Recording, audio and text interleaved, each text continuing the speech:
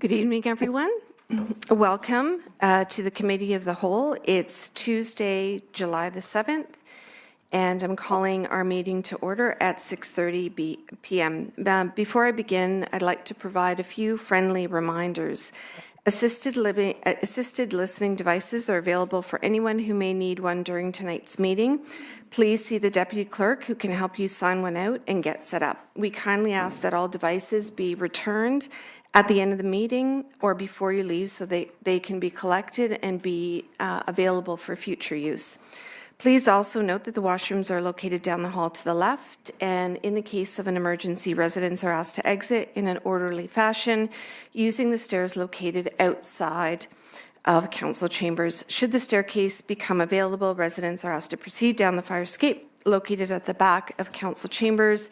If assistance is required, please see staff. I'm going to start with a moment of silent reflection.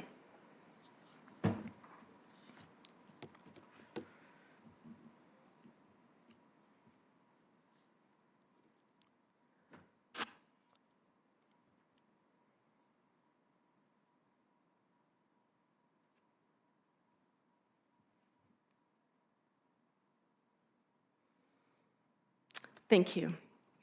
Moving on to our land acknowledgement, the municipality of Port Hope exists on the lands of the Mississauga and Anishinaabe traditional territory covered by the Williams Treaties. We honor and recognize First Peoples as rights holders and stewards of the lands and waters on which we have the privilege to live, work, and play, including the Ganaraska Forest and River. We pay respect to elders past, present, and emerging. We have committed to actions towards truth and reconciliation by recognizing the United Nations Declaration on the Rights of Indigenous Peoples, strengthening ties with First Nations, Métis, and Inuit peoples, especially those who make their home in Port Hope, and learning from Indigenous ways of knowing and being. We do so by recognizing the past and working towards a shared future. Moving on to item number 3, are there any disclosures of pecuniary interest? I note that none were received in advance of tonight's meetings. There is no correspondence on the agenda this evening, and we're moving on to item number 4, starting with 4.1, report CAO 0726, reacquisition of 39 Pine Street. I'm going to ask staff if there's anything further that is going to be added to this report. And I note that Leo is with us this evening, and I will invite him to offer a few comments about the staff report. Good evening, Mayor and members of Council and citizens. My name is Leo Deloyd. I'm a special advisor with the municipality. It's been my privilege to work on the acquisition of 39 Pine Street. When I first saw the building, it has tremendous opportunity to serve the needs of the community for another 50 or 100 years. And we did a number of studies. Originally on March 17th, Council asked staff to look at the possibilities for solving the immediate space needs difficulties that the town is facing and the police department. And we did a number of studies, a really extensive range of studies. And we had looked at a range of benefits, and we looked at the cost as well. And I'll just speak to that if it's okay, Mayor. The benefits provide immediate relief to the space needs problems of the municipality, and instantly provides 28,000 square feet of new space to add to the municipality's facilities inventory. It secures a unique designated heritage school building constructed in 1912. And the predicted improvements over the coming decade were looked at. What's immediately needed is, of course, converting the building from a school to a public building that's fully accessible, and to also provide some additional parking, which a school would not require. So those projects are in a work plan that we're currently dealing with, and And this investment in the centrally located property for $3.25 million also will produce some revenues. We have some grant possibilities, and we're working on those. We're looking at subsidies. We're looking at working with PHAI to do some joint work on the site and generate some revenue streams. So in terms of where we're heading, this report that's before you tonight is to look at possibilities. There's been discussions, a lot of discussions about bringing in police services, police screening services into the municipality. This is part of the readiness proposition for the work that's being done with respect to the potential growth associated with, of course, being well located on the 401, but also the potential for OPG should it be approved. We did some comparison to look at what it would cost to build a new building, and it's just really difficult to say that there's any comparison. We think this is a very good current solution. To build a new building, we estimate would cost about $17 to $20 million in today's funds, and it would probably take about 5 years to go through the design, procurement, construction, commissioning process.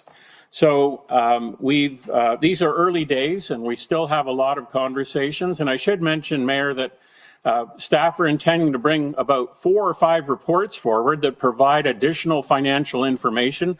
We've done some kind of general Class D estimates on what's required, and we need to do some detailed designs, come up with some detailed costing, and then we'll bring forward reports, and then we'll start on the construction of elevators that are needed, accessibilities, standards for washrooms and stairways, that kind of thing, and certainly the outside parking area. So we'll be bringing a series of reports, and I invite everyone to stay tuned for the upcoming reports. So on July 21st, we will be bringing forward a report on the debenture borrowing to cover the acquisition cost, but we'll also be working on finding revenue streams to offset those costs, and we'll be reporting on those.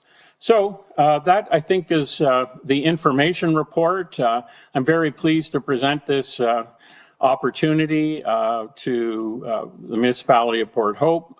We think it will serve the city well for another 100 years. Thank you.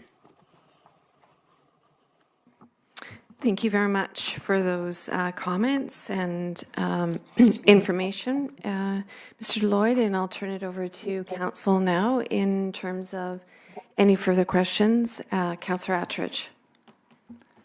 Thank you. I have a series of questions. Would you like me to ask one or two and pass it back to you, or would you prefer if I ask? You go ahead and ask all your questions. Okay, thank you. Leo, thank you so much for the report and for the summary. That's really helpful. You had mentioned when you were talking about estimations for renovations, you used the term Class D estimate. Could you explain to folks what a Class D estimate is, and then what you believe the estimation costs are to renovate? Well, the immediate cost for the next year would be in the order of, the gross cost would be in the order of about $3 million in addition to the purchase price. And then we're working on securing recoveries of at least $2 million from various sources to bring the project to fruition. So a Class D estimate is a very broad estimate, and it's not based on any particular design or details. And so what needs to be done is the refinement of those and then doing some costing. And there's a process called engineering cost, detailing, and then you look at what can be carried forward and what can be reduced, and then you come up with a final estimate.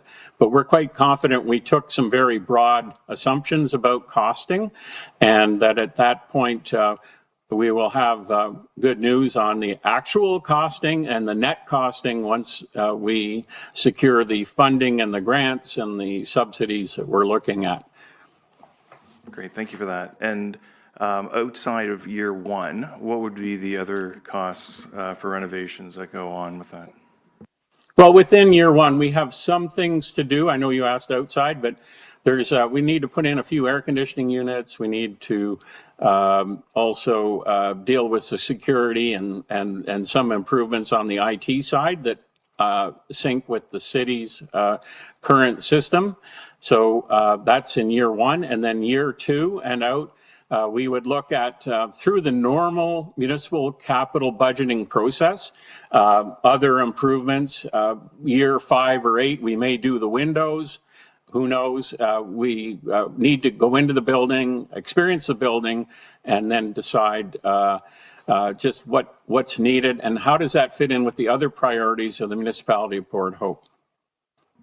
Great, thank you. And you made reference to what would it look like if we were to build new. What other alternative solutions were explored? Staff had also looked at the possibility of renting space. So we need to bring a number of staff and accommodate them immediately. So about 12 to 15 people. We've got the police services very anxious to expand their services. And we look forward to accommodating them. So one of the choices that could be made, of course, is to expand the police services building, and that is a huge cost. Again, that takes a number of years. And so this is an immediate solution to the space needs crunch. And so we did, to answer your question specifically, we did look at rentals.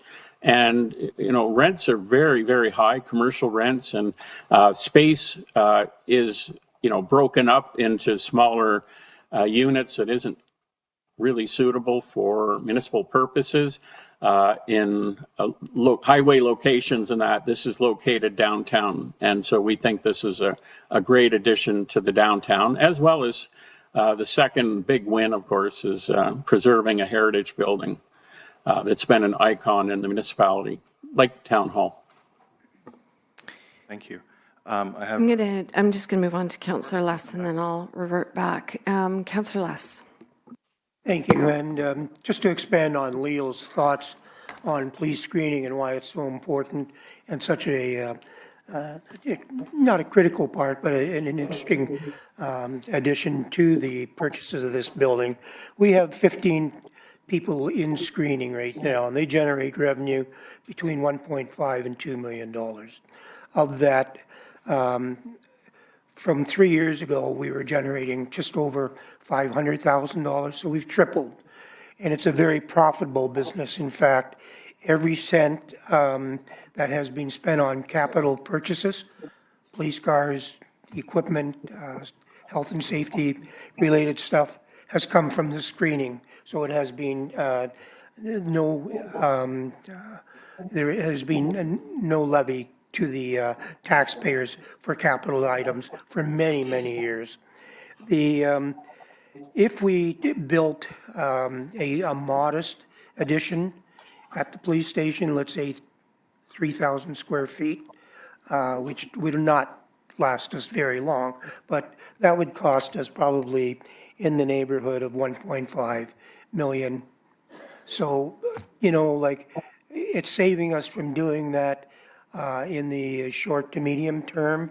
I talked to the chief this morning just to double check that when the screening vacate, they'll have enough room to do what they need in regular policing. So that's why it's so critical that, you know, I mean, it would be a nice move for the screening people. We know it's going to evolve and grow over the years. We become one of the screening businesses of choice out there in the community, in the large community, meaning all across Canada. So this is a good thing for us. Just one clarification on that point, since we are on that point, is as I understand it, because I sit with you on the Police Services Board, that the screening business is anticipated to grow by $500,000 over the next 12 to 18 months.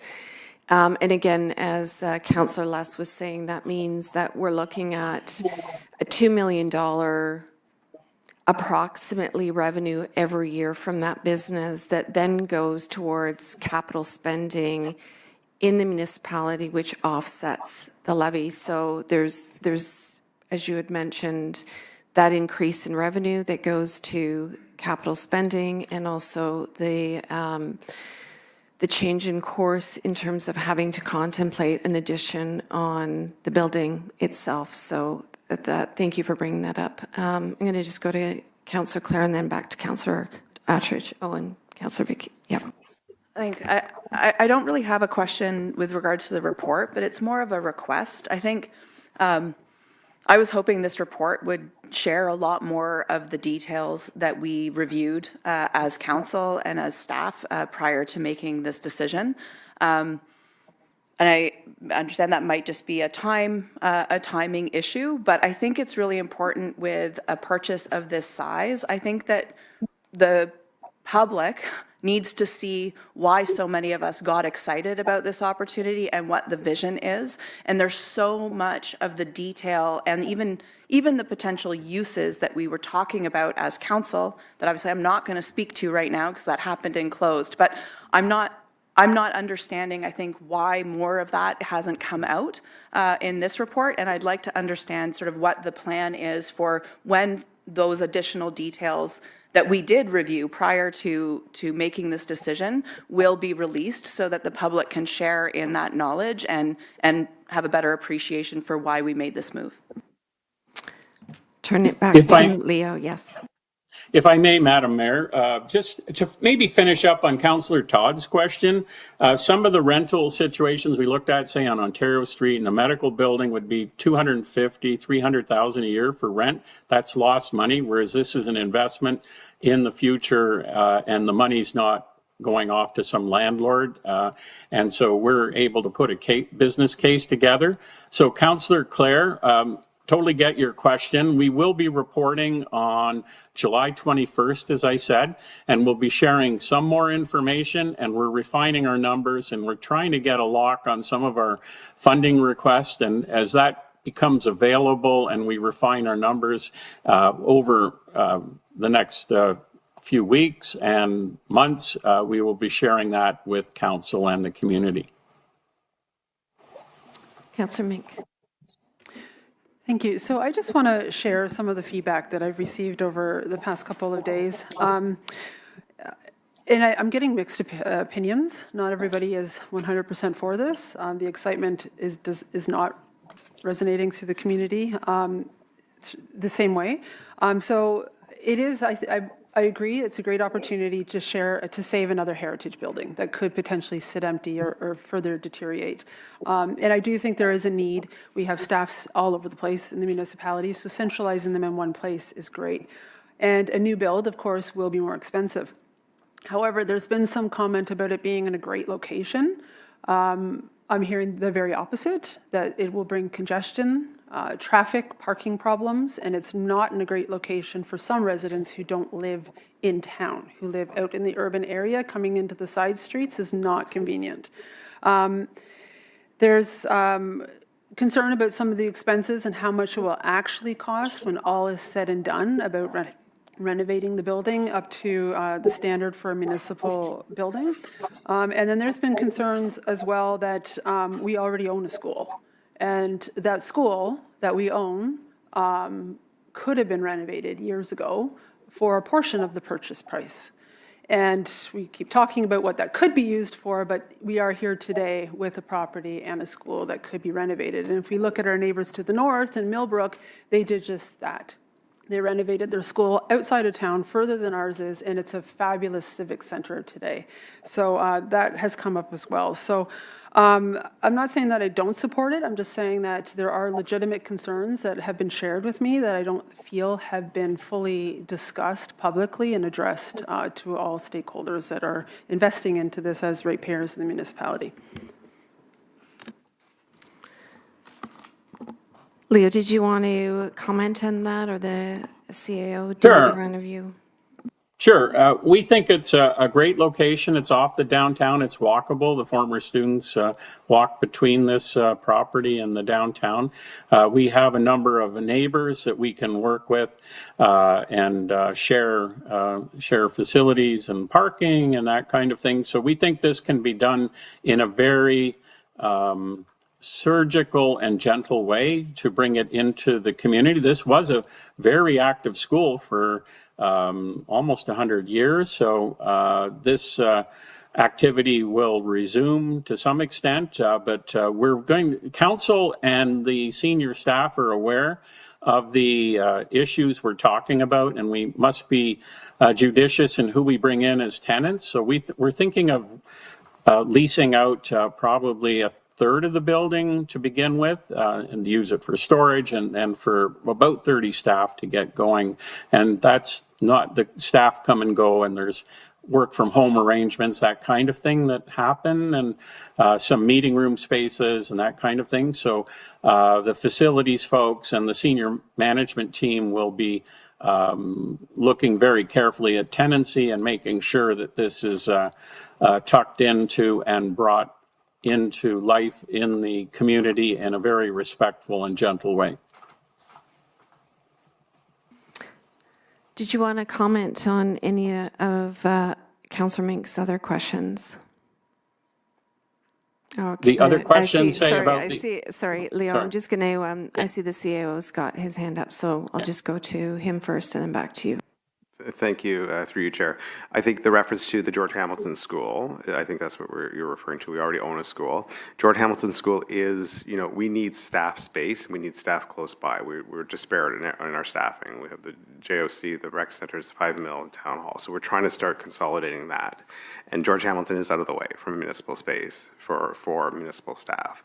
I think that's one of the reasons. And there's a future vision for that as we start exploring different opportunities for that site that will be of greater benefit than municipal offices that potentially could be used on that site. So those are things we're exploring, and we'll bring that to council and to the public for those opportunities in the future. Councillor And Mink. Mayor, Yes, go ahead, and then I'm going to revert Mayor, back to Councillor Mink. Yeah. Mayor, if I may add, there has been a building condition assessment done for the George Hamilton School, and it's in very poor condition and would be very extensive to renovate the roofing and a lot of the piping and that kind of thing. And it's not on full municipal services, and that severely limits the ability of that building to be converted. And so I think the George Hamilton School site will become a key property once municipal services are extended in the future, and perhaps some interim exciting possibilities. But it's looking like demolition, from what I could see from reading the reports, is the way to go, and not reusing that building. In comparison, I should mention, we did an extensive building condition assessment on the school that we're talking about at 39 Pine. Has great bones, had recently $2 million invested in it by the previous owners, and so it's in very good condition, comparatively speaking. Okay, just one follow-up, and then I'm going to go back to... I just want to follow up on those comments, because I think the point I'm trying to make is being missed. The rural community once had somewhere local where they could go in and receive customer service and pay bills and do business of the town, which they used to do. So when we say this is in a central walkable location, it is not walkable to a large portion of people in our community. And when we say it's far away, we are in fact identifying that there are people in our community that live far beyond George Hamilton School. So we are acknowledging that a huge portion of our community lives very far away from our urban center by saying that we can't drive 1 kilometer out of town to do business. Yet we're asking them to come 35 kilometers into town to do one matter. So I just want to acknowledge that, because it seems very urban focused, this discussion, and I'm trying to bring forward the common discussion that we need services out in the rural area, customer services, and we're not addressing that. We continue to provide a resolution that has not addressed that. I just want to make sure that's heard. Yes, back to Councillor Attridge. Thank you. And before I get into my next question, I do want to acknowledge a couple of things that were brought forward. So Councillor Clare had asked whether or not you'll be bringing forward the documents that council saw in order to make their decision. Your answer seemed to indicate that you're going to be changing some of the numbers to hone in on what they're actually going to be. It's probably going to be important that the public know what the decision was based on. So when those figures come forward, will you be bringing forward the numbers that were shared with council and how council made their decision and a comparison of what you believe they're going to be? Because I think it's going to be important. I think the public's going to want to know that. And then to Councillor Mink's comment about locale, this leads into my question, which is Town Hall sits on a piece of land that is about 2.5 hectares. Pine Street North is about 0.5. We own this land. We can certainly build on it. It also becomes a centralized place, a centralized hub for community to come to. Not to mention all 3 of our bus routes converge here, so people who have transportation issues would be able to come here on bus, not going to happen when we're out on Pine Street. So I'm curious, you had said you had actually given a price on how much it was going to cost to build new. Will that be one of the reports as well, Leo, that you're going to bring forward the math? I'd like to see the calculus on how we got to that figure. For 28,000 square feet, we've got 30 people going into it. I would also like to see the plan for staff, if we could bring that forward as well, as to how we're going to move staff around. Because we've heard lots of things about police going in there. We've heard lots of things about other tenants going in there. We've heard things about staff from 5 Mill coming in. So as we consolidate all this, it would be great to see the master plan on that. So, Madam Mayor, I think through you, I think the answer is yes, we'll be sharing the numbers as we refine them. We'll be sharing the tenancy information as the opportunities come forward. That'll ultimately be under council's direction and purview. Certainly, we're happy, and we could do that in the July 21st report, talk about build new. The numbers that we've got and we came up with, I think people have to appreciate that when a real estate opportunity comes up, you only have 60 or more days to do your research and make decisions. So we covered an incredible amount of ground on the costing and the research, but we need to go from that Class D, which is a very big number with lots of contingencies, down to what the real number is. And I'm pretty confident those numbers we will share on what the projected costing is. And we're looking at winter construction perhaps to help save some money and have the building come online as soon as possible. So we'll bring some numbers forward over the next 3 months. Certainly September, you'll have very detailed information on the cost of the elevator and the parking and driveway changes, retaining wall, that kind of thing. And in the July 21st report, we'll speak to the new build. Certainly council had looked at that as well, and we've got that. We'd be more than happy to share that. Councillor Attridge. Thank you. Last question for the CAO. Now that the purchase has gone through, is there any reason why we wouldn't bring forward all the documentation that council saw when we were enclosed? Through the chair, no problem whatsoever. There's, if council, it was closed session, but we are more than happy to share that information. I defer to the clerk. We can do that, and we will be. Okay, just a couple comments I'd like to make, just as a matter of public record as we're having conversations about this. I know that not everybody was aware of the closed session that happened around this issue, and so I just want to make clear that on June the 23rd, 2026, Council met and confirmed direction to proceed with the acquisition of 39 Pine Street, Following the closed session, council approved the land acquisition in open session. This approval was made through a requested recorded vote by Councillor Attridge, and it was approved by all members of council with the exception of Councillor Attridge. So that is part of the public record around the decision on the confirmation to proceed with the acquisition of 39 Pine Street. Any further comments or questions regarding? Yes, Councillor Mink. I just have one final question, and I forgot to ask it the first time. Now that we are going ahead with this purchase, we do recognize we have a number of other properties, and I would feel much more comfortable if we had a plan ahead of us that potentially we could sell those properties, redeploy those individuals, and I know that's coming, but it would feel more comfortable if some of those lands could be used to offset the purchase. I think the community, that would give a lot more comfort.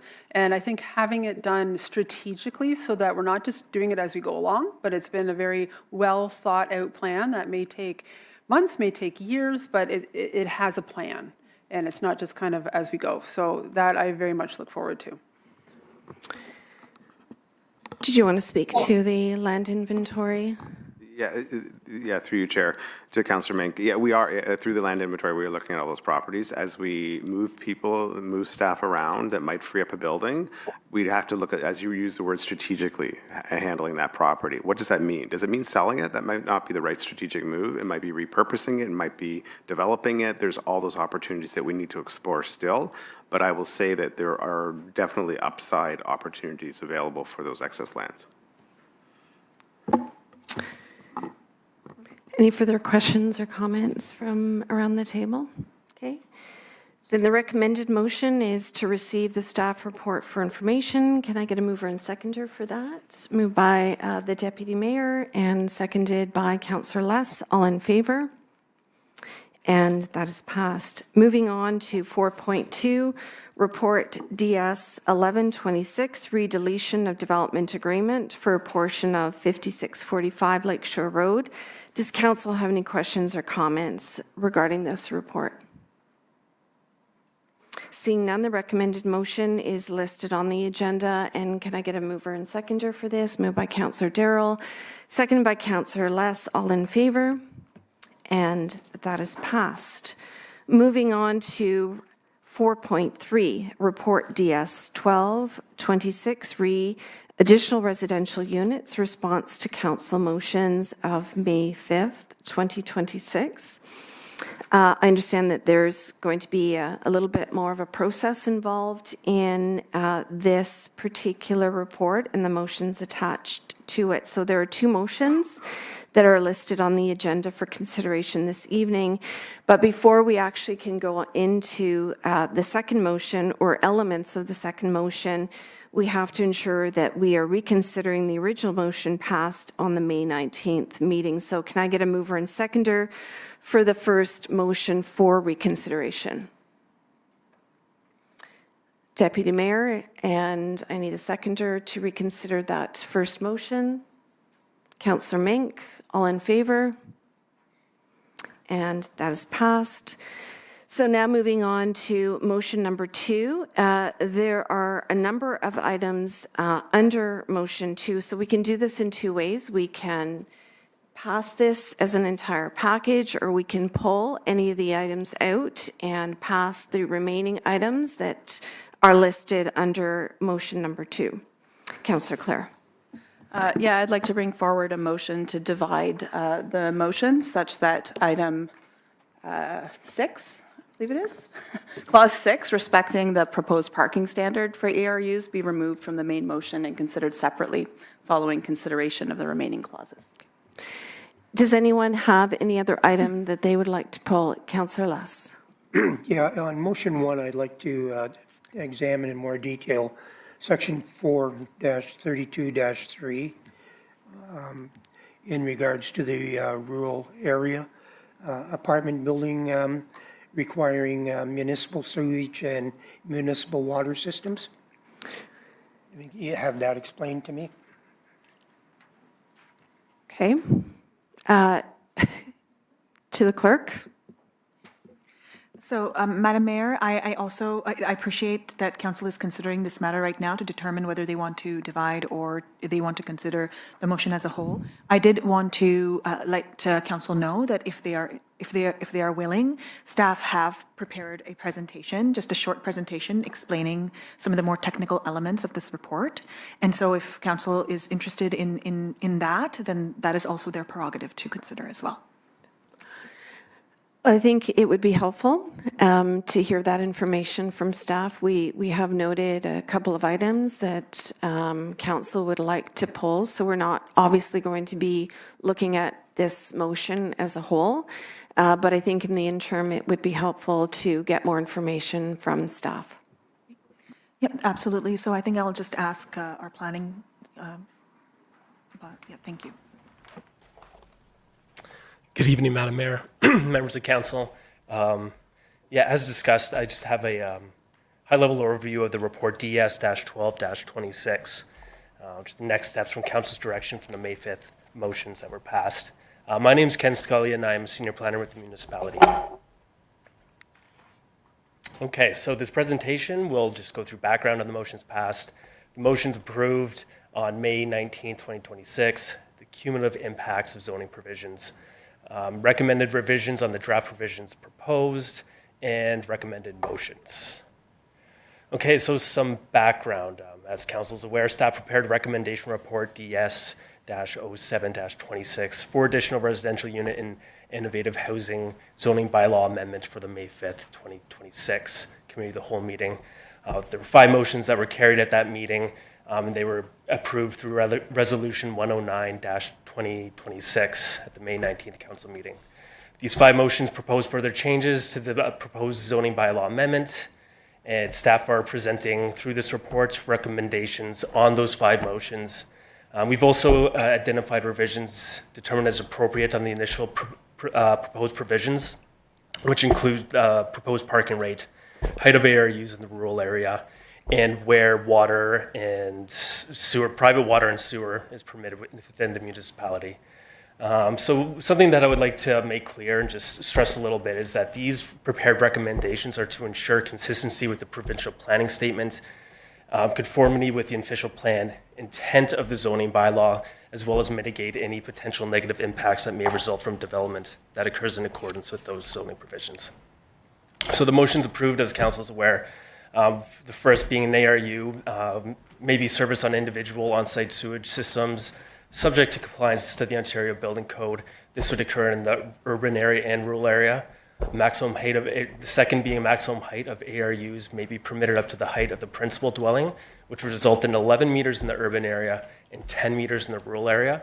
The third is a maximum gross floor area of 90% of the principal dwelling within the urban area. The fourth, permitting 2 ARUs within a detached accessory structure. And the 5th motion that was passed was asking staff to present a bylaw to council to implement the zoning, these zoning provisions. So some detail on motion number 1 is on septic servicing. And the intent of it was to permit development on private septic and just the septic system within the urban and rural area in the municipality. Currently within the zoning bylaw, section 4.32.1 of the zoning bylaw only permits development where municipal water and sewer services exist. The zoning bylaw does not prohibit development on private services within the rural area. This means that we would only need to address, this motion would only need to address permitting development in the urban area on septic systems. So the provincial planning statement does state that municipal sewage and water services are the preferred form of servicing on urban lands, and this is to protect or to minimize potential risk to human health and safety. We've also received comments from Northumberland County, who is the approval authority for septic systems throughout the county. They have cited concerns on physical constraints, land use compatibility, and feasibility of Ontario Building Code compliance, and we did attach those comments to the report on tonight's agenda. And for these reasons, we have recommended that we do not recommend permitting septic systems within the urban area. However, if it was pursued by council, we will need direction from council to amend section 4.32.1 of the zoning bylaw, which, as I stated, only permits development of municipal water and sewer services within the urban area.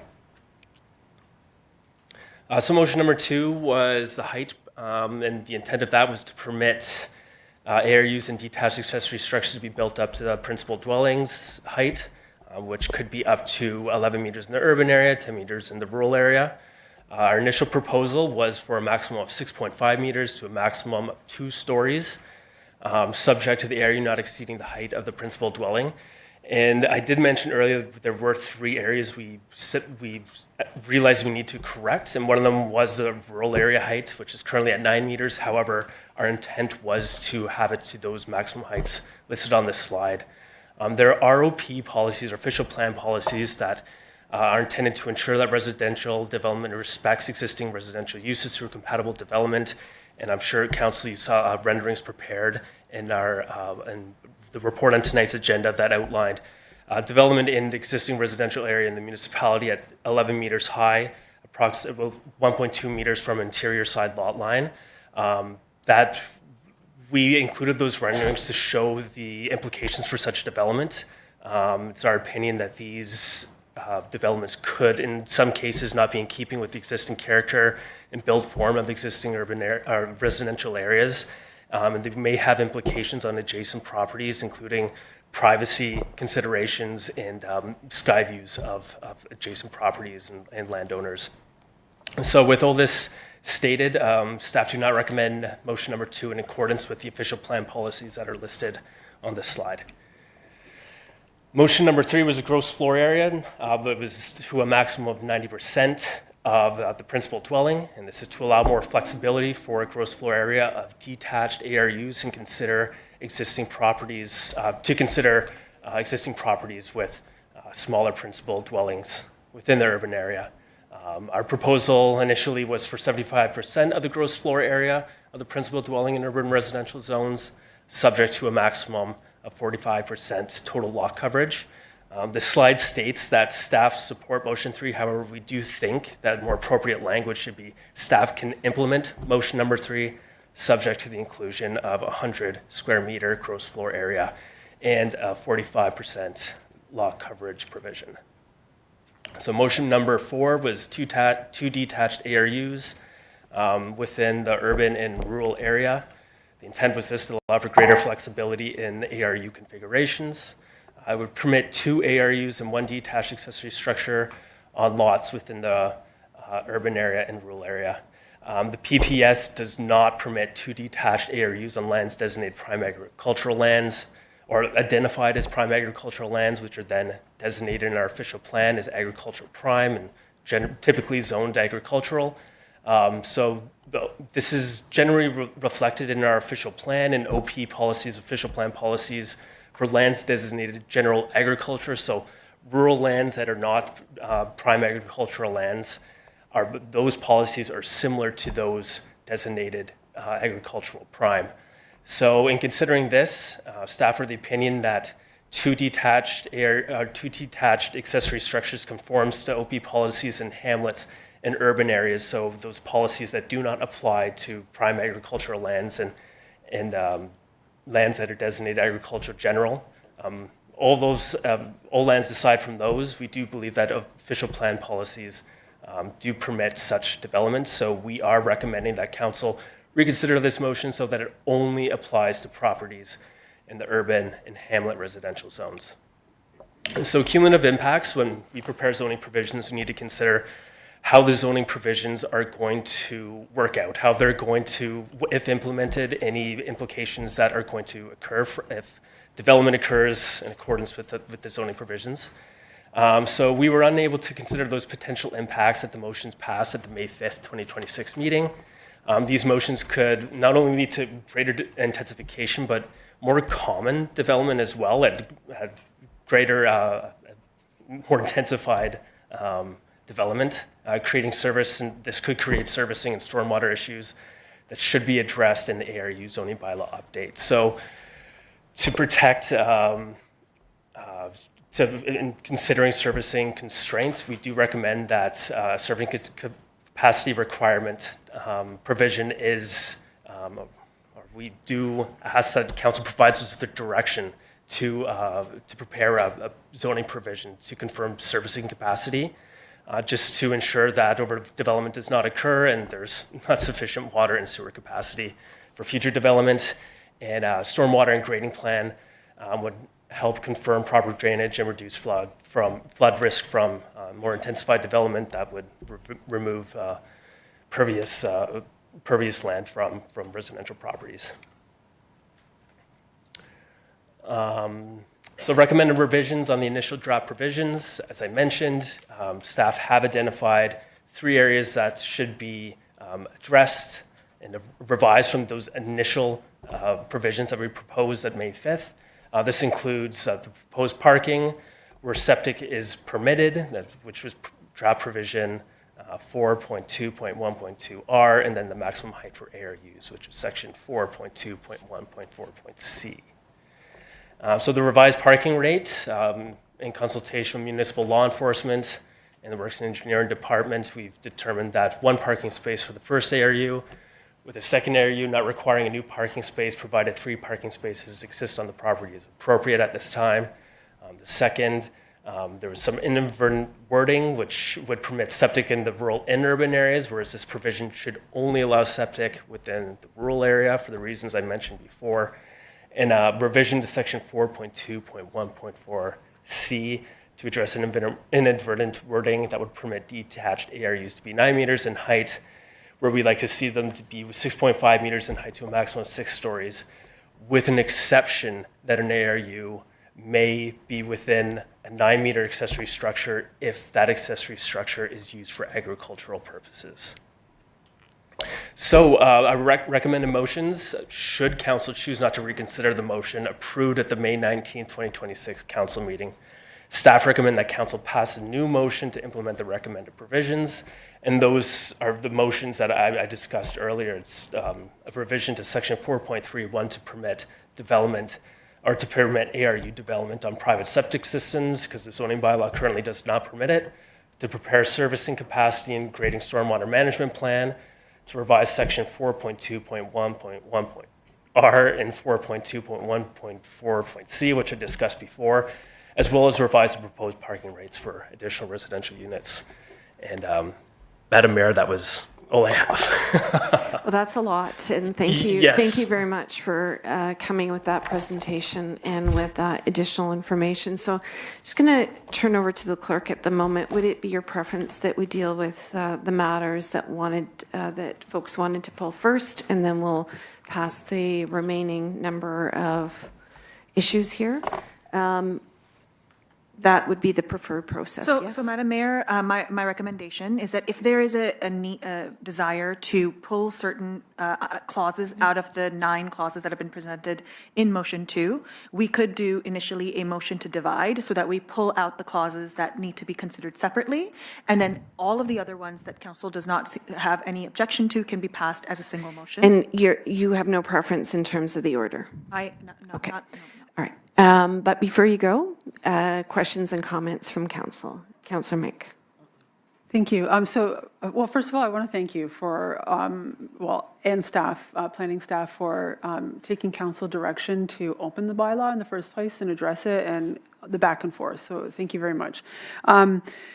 Just have two quick questions. When you're talking about the 2 detached, and it says in the hamlets and urban area, but not prime agricultural, where does rural fall in that?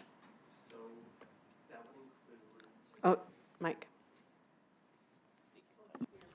So that would include all lands outside, in the rural area, all lands outside of rural settlement areas.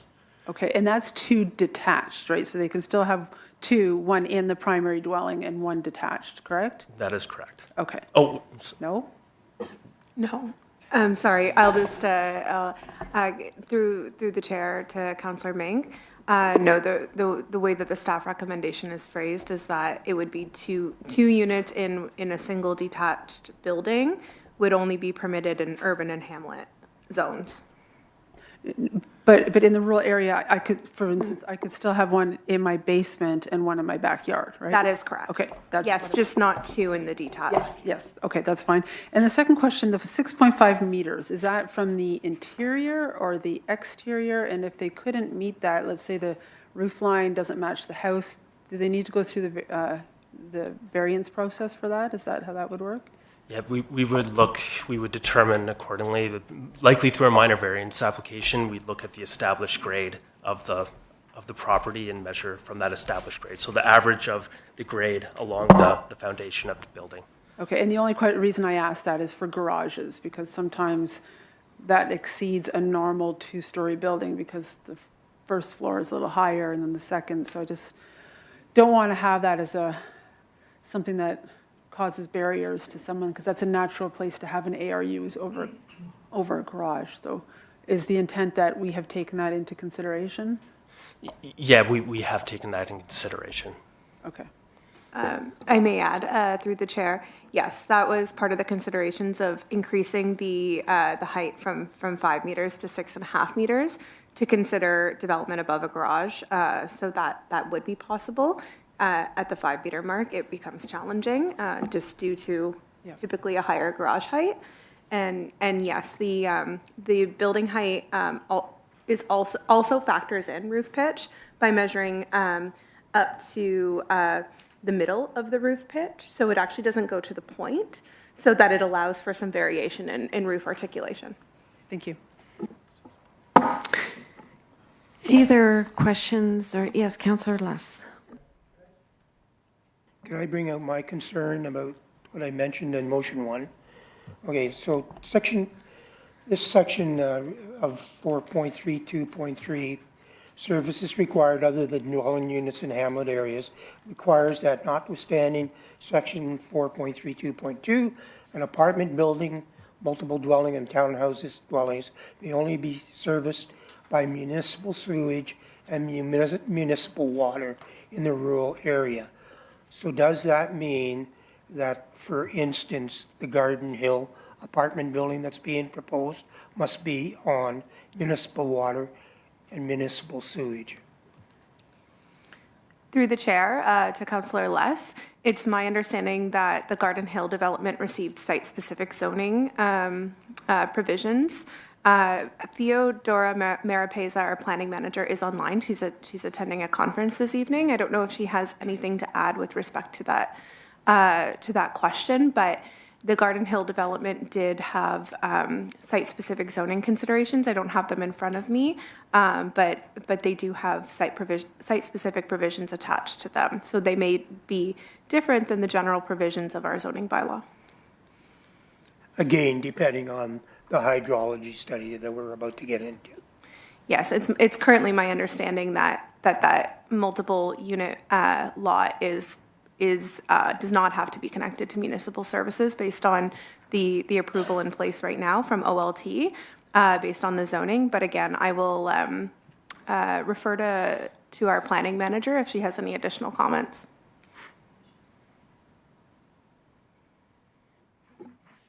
Theo, if you'd like to speak, we do have you on the call here. Okay, thank you very much, and good evening from Montreal. So I wanted to confirm what my director said, that Garden Hill received the site-specific rezoning, that apartment unit will be on private services subject to a number of conditions, as well as subject to a limited number of units as well. So that's what I'm confirming. Thank you. Enjoy Montreal. Councillor Less, does that answer your concern in terms of that item? Okay, so then what I would suggest, if nobody else has got any questions for Ken, thank you, Ken, and we'll go back to Councillor Clare's item that she would like to pull. We're going to consider that separately, and then we'll go back to the rest of the content of the motion.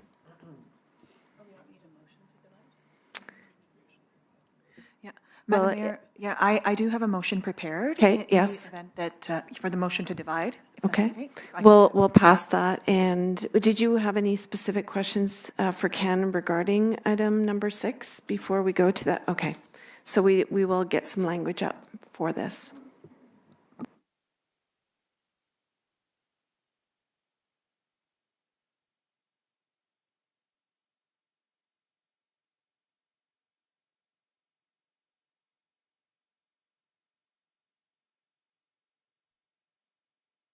So, Madam Mayor, as per Councillor Holloway Wadwani's motion, she has requested that the motion 2, as presented, be divided so that Clause 6, respecting the parking standard, be removed and be considered separately following consideration of the remaining clauses. Councillor Clare, is that language acceptable to you? Seconder for this motion? Councillor Attridge, all in favor? Okay, Councillor Clare, would you like to speak to this?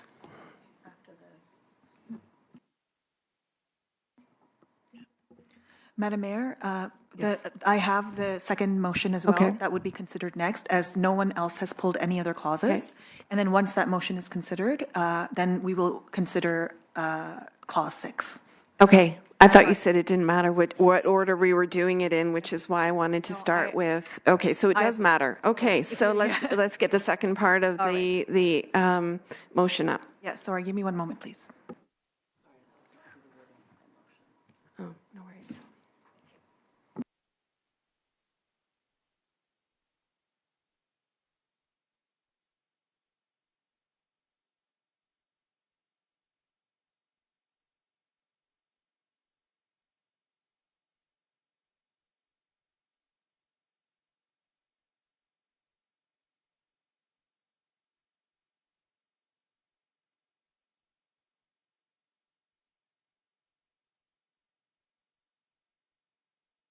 Madam Mayor, I have removed Clause 6, and here are the remaining 8 clauses for Council's review and consideration. Just going to give everybody a moment to glance at this and make sure you're comfortable with what's remaining here before I ask for a mover and seconder. Okay, so can I get a mover and seconder for this revised motion? Moved by Councillor Clare, seconded by the Deputy Mayor. All in favor? That is passed. Now we will go back to item 6. Councillor Clare. Thank you, and I appreciate Council's support for allowing me to separate this out. And the reason I wanted to do that is because I wanted to be very clear that I am really, really grateful and appreciative of all the work that staff have done to get these really progressive zoning reforms in place. I know it's been really complicated, and I've really appreciated the engagement, and I think we've just done a really positive thing to accelerate affordable housing. So, yay. And I really wanted to be able to support that. But I can't support the recommendation with respect to parking, so hence I've removed that. So for me, I want to comment on that the parking revision, obviously in this report, per the presentation from staff, was not a direction of council. It's a staff-initiated change, and much of the basis for this is concern about overflow of parking onto roads, some concerns for winter snow removal. It seems to be really sort of premised on the assumption that we will be moving forward with changes to our parking bylaw. But I don't see that as a guarantee, and it's been my understanding that we are supposed to make planning decisions based on the policy frameworks that exist today, not ones that may exist in the future. I think the original recommendations with respect to parking did align quite nicely with our existing rules on parking in the municipality and in our existing policy framework.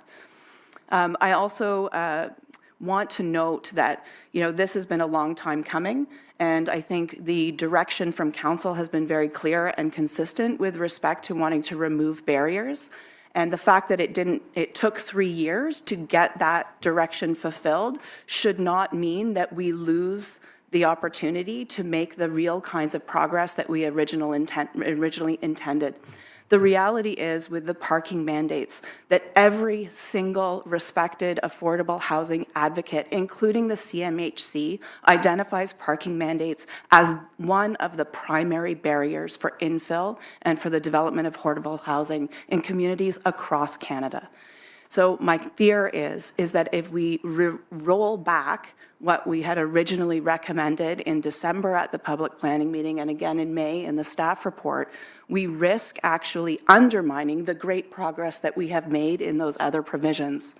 There are case after case after case, including tangible ones that I have been engaged with in this term of council, where the requirement for more than 2 parking spots will make it impossible for people who desperately want to develop housing and people who desperately need that housing to get it in our residential neighborhoods. It's simply too big a constraint. So what I would like to propose is a bit of a compromise, which is to say, at the end of the day, what staff are comfortable with, including I presume staff in bylaw and works in engineering, is that at the end of the day, if there are 2 ARUs on a property, we're comfortable with there being 1 spot, 1 parking space per housing unit. I say let's adopt that. So if there are already 2 spaces on a property, you should be able to have a second housing unit on that property. And this is actually, I appreciate the fear about overflow parking, but the evidence says in communities that have eliminated or reduced parking mandates, they do not end up with more cars on the street. They end up with less cars. And the reality with ARUs is that these are the people who are going to build them, are people who want additional income, they want to be able to age in place, they want to be able to accommodate multi-generational families. The people who rent these are our lower income neighbors who are looking for affordability precisely because they cannot afford luxuries like multiple cars. So where other communities have taken a really progressive stance on mandates, especially with regards to ARU, there is no evidence that it results in the kinds of problems with parking that we are basing tonight's recommendation on. So I have an alternate motion that I would like for us to consider. And it is sort of a hybrid of the original staff recommendation and the recommendation that we heard tonight. And the clerk has that language ready to put up.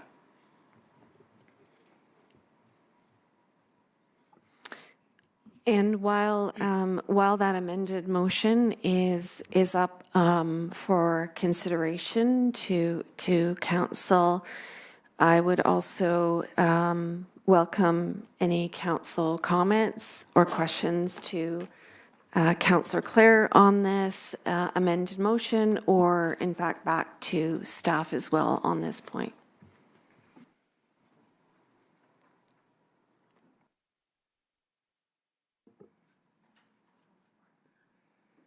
We'll start with Councillor Mink. Thanks. So in hearing Claire's very long explanation, thank you for that. I do understand your point. And I think that we need to be careful in assuming that additional residential units automatically means more cars. One family could have 2 people living there and have 5 cars and 2 parking spots, right? They could build a very large house with many people living in there. So assuming that 1 additional unit is going to bring more cars, that's just an assumption. That's not a fact. So I think that's the point you're getting at. And I would support your motion as you put it on the table. Any other questions or comments from around the table? Deputy Mayor? Oh, sorry. I've got Councillor Less, and I'm not sure who went first. I'm going to go to Councillor Less, and then I will go to the director. Okay. We'll go to the director first, and then to Councillor Less. Through the chair and to Councillor Holloway Woodwani, thank you firstly for your comments and acknowledgement of the staff work in this effort, and we appreciate the collaboration and the opportunity to bring these small revisions forward so that we can all move forward, and I think in a way that we can implement the zoning bylaw in a more seamless way. Just some staff comments with respect to the alternative motion on the floor. With respect to the determination that staff made to come to our proposed parking standard, it was really through in-depth conversation with not just ourselves as planners, but through other staff departments, understanding existing realities in terms of pressures on parking in certain roads in the community. I do think that when it comes to reducing the parking requirements, we need to look at our existing transit infrastructure as something that is really, can really necessitate the ability to reduce parking further. And right now, we see communities that are able to reduce parking where they have more rapid transit services available and highly dense neighborhoods where it is more walkable to services, work, and other day-to-day needs. I think that as a community, we will get there, but where our recommendation is grounded in right now is where we are today, in a way that we can make a change that's still a reduction to parking, but allow for time to measure and monitor that change without having to perhaps correct again in the future.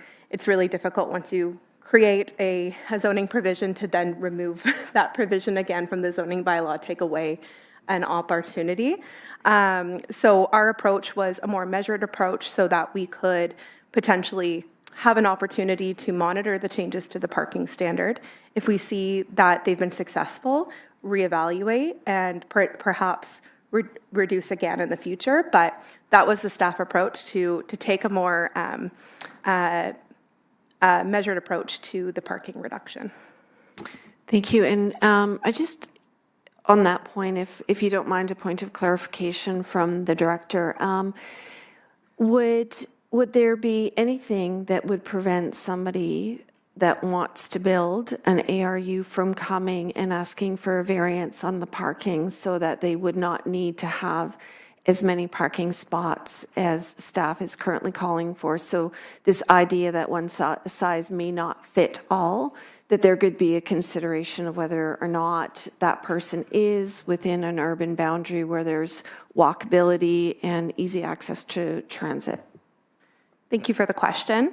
No, there would be nothing preventing them from applying for a minor variance to reduce their parking requirement.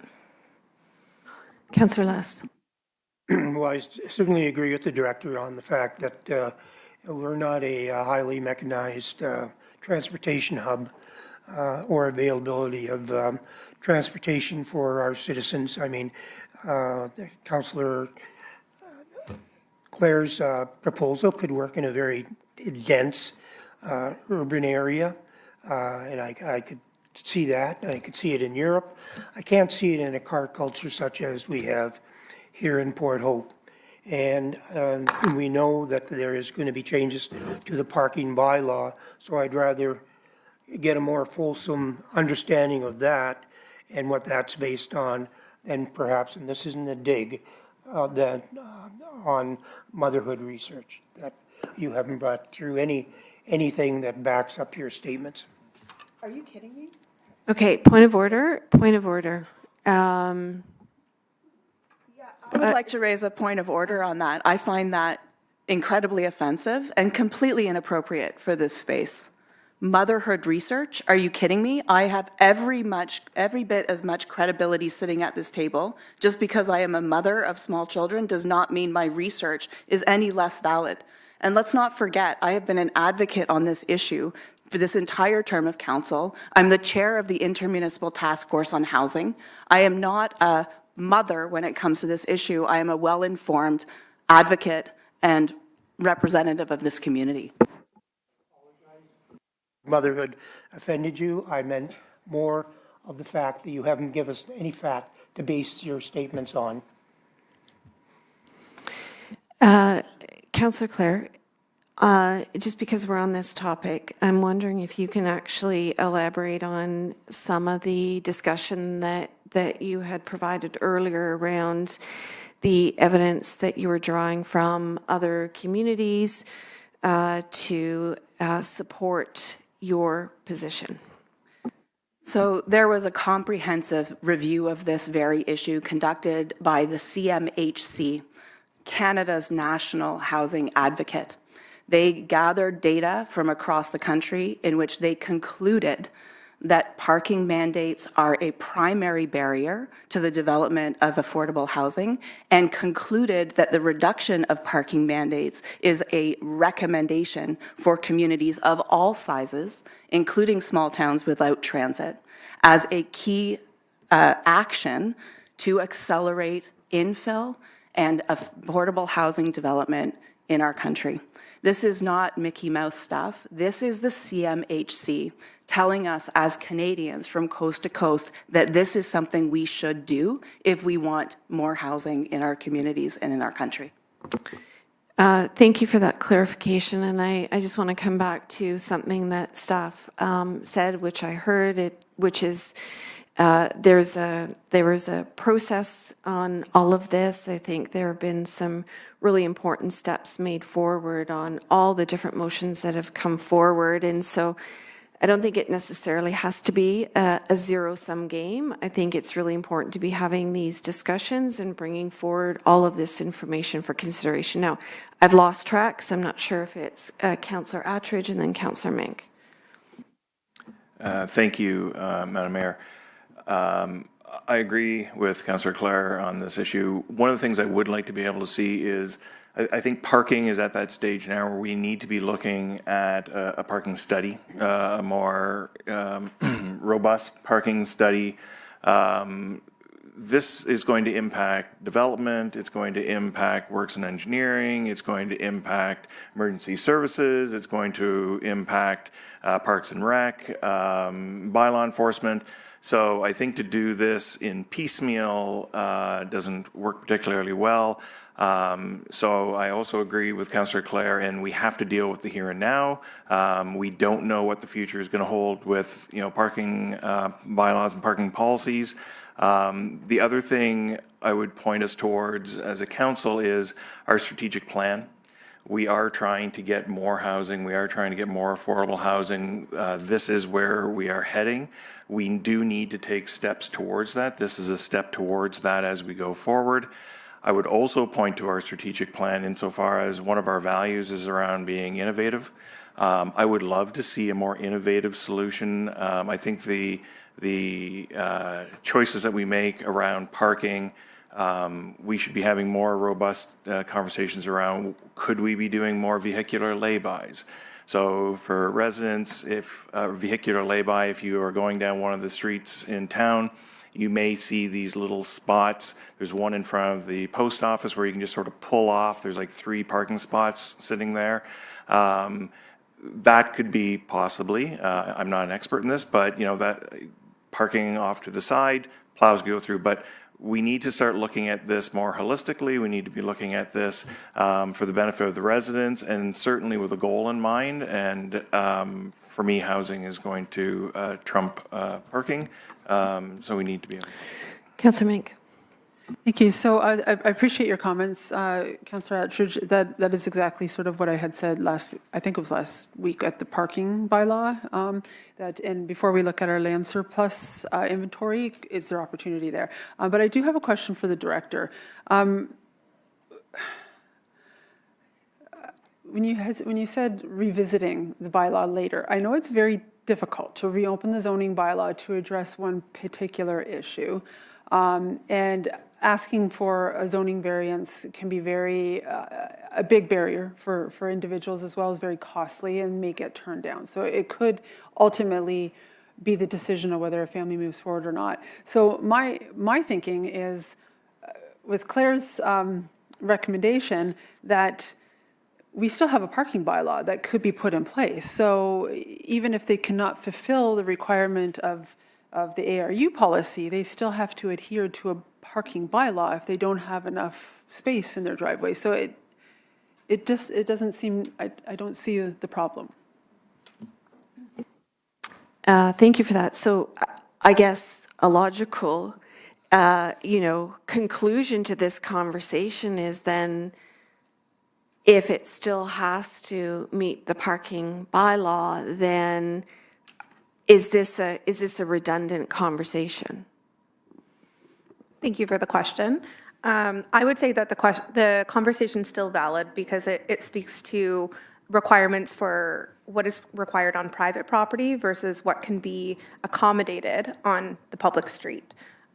So with respect to what we're looking at in the zoning bylaw is what we're trying to control what happens on the private property to manage the use on that site so that the needs of that use are managed on the site versus spilling out off of the site onto the public street. Now, if a parking bylaw was passed where, let's just say, parking was prohibited on the street for overnight parking on certain months of the year or all months of the year, well, that would put the potential, the property owner in the onus to find parking for their tenant or tell their tenant that they are unable to provide a parking spot to them.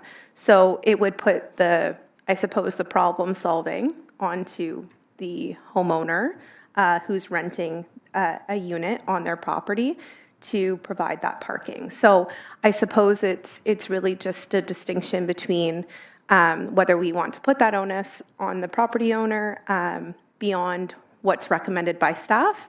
As mentioned, the staff recommendation still reduces the overall parking requirement that's required for ARUs.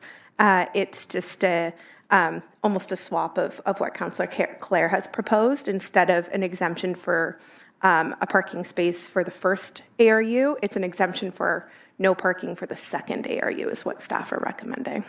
So I just have one quick follow-up to that as well, and this is following up on what Councillor Mink was bringing up. If somebody wants to build an ARU, they're going to have to go through a multi-step process in order for that to be realized. So how much of an additional barrier, step, or cost would it be to contemplate the parking issue on that particular site?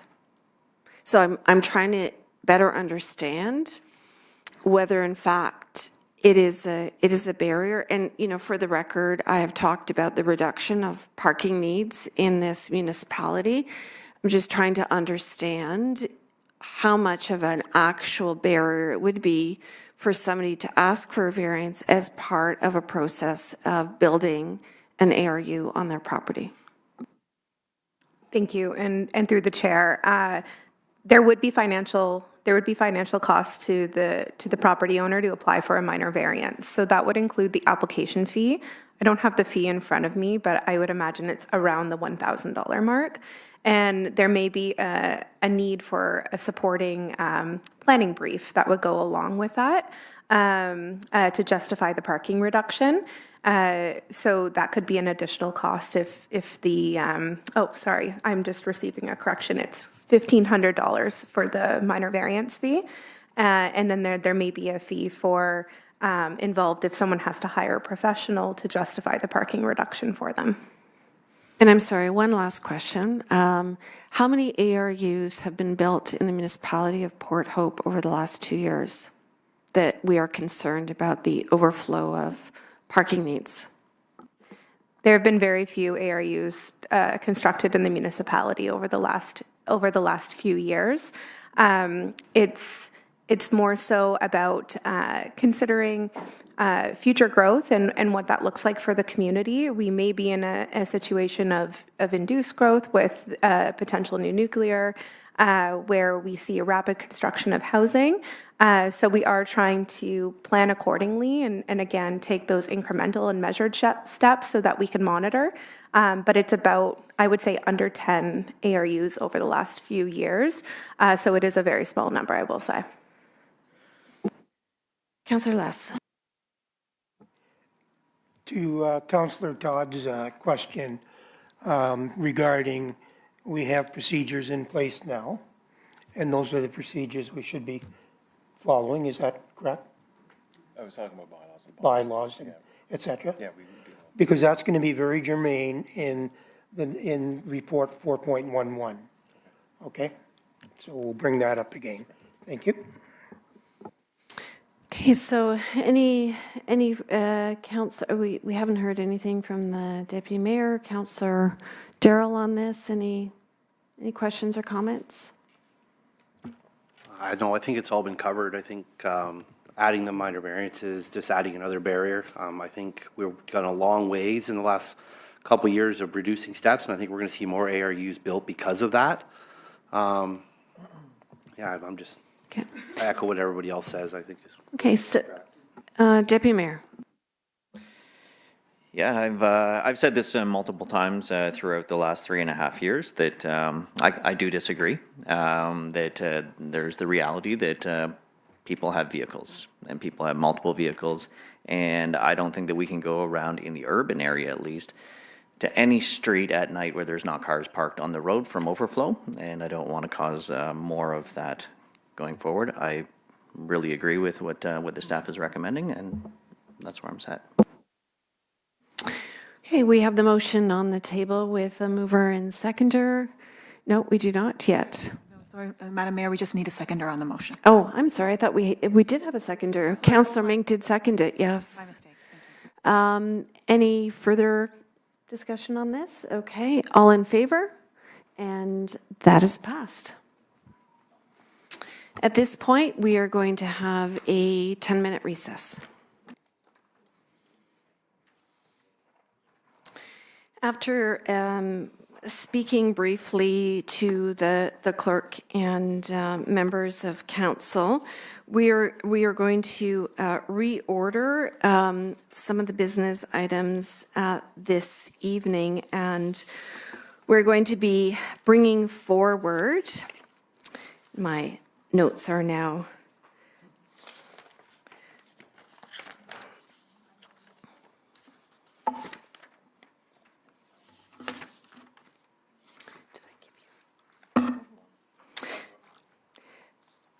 I think I've given Councillor Adams some of my notes, so.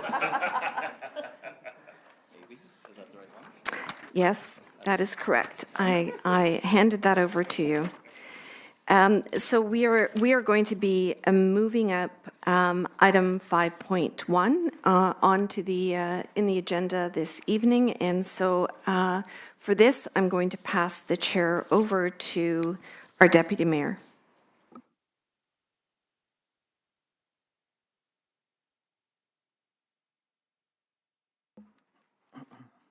Thank you. Sorry, just filling out a note really quick.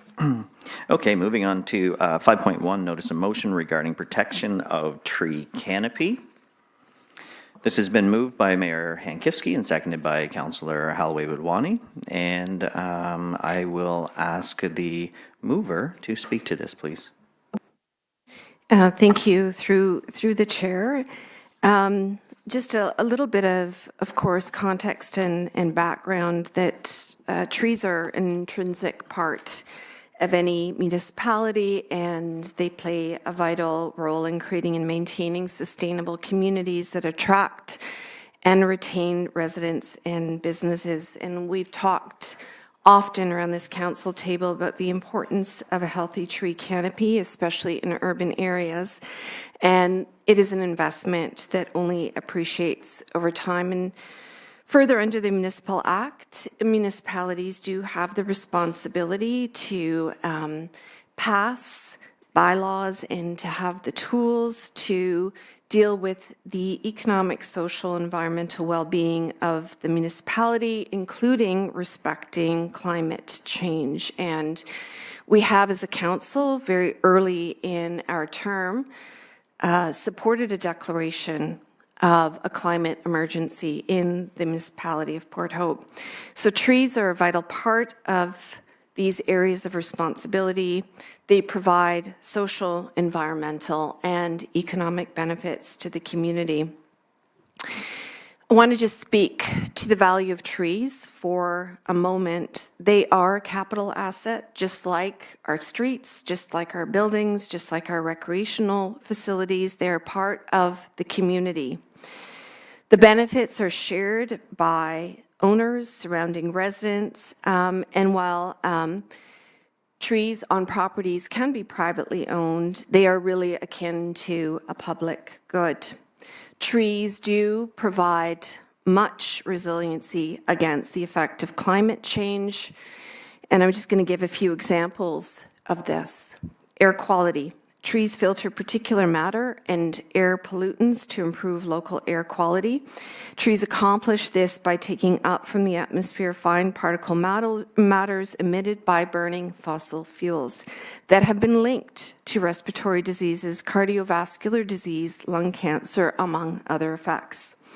Flooding. Trees intercept rain and help reduce local flooding. Extreme precipitation events in Ontario are projected to increase in both frequency and intensity under many climate change scenarios. Temperature and control. Trees reduce cooling costs in summer through providing shade and reduce heating costs in winter by blocking wind. Climate change is and will be causing Port Hope to face warmer temperatures and greater volatility. The number of summer days, and we've certainly experienced this over the last week, exceeding 30 degrees, has increased annually and will continue. And this poses, if we put this through our EDI policy, specific health challenges for vulnerable groups, including but not limited to seniors. In terms of property values, trees increase property values.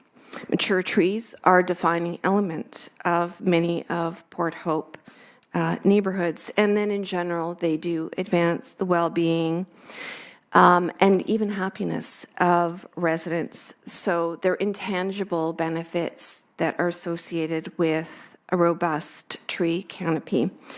So at issue is whether or not we have the existing tools, and in fact that there are gaps in tools that leave natural heritage areas and trees without adequate protections. And this is the background for bringing forward the Universal Declaration of Rights of Trees in this motion. For those of you who are familiar, there are many tools that are declarations and conventions that provide moral guidance for how we live our lives. The UN Declaration on the Rights of Human is one of the most important instruments that we have in how we organize societies and how we protect the rights of members of our society. And there are numerous other declarations and conventions that provide that kind of direction for the kinds of decisions that we make. And I was very inspired to see the municipality of Terrasse-Vaudreuil in Quebec, Canada, making international history by becoming the first municipality in Canada to adopt the Universal Declaration of the Rights of Trees. And the core principles of this declaration is to establish in our shift and change with our relationship to nature that trees are living entities and deserve protection, that they have the right to life, natural growth, integrity, and regeneration, and are human good. The primary goals of the declaration are threefold: awareness and education, promoting the understanding of the rights of trees and their ecological significance, advocating for laws that recognize trees as sentient beings deserving of protection, and encouraging the collaboration to establish global agreements on the importance and the rights of trees. This declaration is very much in line with some of the work and the conversations we had at this council table with Alderville Nation, with Chief Simpson, and advancing the legal personhood of Rice Lake and other entities. And so it's in this spirit that I bring forward this declaration. Thank you. And now I'll ask the seconder if there's anything you would like to say. Yeah, I won't speak any further to the contents of the motion. Those words are very well covered, and thank you, Mayor Alana, for bringing this forward and asking for me to join you in this. And I want to speak to why I have supported this motion, and I was glad to. We often talk at this table, and I'm talking about multiple members of this council, about when do we have the big conversation, because we tend to make decisions file by file, case by case. And there can be a difference sometimes between what is correct on paper and what is right. And having the foundations of principles of what is right that we aspire to in our work, I think is incredibly important. And it means that we don't have to have the same conversation and make the same case over and over again every time a file comes forward. So for me, this is foundational. It's not necessarily prescriptive of a particular action in the future, but the impact of this resolution should be that there need not be a passionate champion either among senior staff or at the council table on every file to ensure that the value of trees is a lens that we use in our decision making. But rather, it should become a commonly understood fact that we all share responsibility for incorporating into the work of the municipality. And for me, and this is now personal, I was an advocate with Save Our Trees before I even contemplated running for council. I made delegations in this very chamber where I was dismissed as, oh, of course, yes, trees are lovely. I've done the same thing here from this council table, and here I am coming up to the end of the term, and I am still facing the same pushback. Trees are aesthetic value. Trees are nice to haves, but we have all of these other important things that trump trees. And we simply don't treat trees as the same way that we treat our other assets and infrastructure. When we replace a full-size water main, we don't say, well, we're going to give you the small pipe for now, but don't worry, in 20 years, you'll have a fully functioning water main. We don't do that with roads. We don't do that with anything else that we recognize as having value to our municipality, including our fiscal efficiency and sustainability, our resiliency, and the things that actually protect the health and well-being of our community. But we do that every day when it comes to trees, and we do it in an ad hoc way. And I think it's time for us to recognize at a fundamental level that we must live with the trees, and we need these trees in our municipality for our own well-being and for our own sustainability and our own financial health as a community. And so by adopting something this foundational, it will just mean that whenever we are moving forward with a new decision or a program or a policy, that this will be a lens that we apply. How that shakes out in every decision remains to be seen, but it just requires us to keep that in mind, those big picture values and principles that of what is right, so that we make sure that that's being considered and not what is correct on an individual file. Thank you for that. Mayor Lenny, you had another thing? Thank you for that, Councillor Clare. And the other thing I just want to anchor this conversation in is that every time there's a council meeting, I go to item 1.2, which is our land acknowledgement. A land acknowledgement that was rewritten again in the early days of council. And in that land acknowledgement, I read, we honor and recognize First Peoples as rights holders and stewards of the lands and waters on which we have the privilege to live, work, and play, including the Ganaraska Forest and River. We do make a commitment to this land acknowledgement. We do make a commitment to truth and reconciliation. And again, this declaration is very much in line with some of that work that we have done with Alderville. Thank you. So I'm going to now open it up to council first. Councillor Vicky. Thanks, that's fine. Thank you very much for the comments so far. So I take a slightly different stance on this. I support the objective behind the motion. Protecting and expanding our tree canopy is important, and I share the goal of ensuring trees remain a valued and protected part of our community and are valued accordingly. In last term, I championed the tree protection bylaw. While it faced resistance and could certainly be strengthened, my priority at the time was to establish a framework that could evolve over time. Personally, it pains me to see trees in distress, removed or lost. I fully support sustainable infrastructure and finding better alternatives to practices that have negatively impacted our natural environment. Where I differ is not on the goal, but on the mechanism. While I personally support the declaration, I do not believe an international philosophical declaration is the appropriate municipal policy tool. The Universal Declaration of Rights of Trees is an advocacy document. It is not recognized in Ontario legislation, and it does not provide a clear framework for municipal decision-making.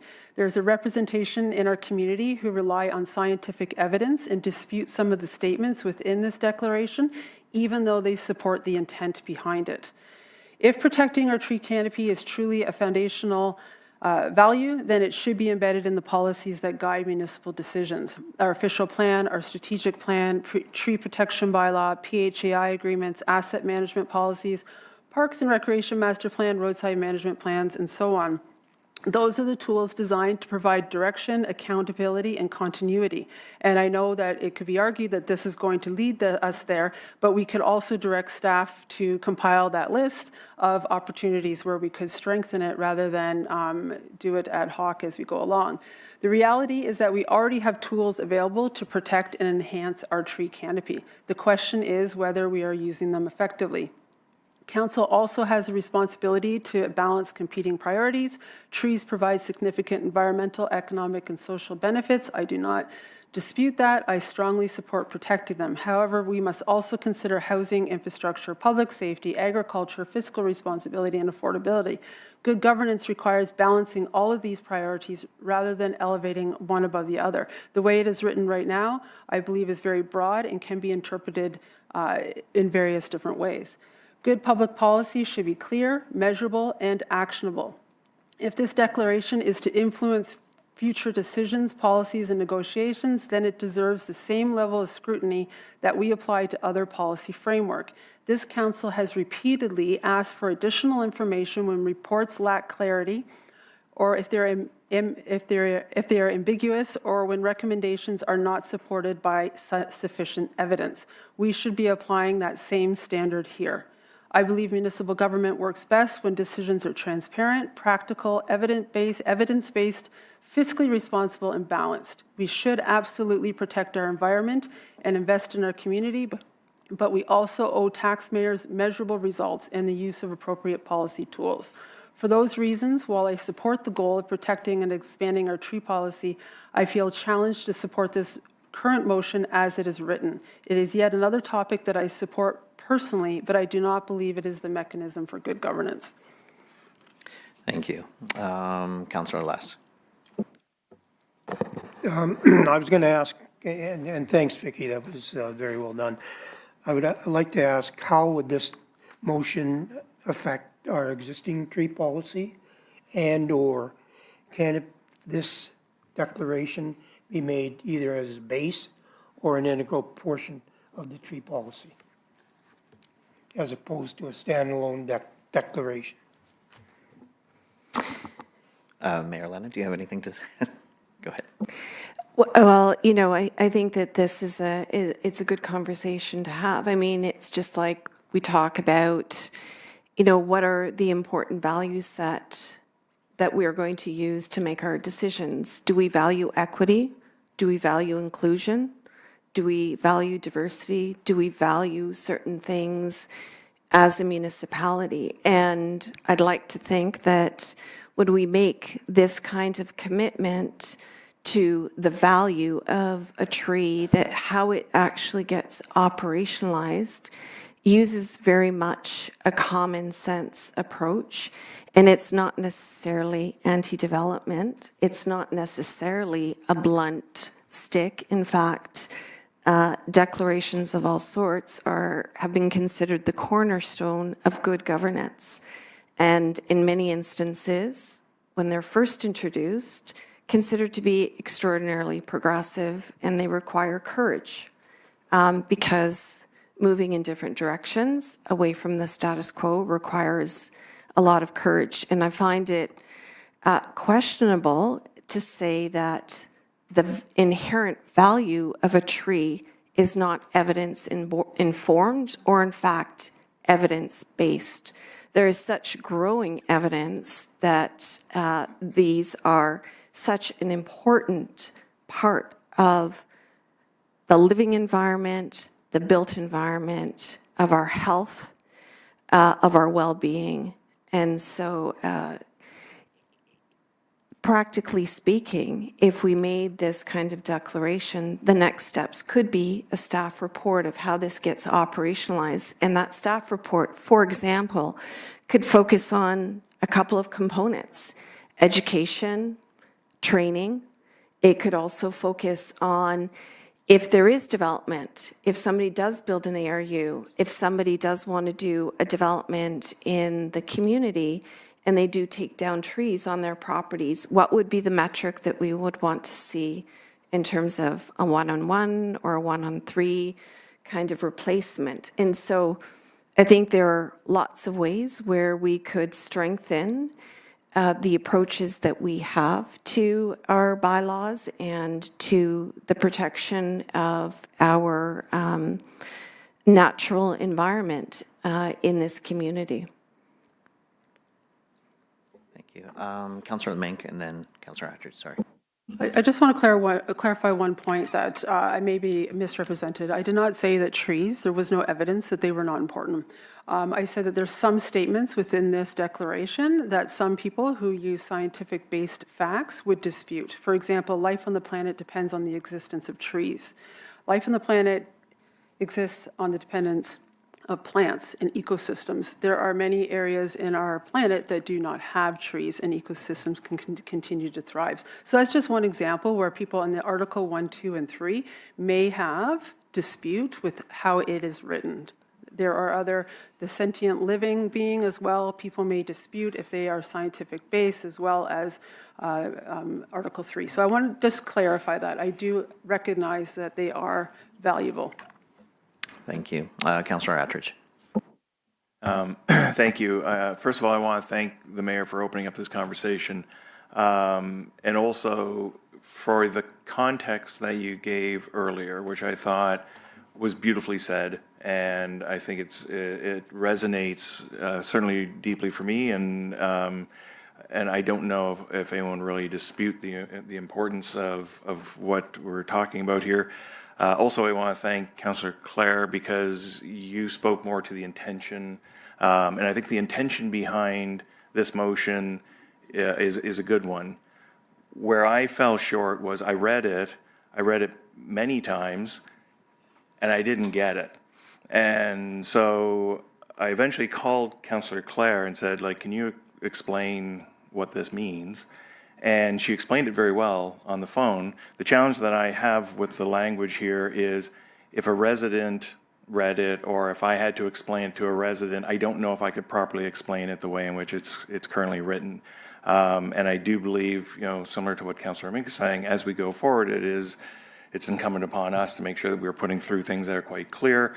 I also had residents who read it and said, so what does this mean for me if I'm doing a development? What does this mean to my backyard if I want to take down a tree? What does this mean? And I didn't have an answer because I didn't know. So I agree 100% with the context. I agree 100% with the intention. I'm just falling short on the language. Thank you. Mayor Elena. So I'm just following the thread on this conversation. We also have an EDI policy, which we actually don't know what the implications are until we actually apply it to certain decision making. And so there are principles that we can agree upon. So, I'm not really, following that people may not know the exact details, because the exact details will need to be worked out just as much as we vet so many different policies that we develop, implement, monitor, evaluate, and revise into the future. I do not think that, we don't have that same fear about if we lose a road or a bridge or something else that's part of our municipal infrastructure. The answer is, well, you replace it in some ways because we value that for the municipality. This is about saying that we value these trees. And in terms of the language of this motion, I would just say it was understandable to another municipality in Canada, which is why they took it on and they passed it. And we've talked at this council table previously about being innovative and bold, and this would provide an opportunity for us to be the first in Ontario to do what's already happened in Quebec. Thank you. Any other comments or questions from council? Oh, okay. Councillor Clare first. Yeah, I think if I can, I sort of want to go back to Councillor Less's question about our existing tree policy. And how something like this might impact it. And that would have to undergo a review. But I think it's a good example because our tree policy is very distinctly different from our asset management plan for every other asset in the municipality, which costs out their value, which recognizes the function of those assets in all the myriads of ways that those assets serve us. Our tree policy does nothing like that. Our tree policy does require it's actually our tree replacement policy internally, not the tree bylaw, that requires us to plant a new tree when we remove a municipal tree. But just as I said, we would never replace a water main with a tiny pipe and say, hey, well, that tiny pipe will do its job in 20 years. But that's what we do, right? We take mature trees that have unfortunately come to end of life, and then we plant a little seedling and we say, hey, like for like, but it's not like for like because the stormwater management function is gone. The air quality function is gone. The shading and cooling effect is gone. The soil stability and erosion control is gone. And I just can't imagine that we would ever feel comfortable or consider it to be good governance or fiscal responsibility to do that with any other asset. When we're not treating trees with the reverence that they actually earn through the functions and benefits they provide, we are actually costing ourselves in other ways. We're paying for more stormwater management built infrastructure. We're dealing with erosion that's expensive to fix. We're dealing with other problems that are created because we don't actually properly value trees as the assets that they are. So I thank you for raising that because I think that's an excellent point. I do also want to say, to me, I appreciate that there's concerns about connecting ourselves to these kind of lofty international declarations, and I know we've had some of that feedback at council, as council prior to coming into today's meeting, but we have done it before. Maybe we had a little bit more guts in the first year of our term than we do now as we're coming to the end. But for me, there is value in that because it's helpful sometimes to be lofty, right? It's helpful sometimes to be gutsy and innovative and aspirational in who we want to be. And so for me, connecting into those bigger pictures and that sense that there are other communities all around Ontario and Canada and across the world who are asking these questions and considering they may be looking for someone else to lead, as we often do. We're very risk averse, I think, in our decision making at this table. But maybe we can be the leaders on this one. You know, maybe given that we are a community that is grappling with something no one else in the world is with respect to threats to our tree canopy, maybe we can be the ones to lead, and others might find inspiration in that and want to follow us. Thank you. Councillor Mink. Thank you. And Claire, I don't disagree with anything you said. And these are conversations that you and I have had. These are conversations that anybody who knows me knows that this is how I feel. This is what I have repeated through my entire 8 years on council. And I don't disagree with anything that you have said. But it is that last point that there are a number of people in our community, including myself, who 100% agree with what you say, but are not comfortable with the declaration as it is written. And I understand your argument, but that is what I disagree with. I just cannot support it as it's written. If there's an alternative, I would be happy to. Thank you. Mayor Elena. And I just want to say something more about the actual wording of the declaration, something that Councillor Mink said earlier, which is that this was put together by advocates.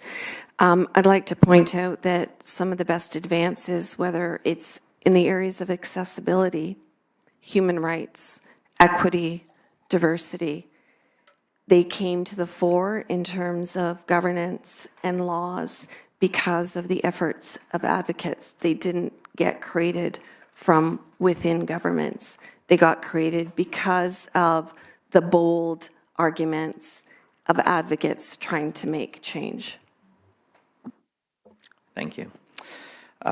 So before we move on, I do notice that we have a representative from Alderville First Nations here, Liz Stone. So as chair, I can call somebody up. So I will ask Liz to come up to the microphone, please. Miigwech. Bonjour, Nimen Mijiken Kwe Dijnakas Mijiken Dodem, Anishinaabe Kwe Minwa Lene Lenape and Dow, Amjanong Minwa Bedasigi Dunjaba, Alderville First Nations Dunjanaki.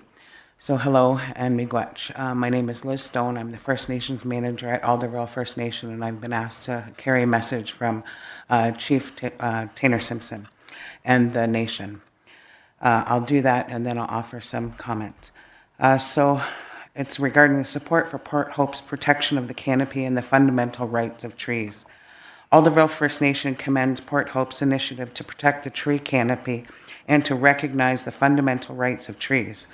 Port Hope could become the first municipality in Ontario to recognize the rights of trees and their importance to our survival. We live in a world populated by a multitude of different living beings. Humans are just one species that call our planet home. Recognizing the rights of nature will be a primary contributor to the eventual healing of Mother Earth. Attributing legal rights to trees is an important step to achieving a sustainable existence. Without specific protections, industry and commercial enterprises will continue to view the natural world as a resource to exploit expeditiously. In Alderville, we have recognized Rice Lake as a living entity with the right to exist. We welcome Port Hope's initiative to recognize the rights of natural entities. Together, we are doing our part to ensure that we leave the planet in a better way than we inherited it. We are part of a natural world, not apart from it. So those are direct words, and I believe that all the councillors have received a copy of that message coming from Alderville First Nation. I also stand before you as an Anishinaabe Kwe, an Indigenous woman in Canada, and speaking to and representing and acknowledging that I stand here before you because of lofty ideas and because of big declarations. It wasn't until 1985 that I, as an Indigenous woman in Canada, was recognized as an independent human being when changes and somebody had the lofty idea that an Indigenous woman was an independent human, not until 1985. I also am here standing before you with the rights to speak since 2007, when the United Nations Declarations on the Right of Indigenous People was identified in its lofty, limited, broad language. It was that declaration, internationally recognized on the rights of Indigenous people, that opened the doors for people to prevent the policies, the procedures, and have the conversations. From an Anishinaabe perspective, we view trees as leaders in communication, not to be divisive, as if one thing goes one too far step to the right or one step too far to the left. But we look at the roots that are below the trees as the communication that happens and is meant to happen, not only in front of the people, but behind the people, and even the conversations that we can't see but we trust are happening. So it's with that hope and with me driving into this community today to speak to this issue. One of the first things that I recognized was the big, beautiful trees standing higher than the institutions that we stand in and talk in today. Recognizing that they have been here and they are still doing their job, whether we're standing up and doing ours ourselves. They're still here representing communication and conversation, no matter how important that we see it as individuals. It is important to our communities. So Chimigwech for the time tonight, and I commend you for the work that you're doing and having the conversation. Miigwech. I appreciate that. Thank you. Before that, I'm going to ask a question of the mayor. When the United Nations does this declaration, what is the process that they use on coming to this conclusion? Anytime that there is a declaration or a convention of the United Nations, it goes through a process of discussion and debate with member states, then making tweaks and changes, and then signing on to those declarations and conventions. This is a little bit of a different example, but not a different example than what is being pursued with the legal personhood of Rice Lake by Alderville Nation. And so there are many examples of that now internationally in probably about 10 different countries where the legal personhood of bodies of water, of tree canopies are being recognized in this similar way. Okay, and just a quick follow-up to that. Is there a public consultation portion of that, including with the Rice Lake and everything, like the bodies of water? Do you know if there is a public consultation period?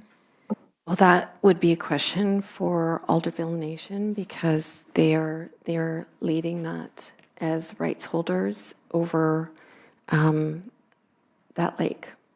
I appreciate it. Thank you. Councillor Clare. Yeah, I do want to just make sure that we're all clear on the distinction too. Like this motion is not calling for us to undergo any legal process where we officially grant trees legal personhood or that. It's the principles are drawn from the declaration, but there is a distinction there that we're sort of drawing on recognizing those principles, but really the motion is intended to be a lens that we use in our work here in Port Hope as opposed to a legal move.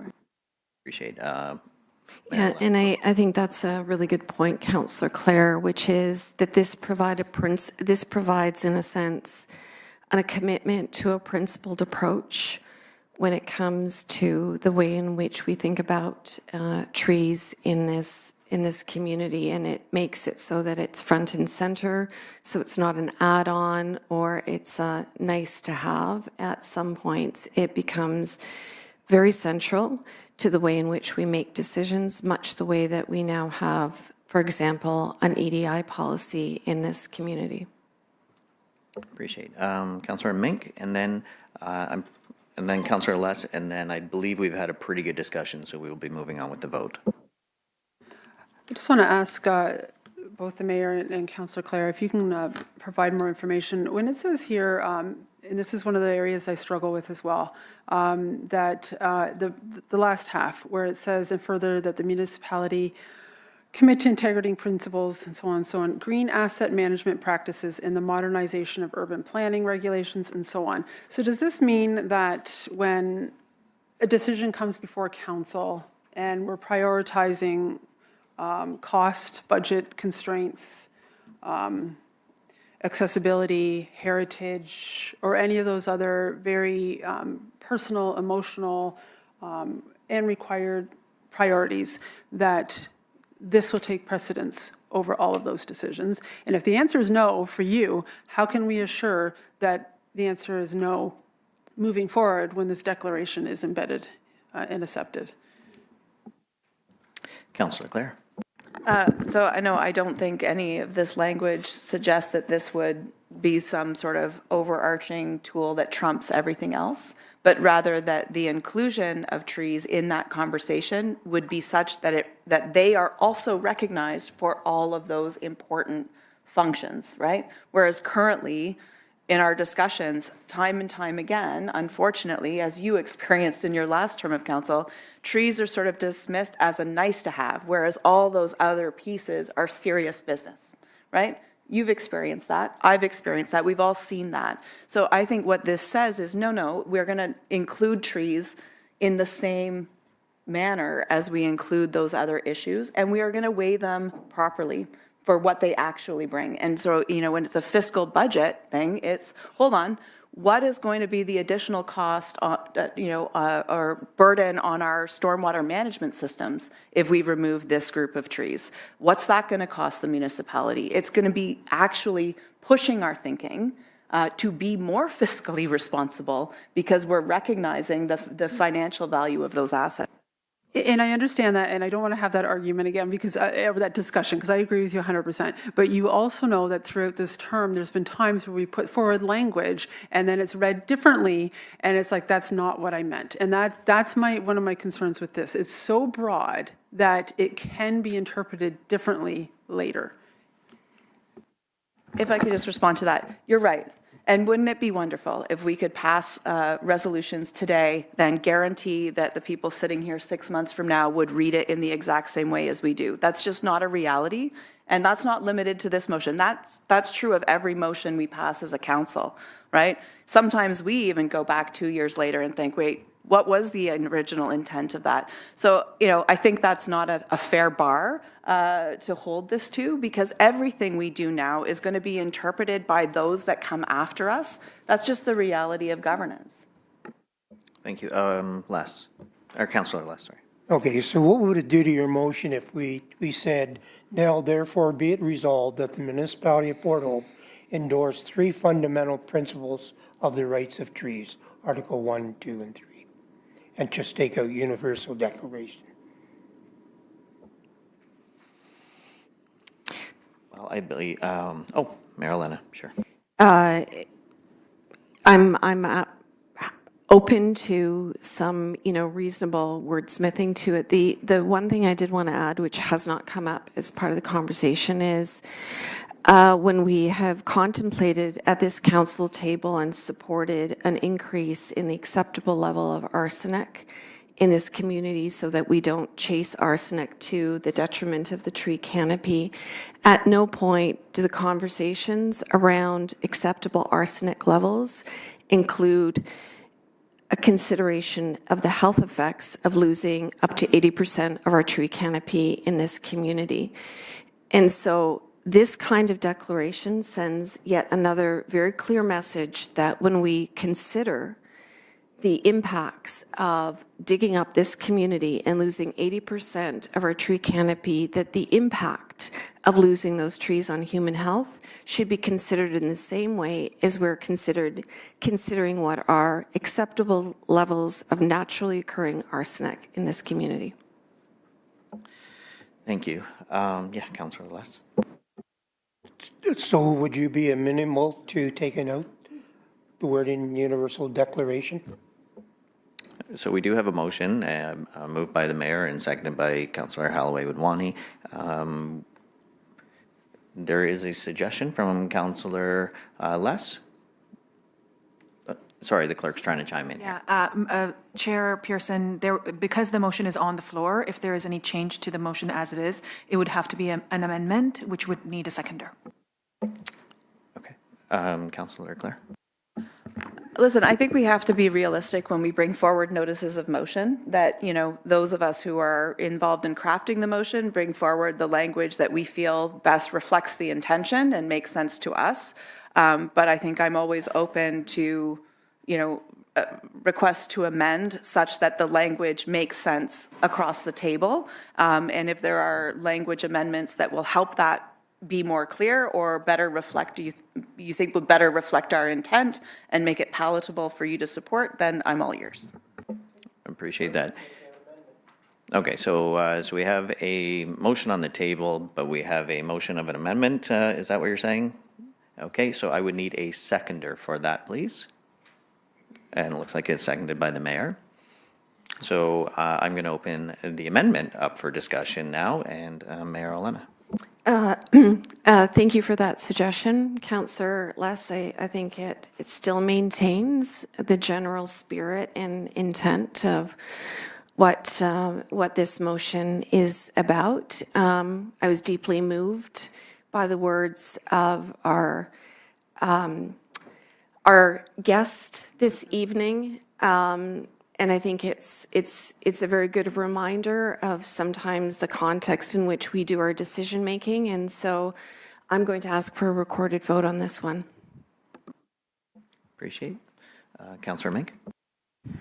So with that said, and I don't disagree with the delegation that was said, and I don't disagree necessarily with what Les has asked for, but I would prefer, if it was myself, and I'm not in any position right now to change the entire language, but the whole section of where it says now for there it be resolved, all the way through Article 1, 2, and 3. The Universal Declaration, I'm uncomfortable with that whole concept. Personally, I feel that's so removed from Port Hope. I would feel much more comfortable if it was more local from our Indigenous communities that could add their personal language in there, because this is what matters. I want to hear like that personally, and not a universal declaration that causes so much controversy. Councillor Attridge.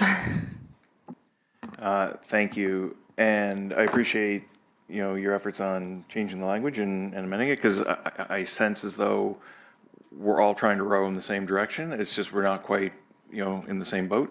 But having said that, I think if I had my druthers, we would actually just pull the motion back based on the conversations we've had, and a motion comes forward at another time that incorporates the conversations that we've had. I'd be certainly comfortable in that. Appreciate. Madam Mayor. I just want to return back to something that Councillor Mink was suggesting. It is my understanding from the words that Liz shared in bringing forward a formal support of this from Chief Simpson and from Alderville, that they are in fact in full agreement and not suggesting any alternative wording, and encouraging us to move forward with this motion. Thank you. Councillor Clare. Yeah, I just want to respond to you, Councillor Todd. I think you're right. I think, I don't hear anybody at the table saying hard no on this as a concept and as a value. I don't agree with your suggestion that an alternative wording should come forward or at a later date. I think we need to be realistic. We don't have a later date left in this council. And I think, if we are sort of in a headspace where we're, sort of on board, but need some language tweaks, I'd really like to hear those tonight. And I did also check, with the clerk in about that. We do have the opportunity through our procedural bylaw to do that, to look at alternative language, including after we deal with a potential vote on this existing motion. So I'd really like to hear what you would propose as an alternative. Councillor Less, is it something? Is it something we different? have an amendment on the table. I was going to say, we do I'd have like a to call motion, for we a have an vote. amendment. We will be voting on that before we make that decision. I just wanted to see if there was something new that you had, or if it was on that. Councillor Attridge, did you have something new on that? Otherwise, we are going to vote on that amendment. We're at that point right now, if we have no other discussions, and it is a recorded vote. I just want to be clear, Madam Mayor, are you asking for a recorded vote on this amendment? The amended motion. Okay. The amended motion, which I'm hoping that we're going to be able to see up. Okay, perfect. So at this point, I'm going to pass it over to the clerk for a recorded vote. Yes, so because there is an amendment on the floor, we will have to vote on the amendment first prior to voting on the entire motion. So as a recorded vote has been requested by Mayor Hankivsky on the amended motion, on the amendment to the motion, I will read out the amendment, and then we will do a recorded vote on that, and then a recorded vote on the fully amended motion. So the amended motion is that the notice of motion be amended to strike the words universal declaration of the from the third clause. So then that clause would read, and I will put this up on the screen as well, but the clause will read, now therefore be it resolved that the municipality of Port Hope endorse three fundamental principles of the rights of trees. Is that, yeah. I think there's also one other amendment that would need to happen to be consistent with that language, which is in the last paragraph, that the municipality of Port Hope commits to integrating these principles instead of these principles of the declaration. So we're setting out principles, but not referring to them in the context of this wording. Okay. Sorry, one moment, please. Sorry, one moment, please.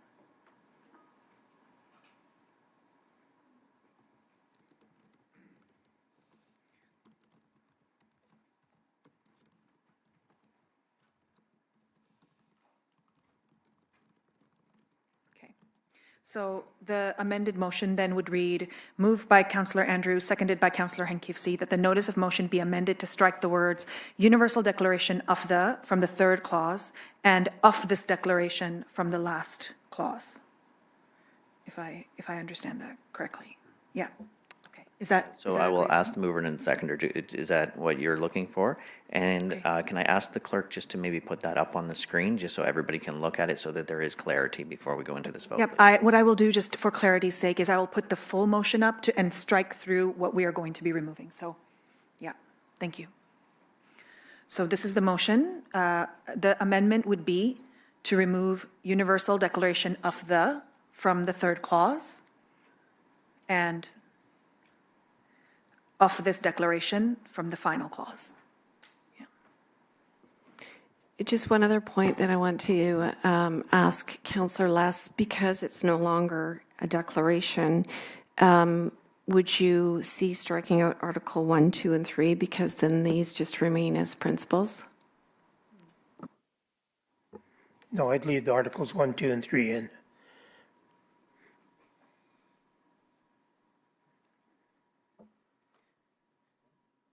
Okay, so if everybody is comfortable now, that is what the mover and the seconder are looking for, is that correct? The clerk has everything right? Okay, so Madam Clerk? Okay. Thank you very much. So the notice of motion, the amendment reads that the notice of motion be amended to strike the words universal declaration of the from the third clause and of this declaration from the last clause. The amendment motion, a recorded vote has been requested by Mayor Henkifsi. So I would ask that in accordance with the procedure bylaw, section 53, members will vote and would indicate either a yes or a no to the motion that is on the floor. We will start. Madam Clerk, I apologize. There's a little confusion here, so I just want to make sure that we have it clear before we go into this recorded vote. Councillor Holloway would want it. My understanding is that the request for the recorded vote would be on the full amended motion, but not on the amendment itself. So, sorry, if I could just get that clarity then, Madam Mayor, you are requesting the recorded vote only on the full amended motion. In that case, Councillor, Chair Pearson, sorry, long evening. Chair Pearson, I would ask you to proceed with the amendment motion, and then we can do the recorded vote on the rest. Okay, thank you. So we have an amendment there. Everybody's had the opportunity to look at it. It has been moved by Councillor Less. It has been seconded by the mayor.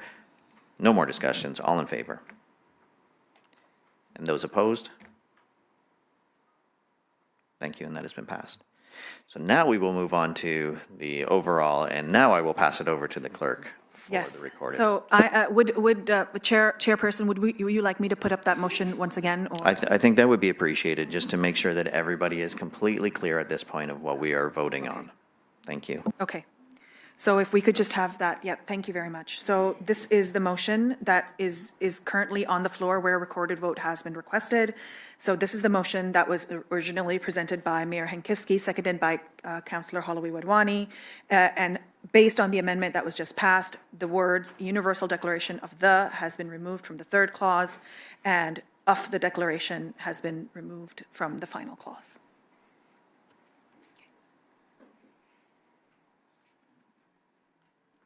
Yeah, point of order, sure. Just to clarify, when Councillor Todd said bring this back at a later date, and we were said that once everybody is comfortable, and then the comment was there is no time, could this not be brought forward at council with a change in the language?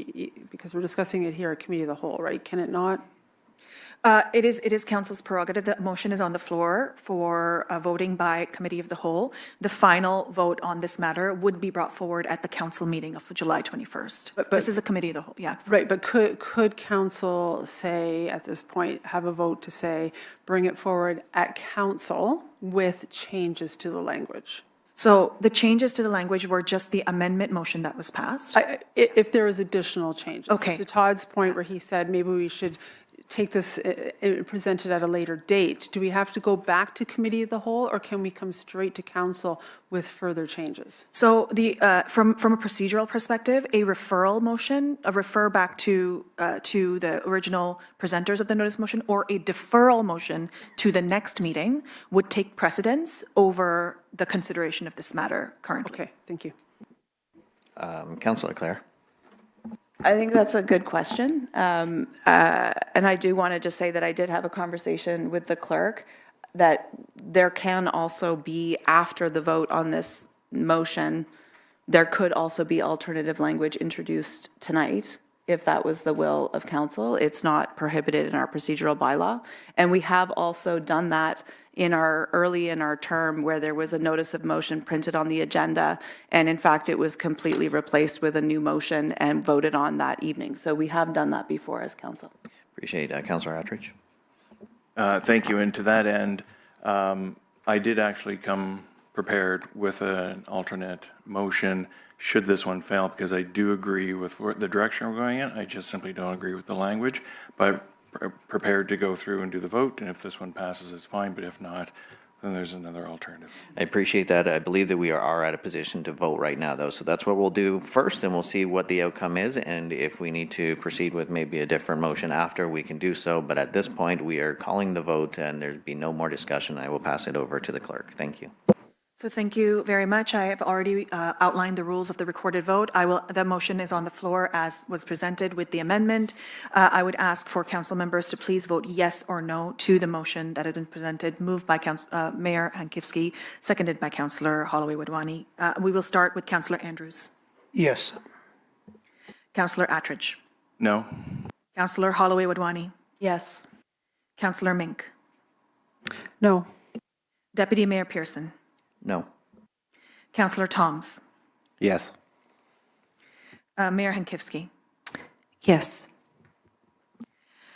Chair Pearson, that's 4 yes votes to 3 no votes. The motion passes. Thank you. I appreciate that. At this point, I'm going to call a 10-minute recess, and we will be... I know, I'm sorry, but people do have to use the facility sometimes. So I'll call a quick 10-minute recess, and then I will be passing the chair back over to the mayor. Thank you for everyone's patience this evening. We have an extraordinarily heavy agenda. And so now we're going to be going to item 4.4, Report ES 1026, Municipal Community Advisory Committee for the Port Hope Area Initiative. In relation to this report, does staff have anything further that they'd like to say on this? And then also, council, if you have any questions or comments, I'm just going to put both of those questions out there. Okay, so we'll move on to then council questions and comments. Councillor Luss.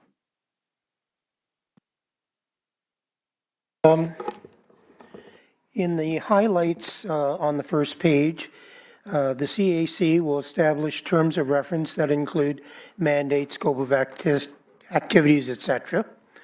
And then we're presented with terms of reference and the mandates already set out for us. So that seems to be a little bit of a conflict. And if council can set their own mandates going forward, can we appoint an advisory board of citizens that are affected by these cleanups as part of our committee?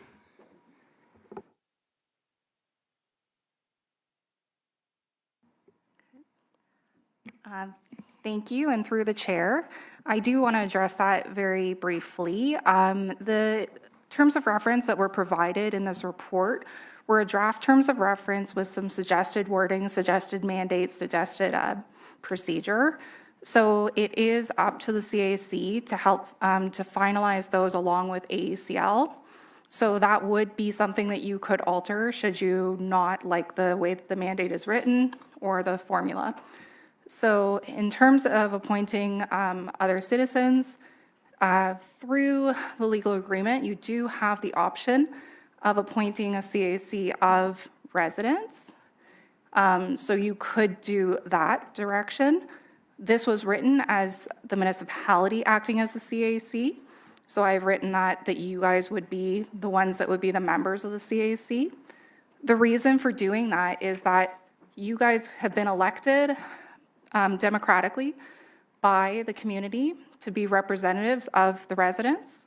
You are residents yourselves. Some of you may be participating in the program as well.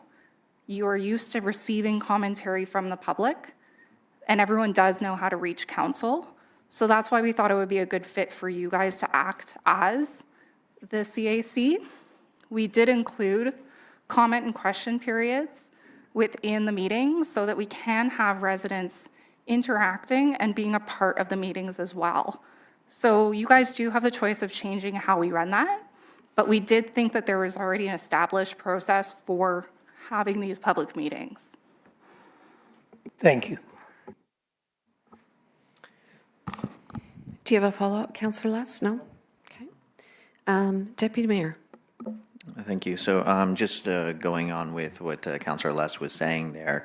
So for the terms of reference, is there an opportunity for the CAC to have a subcommittee that was made up of residents where they would be able to discuss? Obviously, there would be a terms of reference that would needed for a subcommittee, but is that an option with the CAC to have a subcommittee for residents? Thank you, through the chair. You can refer that back to us and we can review that. Thank you. Councillor Mink. Thank you. So through the chair, is there, along the same frame of mind, is there an opportunity in the legal agreement for the CAC to consist of a combination of, for instance, 2 councillors as well as the community, much like our police board and our library board would be? Yes, thank you. Through the chair, it doesn't specify who will be making up the CAC. It says the council will appoint people based on their expertise and their knowledge and their understanding of the project. It doesn't go into what the makeup would be. So that would be up to the municipality to determine.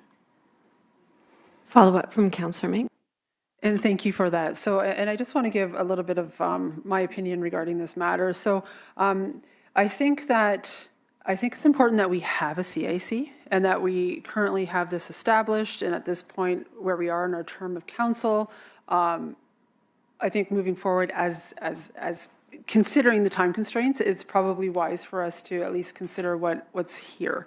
But I do think that it would be valuable to have a combination of community representation and a couple of councillors, because we still as a council hear all the matters or many of the matters in closed or open session. So hearing it twice as a whole council, I don't think is necessarily required. And I do think that I know from myself and being in the rural community a lot, I hear some of the feedback, but a lot of the feedback is emails, social media, or someone standing in front of us. And I don't hear fulsome discussion in a formal capacity. And that approach, it doesn't really give opportunity for sort of follow-up questions, collaborative problem solving, development of actionable recommendations and that type of thing. So I think having a CAC that would be combined with community members and a delegation from council should be something that we should direct staff to develop moving forward. And it doesn't need to be immediate, but within the next 6 months or a year or something like that. I was going to put my hand up and say something, but to the CAO first. So just for clarification, the last time we had the conversation, the direction to staff was council would act as CAC as representational democracy, I heard was the words that were used. Council was, that is the direction staff was given. That is the direction staff followed to write these terms of reference with that. I'm hearing something a little bit differently. I think to Lauren's comments too, there is the opportunity for council input. We are not treating it as a regular council meeting. Public is able to participate in those meetings. We have changed the format of those kind of meetings as well. So we are following council's direction. I'm hearing something a little bit differently tonight. Subcommittees, if council is changing direction, staff would need direction to redo all the terms of reference all over again. I am chairing, so I've got my hand up to myself. Just a thought on this is, I know that this is the, the direction that this council has given, and staff has done exactly what we asked them to do. I think where I'm landing in all of this is thinking about, if we don't move forward in a direction that we had given to staff, then there's one other consideration I think we should be discussing, and this is something that Councillor Less has brought up in the past, and I think it's an important consideration moving forward, is the issue actually the final composition of the CAC, or is it for there to be a neutral arbiter in the form of an ombudsperson that would be a resource to the community and to residents if an issue came up that wasn't getting satisfaction through the normal course of business. And so I'm just bringing this up as a reflection because I thought about something that you had mentioned earlier, Councillor Less. Yeah, the way I would see it is that the resident, if we appointed a resident portion to our committee, they would handle the interaction between the residents and come to us with a concise asking of what they want done. Council would then work with themselves and the CNL, PHAI, AECL, whoever, and to see if we can get it resolved. And if we can't get it resolved, we should have the capability of bringing in a mediator. Councillor Clare. All right, I feel like we're meandering a little bit from the central point, which is this is actually a huge win that we're talking about the establishment of a CAC. There have been people in this community advocating on this I've been paying attention for 7 years and been part of that for at least 7 years. And so we are at a milestone moment here. We've got momentum around a CAC. I think it would be a mistake this evening to get into the weeds about what the ideal model is going to be moving forward. As soon as we do that, we just earlier this evening contemplated a final report on something we commissioned 3 years ago. So if we go back and refer this back and we want to answer which citizens, how are they appointed, how often will they meet, where will they meet, what is their term of appointment? Are they going to be under our procedural bylaws? Are they meeting in council chambers? How will people reach them? That is an enormous amount of contemplation, and I think we will be without a CAC for a significant period of time if that's the direction we go tonight. I feel very strongly that we need a CAC, not just for those that are already in the middle of it, because that's who's here. That's who's engaging with us right now. The people who have gone through remediation have had challenging experiences and didn't feel they got the help they need. We also need to think about the people who are going to start their PHAI journey tomorrow. And if we pass this as is, they at least have a space and an opportunity to get some help, to be heard, and to engage. So I think we need to not let perfection be the enemy of the good here.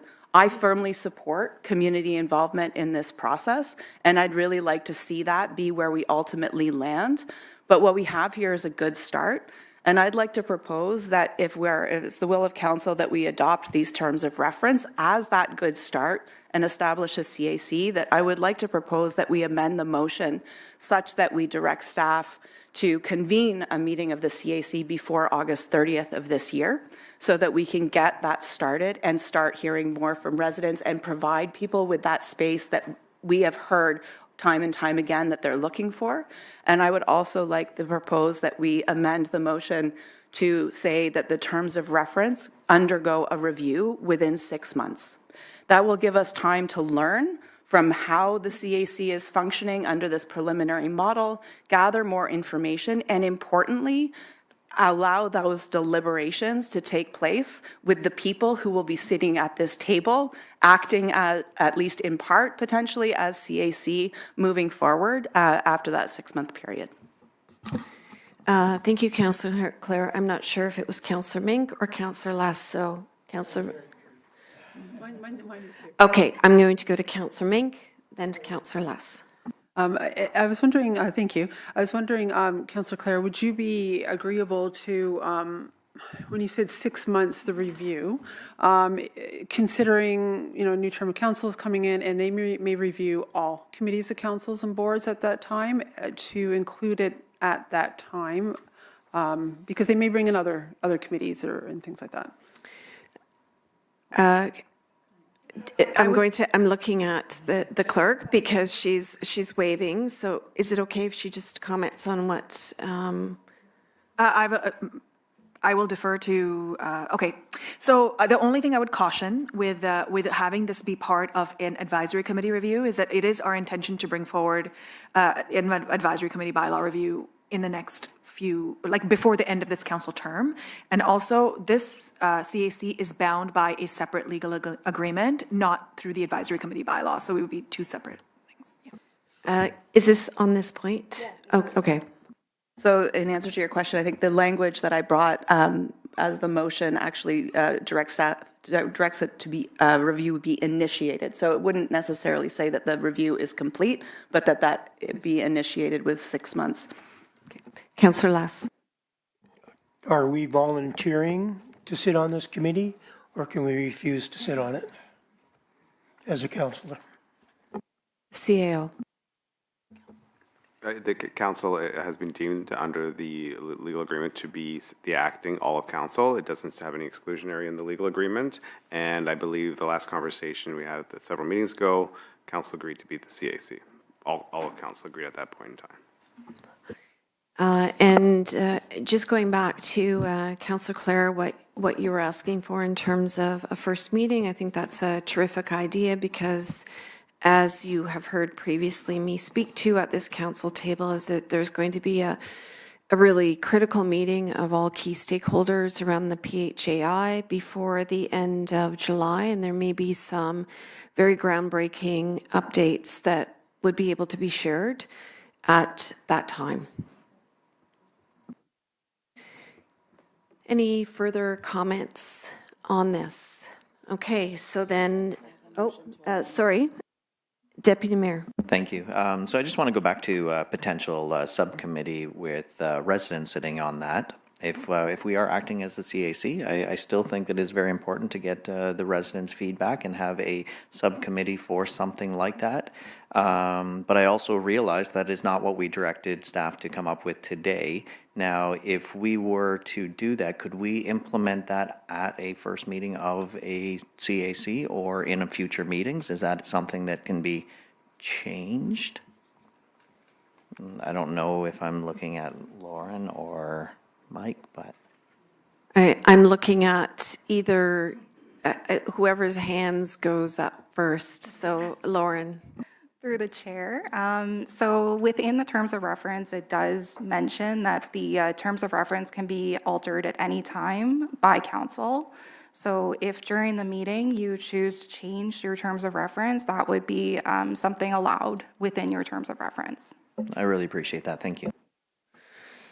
Thank you for that clarification. Back to the clerk. Just to clarify, and Lauren is correct, but just to clarify that council would have to provide that direction as council, not as the CAC. Yes, we'll have hat changes. Back to you, Councillor Clare. Yeah, so I would like to introduce an amendment to the recommended motion. And I think the clerk has that, but I'd actually like to add one more thing to the amendment that I didn't tell you about in advance. And that is, I'd like to strike the in consultation with AECL out of the resolution. I did go back and review the wording of the legal agreement. I'm very familiar with that section, and there is no requirement to consult AECL. It very clearly says that the municipality may establish a CAC. That is within our right. What that looks like is our business, and I don't think we need to consult before bringing that back to council in 2 weeks.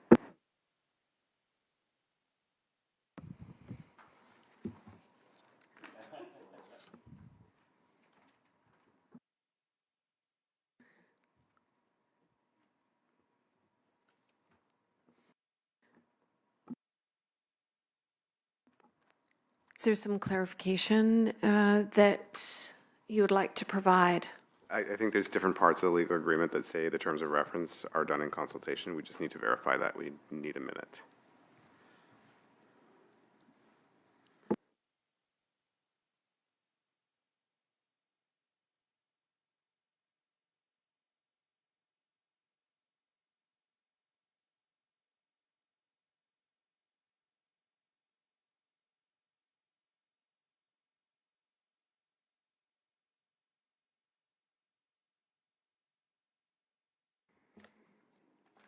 Alana? Councillor Lutz? To Claire's point, the staff be directed to finalize Community Advisory Committee terms of reference in consultation with Atomic Energy. We're going to reestablish the terms of reference, not staff. So if we choose to talk to AECL or not, that's up to us. Okay, we're getting some, I think, a point of clarification that was requested from the staff table. CAO? Yeah, just for clarification, section 5.2.3A, the Town of Port Hope, Township of Port Hope and Clarington may establish a CAC and will be responsible to the respective municipal councils. Each CAC shall be organized and decided upon by the municipality with a mandate as established by council in consultation with Canada. Shall report to. I'm sure Councillor Clare wants to speak to what is meant in consultation with Canada. I believe, though, the mandate of the CAC is already outlined in the legal agreement, which was agreed to between the municipality and Canada. I don't see anything in the terms of reference being proposed that changes the mandate of the CAC. It's rather procedural how we will fulfill that mandate. Okay, so moving on, I do believe, back to the clerk, do we need to deal with the motion that's currently on the table before we look at the revision, or Councillor Clare, is your revision minor enough that it's a revision to the existing language, or is it a brand new motion? Note that it's adding, I think it's adding a 3 and a 4. Yes, Madam Mayor, as there is no mover and seconder to the original motion, I have added that language to the motion for council's consideration. And I see the CAO wants to still say something. So just having a quick look at it, I think I agree with Councillor Clare. It's the establishment of the CAC, not necessarily the terms of reference that are required within the to be done in consultation with Canada. So quick and dirty look. I'm agreeing with Councillor Clare at this point in time. Thank you for that.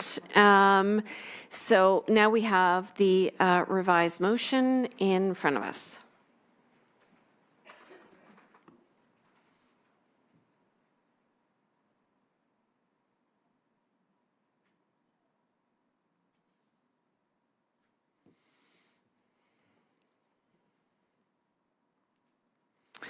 Hopefully everyone's had a moment to look at this. Can I get a mover and seconder on this? Moved by Councillor Darrell, seconded by the Deputy.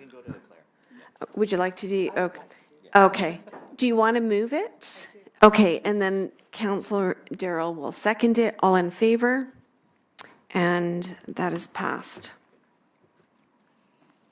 Moving on to 4.5, Report ES 1126, Climate Contribution Spending Plan. Does council have any questions or comments on this? Councillor Mink? Yeah, so thank you for the plan. I think there's some great initiatives listed in there. A couple comments I have is that I think that some of them are items that are regular business or things that we should be doing, such as the trees, the tree bank. So I guess one question I have is, do we not have a tree bank from PHAI that we could use rather than use these funds? And I think some of them are very specific to particular users, such as the bikes, trails, and so on. It's not inclusive of everyone, even though I think they're great initiatives that we should be having. And then there's some other ones in there that I think are more appropriate, that is more inclusive of the entire community, such as the solar panels. I love those ones, especially in the park as a shade structure or a parking structure, and a few other ones that, regardless of who you are and where you're from, it's something that you can benefit, and I think that's the true meaning behind this donation. So I just hope that those are prioritized for this purpose. I'm not sure who was first. Councillor Attridge?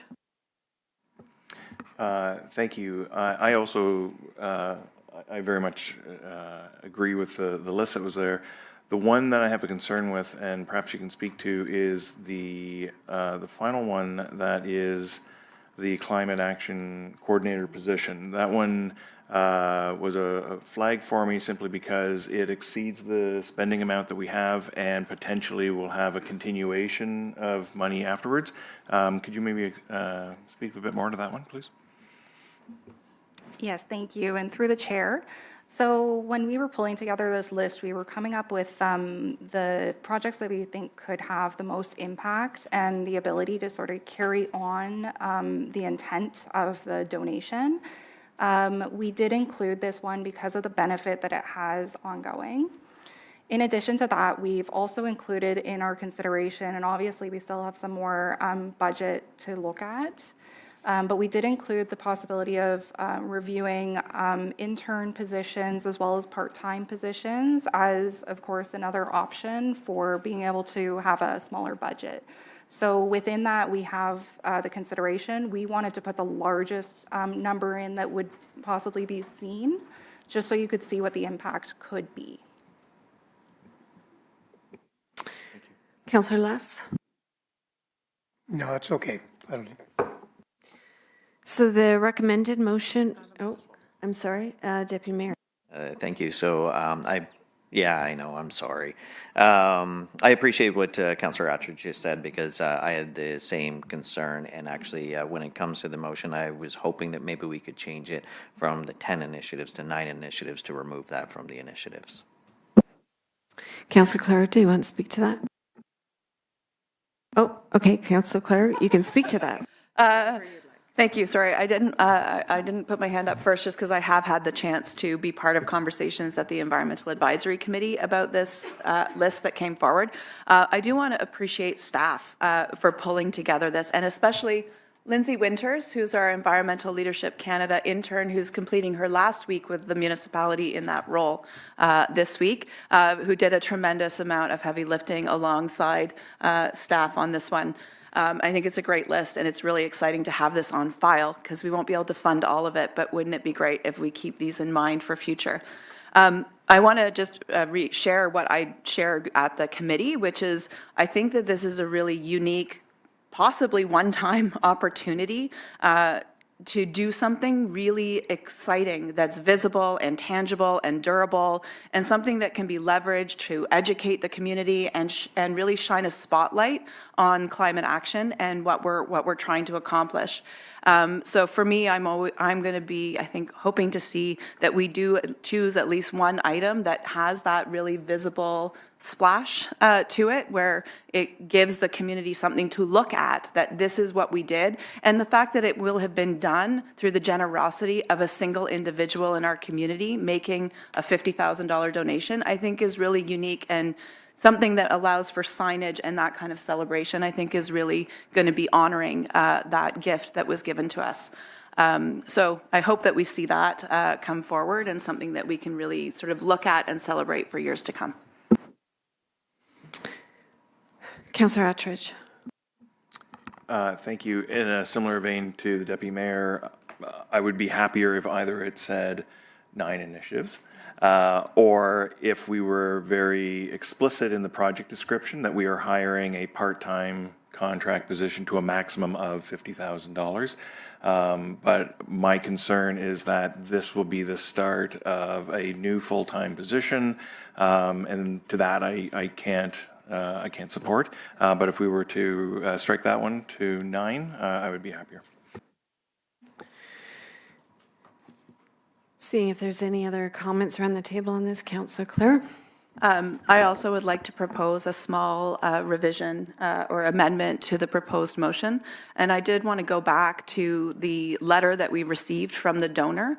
The donor's intent was very clear, that she wanted these funds to be spent by council and allocated by council. So I did want to amend the motion as well, such that the final recommendations, including the costed, spending for the donation, come back to council for approval.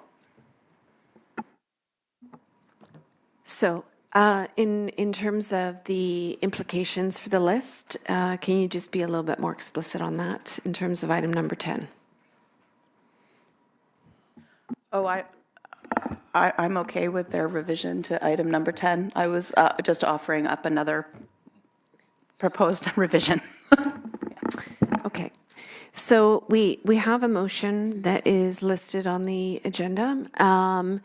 We can make a friendly amendment to that right now and get a mover and seconder for that. So I'm all ears to, sounds to me like there are at least two people that would like to see one item struck from that. Okay?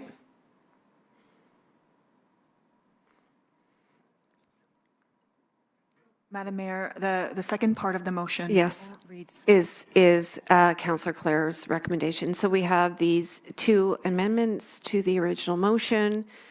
I'll give everybody just a few seconds to read this. Can I get a mover and seconder for this? Moved by Councillor Less, seconded by the Deputy Mayor. All in favor? And that is passed. Moving on to Report 4.6, FES 0226, Re-Procurement Agreement, Port Hope Fire Emergency Services Fire Prevention Vehicle Replacement. Does council have any questions or comments in relation to this report? Councillor Darrell. Thanks for the report. Just looking at the report, very clear that both vehicles are needed to be replaced. It's good to see that you're able to fund it, being under budget on other projects. My question is there any mandate that says the vehicle has to be new? Because I did some research today, and I think you could easily replace both vehicles with that budget.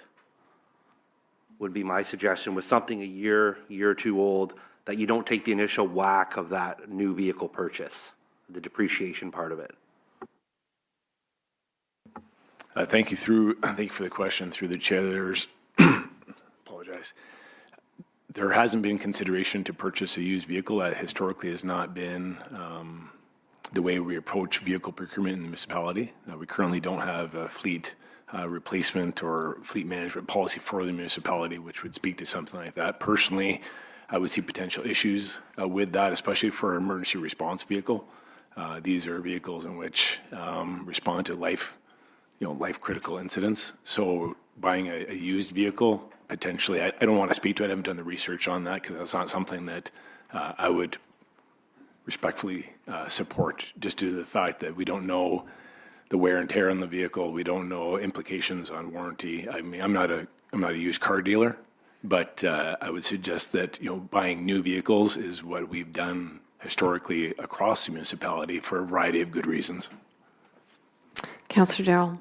Yeah, I take that. I wasn't suggesting buy an old used vehicle. I was speaking to current model year or previous year. Low kilometer still maintain factory warranty. I think you can really utilize a pretty good cost savings by doing that. No, and thank you through the chair. I agree with that comment because generally there are some stock available models that are a year out of date, especially getting later in the 2026 calendar year.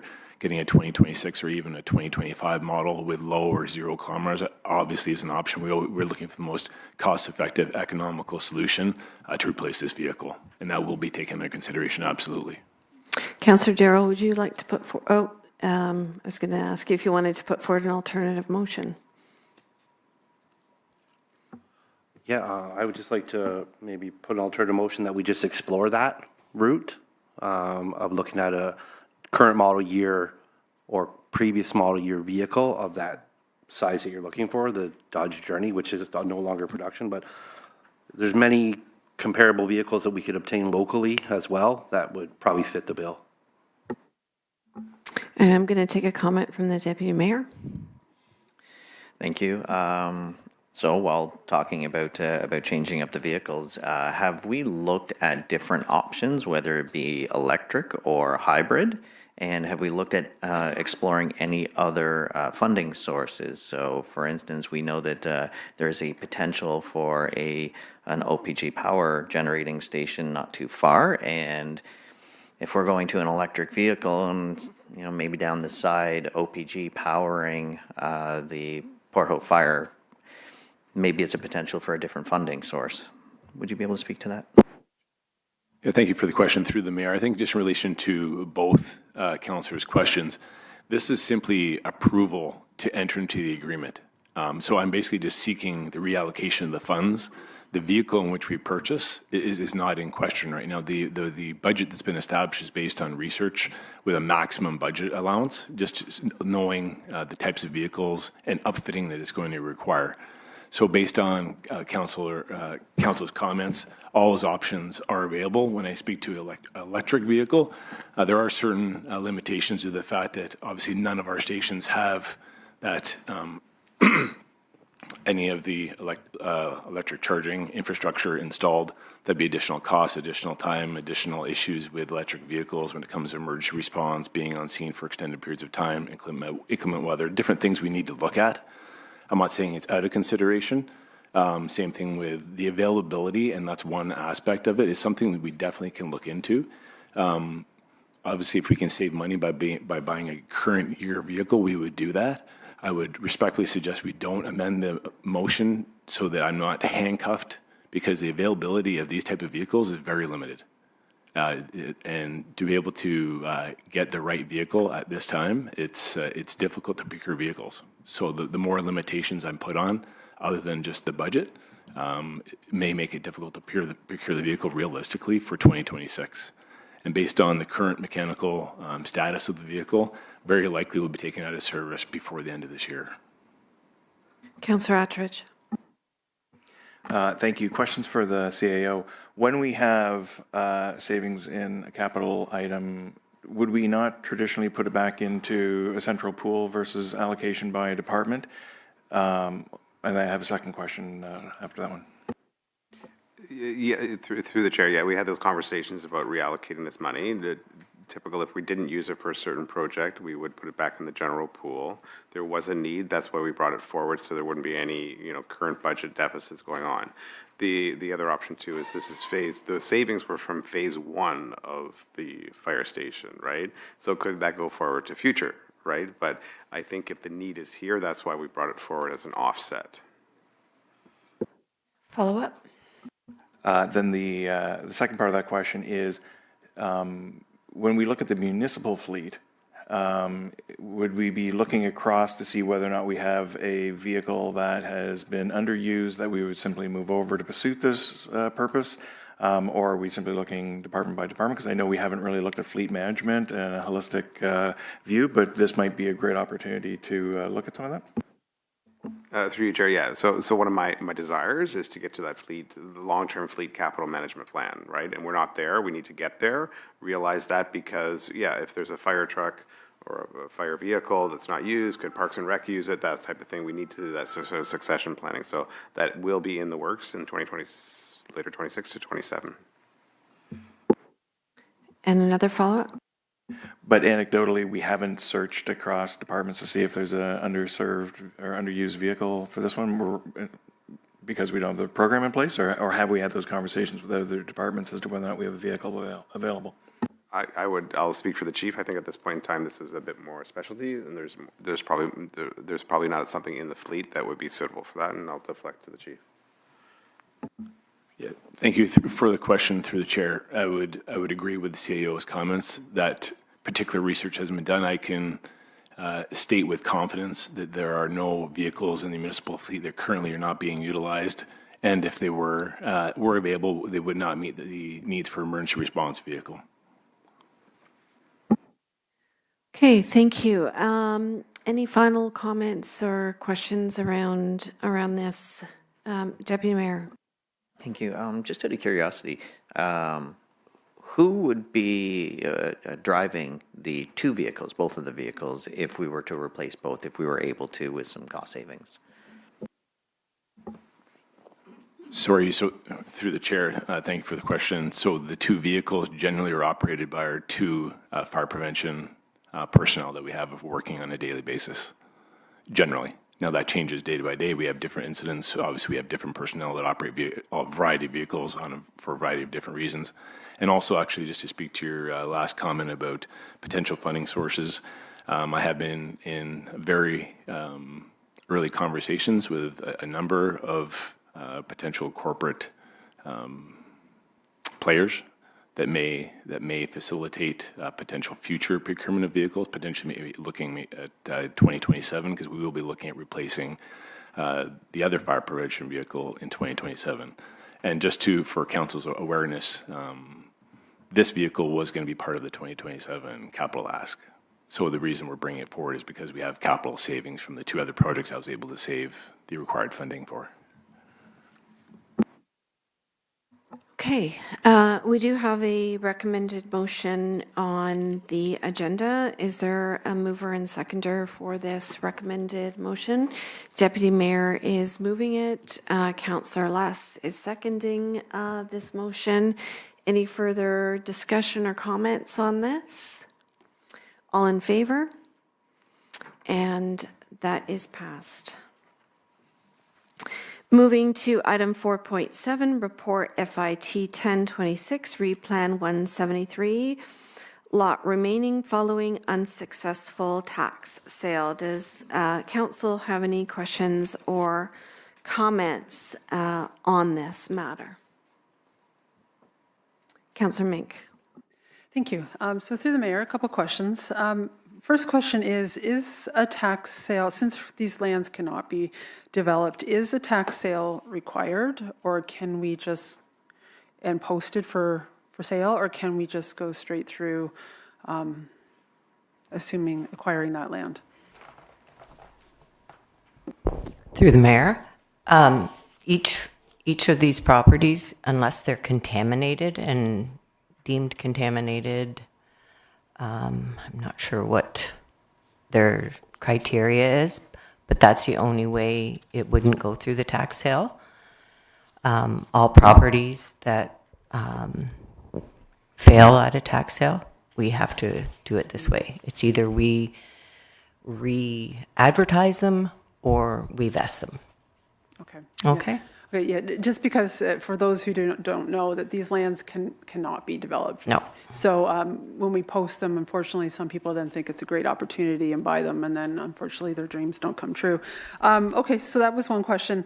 I had a couple other questions just about Plan 173, and maybe you can't answer this right now, or staff, maybe it's coming. But the roads, we sold the roads allowances. If they were to fail under a tax sale, would they come up for resale as well, or would they fall under the proposed? They would come up for sale because there's no roads. Right. It's just a plan. Right, okay. Okay? Second question is, so we received a document tonight. I received lots of questions about Area 173. Maybe you can't answer this question. Maybe you can. Lots of questions about OPG. Is this in the exclusionary zone? What are we doing with these properties? How do we answer the residents' questions or the property owners' questions? What is the plan for this? Are we just continuing just to kind of go along with it and not respond, or do we have a plan? We don't currently have a plan, but it's not that we're not thinking about it. We are. We just haven't had the capacity to do it. Okay. Turn it over to the CEO for a comment. Okay. So Plan 173 is obviously many fragmented parcels, half and half owned by the municipality. We are looking with a new municipal solicitor, tackling that. We are also under consideration with OPG, understanding their plans and their plan parameters and things like that. So that's all being taken under consideration once we work through the OPG impact assessment, and we will be addressing that internally. Thank you. So this, the letter that we received tonight, would somebody be able to respond to this property owner directly? Because I don't think those questions have been answered. We will address that. We did receive a copy of the letter. The gentleman is sitting here, and he's probably listening to some of the conversation today as well, but we will respond. Thanks.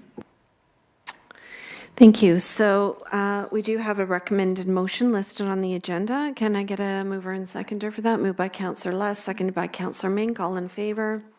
I think that is passed. So as the chair, I'm very mindful of the hour that we find ourselves in. And so I am going to ask the CAO and staff whether there are items on tonight's agenda that can be punted forward to a future meeting, or if there's essential business that we still need to cover this evening. So, through you, Chair, thank you for the opportunity of ending this evening a bit sooner. I would suggest that we probably need a resolution or have a conversation on the financial system replacement project, because that is that the county is trying to move forward with that one. The land surplus policy, there are, and then the unopened road allowances, it can wait. I'm going to suggest it can wait, although the landowners are looking for a response sooner. But we could defer that to the council meeting. We will need a motion to defer some of these, though, as for the clerk. Okay, so more specifically, can we defer items 4.8 and 4.10, which are the grant summary and the council committee public meetings schedule?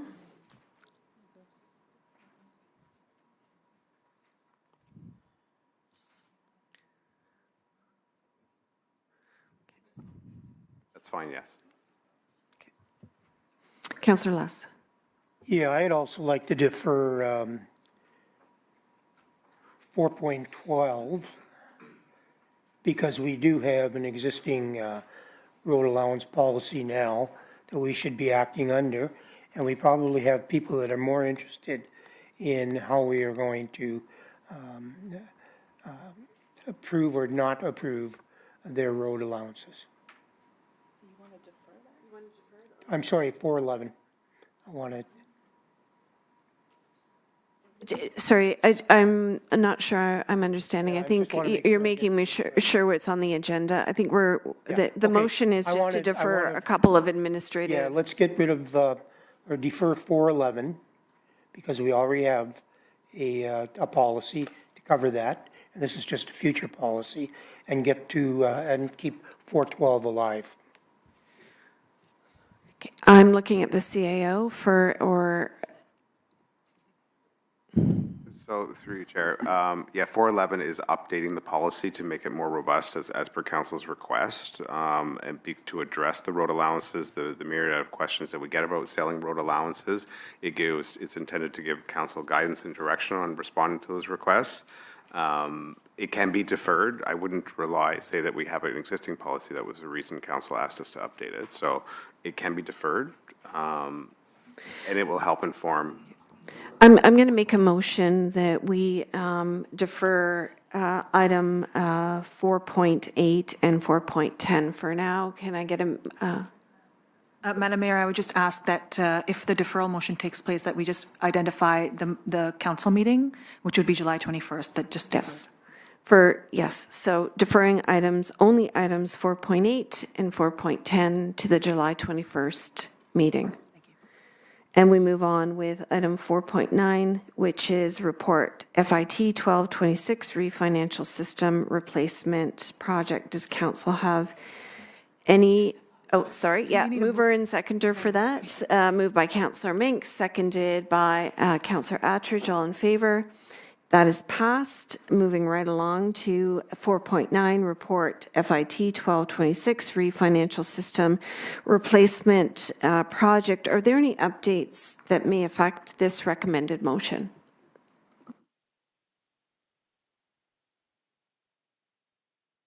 Looking at you, Director Baxter. I'm just curious, were you expecting an update?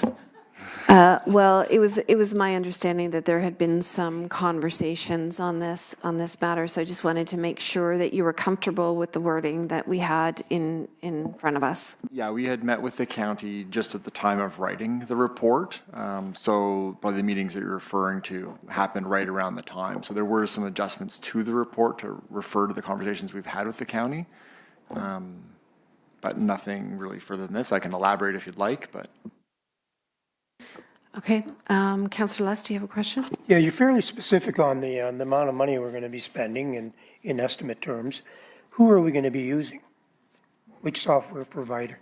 Well, that is an important question. So if we knew that, the challenge is going through that process to identify what the software is. So we did a group RFI, request for information, that the county led. And we were reviewing the results of that in Q1. but that is a multitude. So there's multitude of different actual softwares, and then there's the vendors who could be the providers of the software. So it's a kind of a two-pronged situation. But at this point, right, we haven't identified a software and a provider. That would be kind of in the wrong order for us to have done that at this point in time. And yeah, and just for the record, I'm the reason this is brought to our municipality. There was a discussion about this at the county, and a number of municipalities were very much in favor of this. And I made the point that this is a decision that needs to be made at this level in order for us to decide whether or not we're going to be moving forward with such a decision. Councillor Attridge. Thank you. Christine, can I draw your attention to the recommended motion? It's the last paragraph. The last part of that sentence says, or staff determine that is no longer in the municipality's best interest. Could you maybe share what that might look like and under what conditions we would be executing on that? Yeah, for sure. So through the chair. So essentially with doing some kind of joint procurement, obviously there's going to be, everyone has to be on board. There could be delays if, one municipality has staffing issues come up unexpectedly or things like that. Our biggest concern is, moving together is great until sort of the wheels start to fall off and, one starts to get loose and et cetera. We are on a very tight timeline in terms of, the current software is being sunsetted and won't be supported anymore. The vendors that are out there, as you can imagine, the majority of municipalities are on the same software as us. So they're all facing the same challenge we're facing. So it's going to be, we're facing our own delays internally with, our own things that come up and our own internal projects. Adding that to, the delays that the neighboring municipalities could be facing, adding that to sort of the timelines that various vendors are kind of, letting us know. There's wait lists essentially. There's, 6 months before we can even start helping you. Implementation timeline, 8 to 10 months on average. So all those types of things are sort of the risks that we're concerned about committing with the joint, moving ahead with the joint. Everything's great, and then all of a sudden, we're foreseeing barreling into, an issue where we're not going to have a software in time. Follow up. I appreciate what you're saying. I don't know if I'm following what you're saying, because in practice, if everyone in the lower tiers all joined in, they would all want to get to a certain point. Also, if we're already down that road and we went, oh, this is maybe going a little longer, how would we just jump to something else and still get it done in time? And the only concern I have, I would support all of this if we struck the last or staff determined that is no longer in municipal best interest, because it feels too ambiguous to me. So yourself, or it looks like the CAO may want to join in either. I think there's Director Baxter and the CAO, so I'm going to go to Director Baxter and then the CAO. So it's a good comment, right? So we've been waiting to get the information from the RFI. Right now we have met amongst the county partners, and we've been waiting to see whether the county was supportive at all of doing this project. Always generally in support of doing things, on a county-wide coordinated basis. And in this one particular, I mean, the cost is still being shared amongst the taxpayers, but it is going to mean a lower cost at the lower tier level, so directly here, which is obviously a great thing. So we've had, and most recently to our last call, several concerns with this. Christine's touched base on them.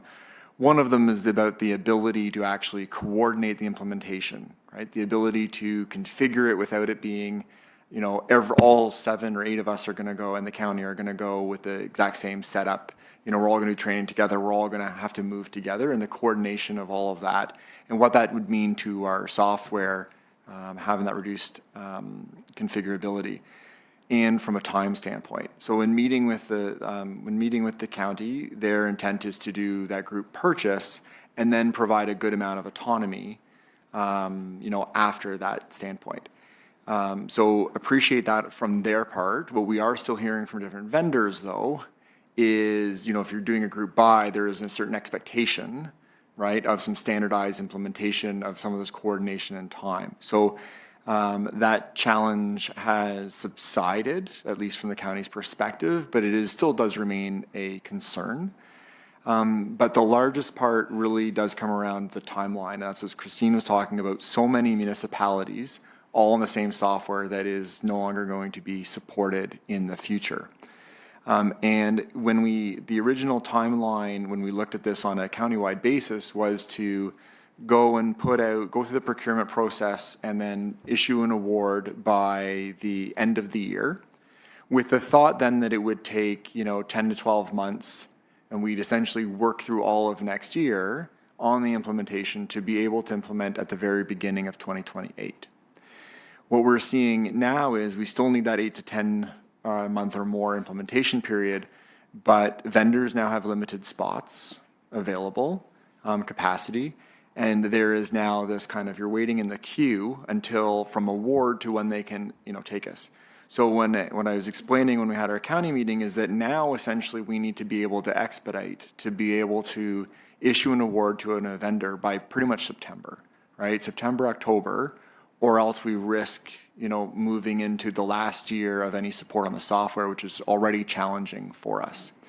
And so it's that challenge of that moving faster as a group, right? And, there's things that we can do, through our purchasing bylaws, and we're pushing with the county, is for them to be open to doing certain things to be able to expedite or to bring in some subject matter expertise so that instead of going out to look at all of our options through a big RFP, we could get some really valuable insight for, companies that do this specific work, who know the vendors, who know the softwares, to be able to try and be a bit more focused in our approach.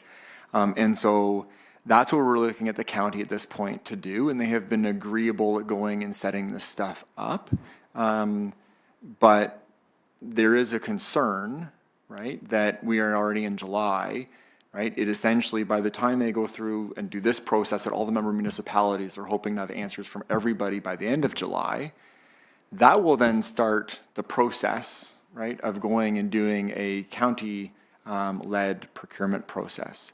And our concern is just, if we don't expedite the current timeline, that we aren't going to be in a position to be able to implement when we need to be able to implement. And so that is the main concern. And the reason, I agree with you, it is unusual. Everything up until that is the standard that the county is asking for member municipalities.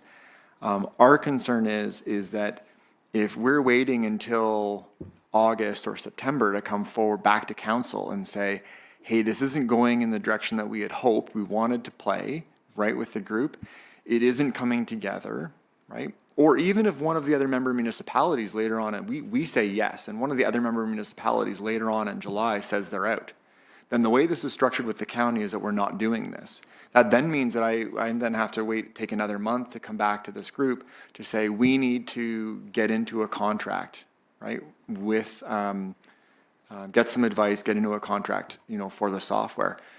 When we only have kind of 2 months, waiting another month to bring this back to council is eating up about half the time that we have, and likely going to jeopardize whether we have to wait another year to do the software. It's a real time crunch challenge, which is why we wanted to put that caveat in there, because we can't control what the other municipalities are going to do, and we also can't control how quickly we move on a procurement basis at the county. And so we're working with them, they're receptive, but we are concerned, and we have expressed that to them, and we're the only ones who have the same concerns. And so we're looking for what opportunities are, but it's not have like 4 years to work through all of, so we're just looking that is able to move still forward with the issue I have, and is that wide you're going to all will not have come in the Emmy, and you'll as your way of doing your thing, because it costs you more to make these changes. And then if somebody drives along the line, the whole system flowed a bit. It's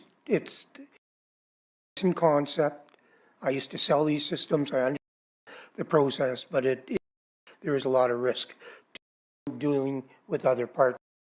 The other thing, that if you go to option 2 and you need a fast answer council meeting, I'd like to know option 2 which software vendor you'll be using, and not just give you the go ahead to sign a deal.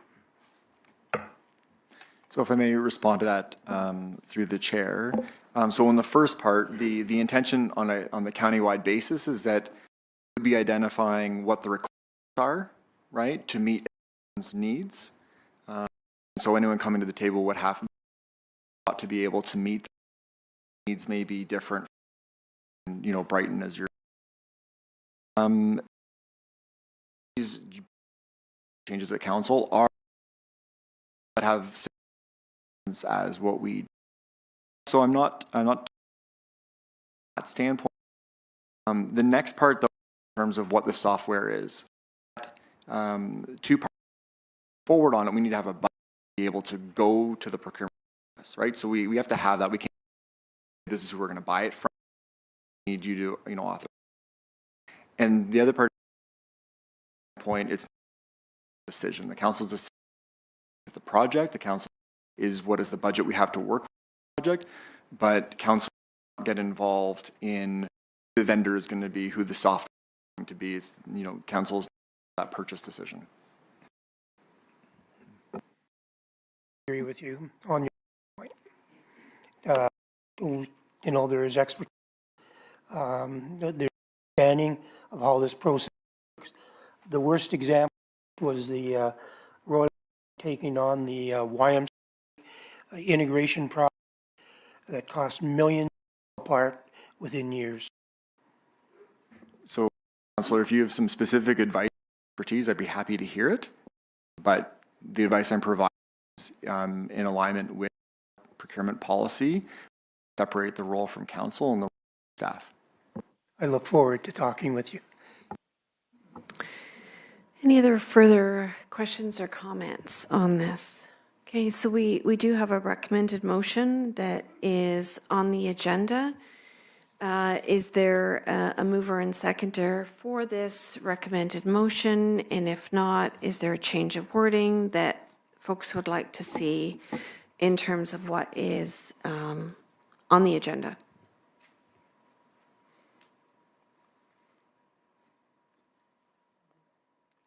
Councillor Clare is going to move the motion that is on the agenda. Is there a seconder for the motion on the agenda? Seconded by Councillor Attridge. Any further comments? We're going to vote on the motion then. Okay, Councillor Clare. I think when the concerns I'm hearing, I think we're looking at it backwards, because this is the full budget that staff are asked for, if need be, is what we would be paying for this system. What we're trying to do is save money. And so if we're not able to save money, then we go back to the full budget that we're required to pay. So I think if you look at it from that perspective, is that staff are doing everything they can to save, taxpayers money in this situation. But at the end of the day, if we have to pay what we would otherwise be paying if we weren't trying to do this collaborative process, then that's just the reality of what the software costs.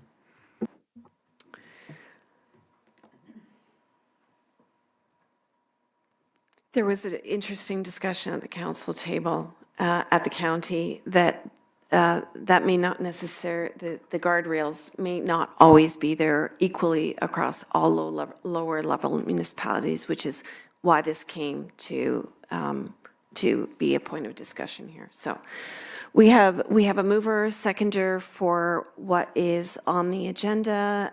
All in favor? Okay, and that is passed.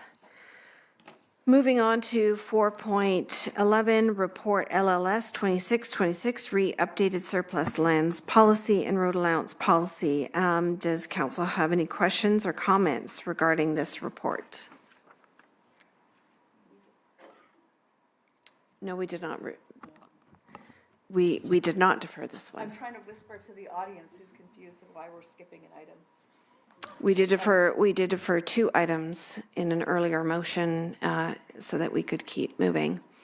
So, in terms of this report, anything that anybody's got any questions on? Okay, so the recommended motion is on the agenda. Can I get a mover and seconder? Moved by Councillor Mink. Second by Councillor Attridge. Any further conversation? Councillor Less. This will not be ratified until the next council meeting, correct? That's correct. Thank you. All in favor?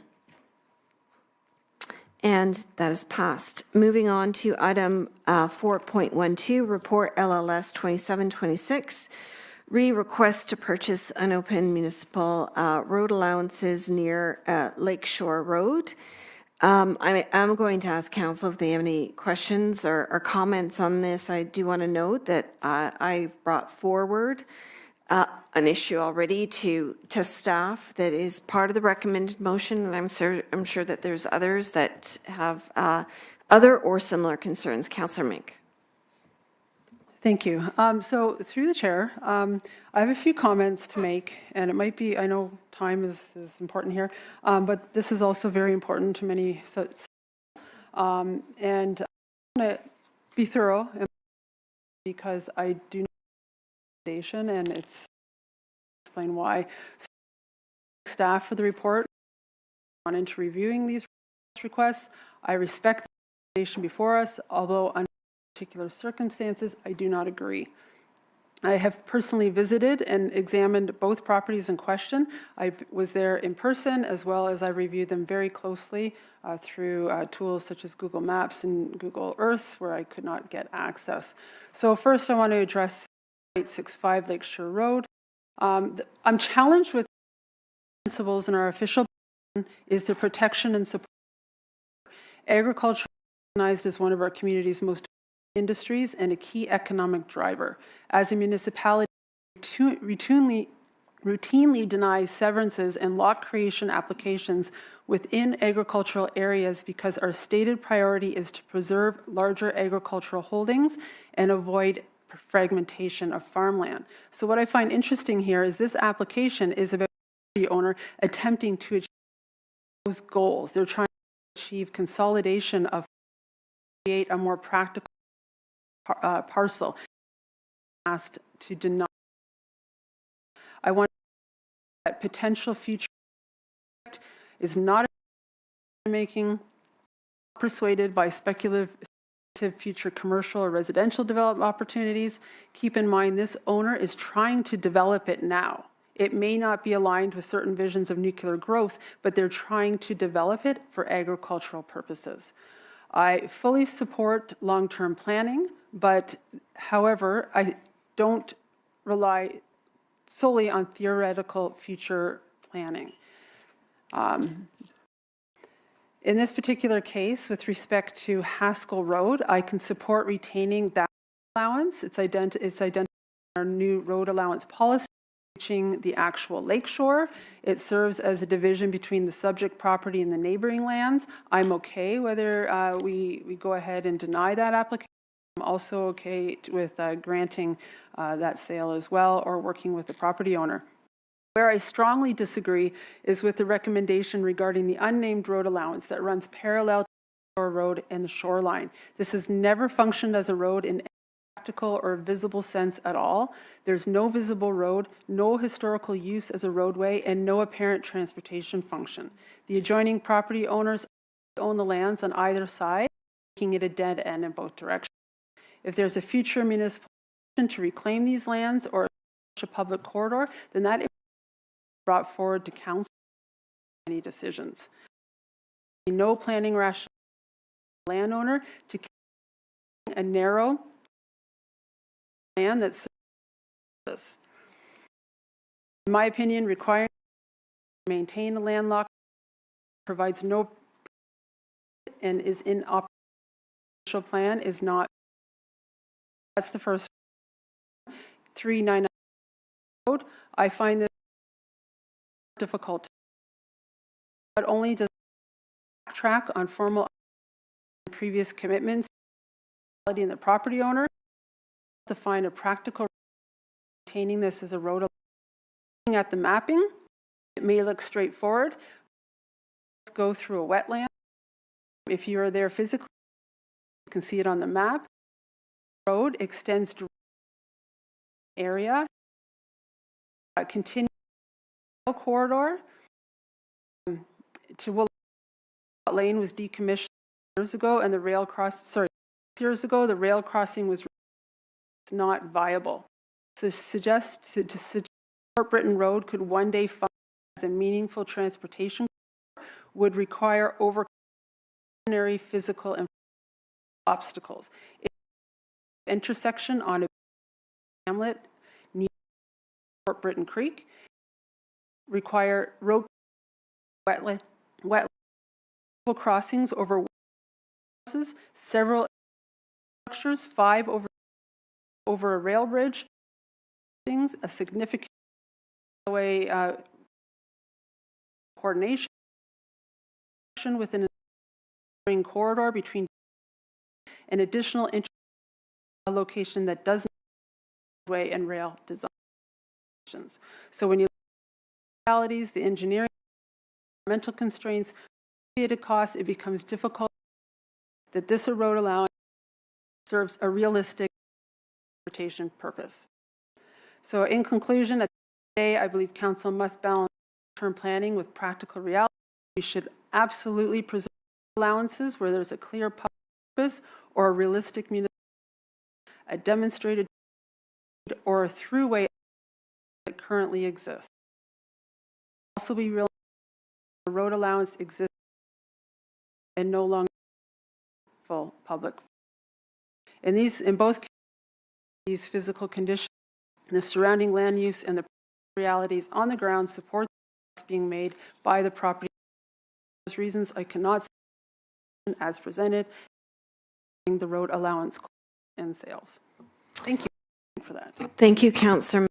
And touch on at least a couple of concerns with this thoroughly. I'm going to ask members to add to on things that are covered, and I'm going to start and then go to Councillor. The thing is on 4865 is that Lakeshore ended it through the property in Lake off a cliff. So there is no reason that we shouldn't approve that. Councillor, for your thorough review. Yeah. Yes, thank you, Councillor. The only thing I want to add is just, I referred earlier in today's meeting to sometimes what isn't necessarily. I think what was really the analysis, providing the recommendation, look at the use and how what is being contemplated right now on those properties connects with existing strategic priorities. Raising the one about protecting is on and I think that we're going to be increasing pressure to defer things on the basis of what become something. Should it be I think we're going to have to be very. We don't represent. May come here one project. Who are here now. Current sacrifice their homes, their ability to make a living and build a living on the basis of what down the road. So I think that we need to what's in our strategic and the interests of today. I do our strategic plan about the what for the future, just as a clarification, but in this instance, I do agree with it's been provided. So we do have a recommended motion. Oh, like to speak? just want to make an overarching comment. We're not saying I think we're in the midst of doing the initiated. We was working on it, and to Councillor comment, there's no apparent purpose. We don't know yet, right? We don't know yet because we haven't had the fulsome transportation master plan. It's asking council to defer this decision for now until we have better information, new information than when laws were passed in the past to off. We have different information. We are considering Wesleyville transportation master plan to have a understanding of what the needs. We don't know what the needs are at this point in time. We're waiting for that transportation plan, and the transportation plan say yes, get rid of those red allowances. We just don't know at that point in time. So I have a request to council to delay the decision at this. Mayor. Is that delay? How long it's going to be? Through the chair, we have just started the transportation master plan. I would suspect, if Leo can hear me, but I'm hoping by the end of the rough time frame. To provide clarification through the chair, council.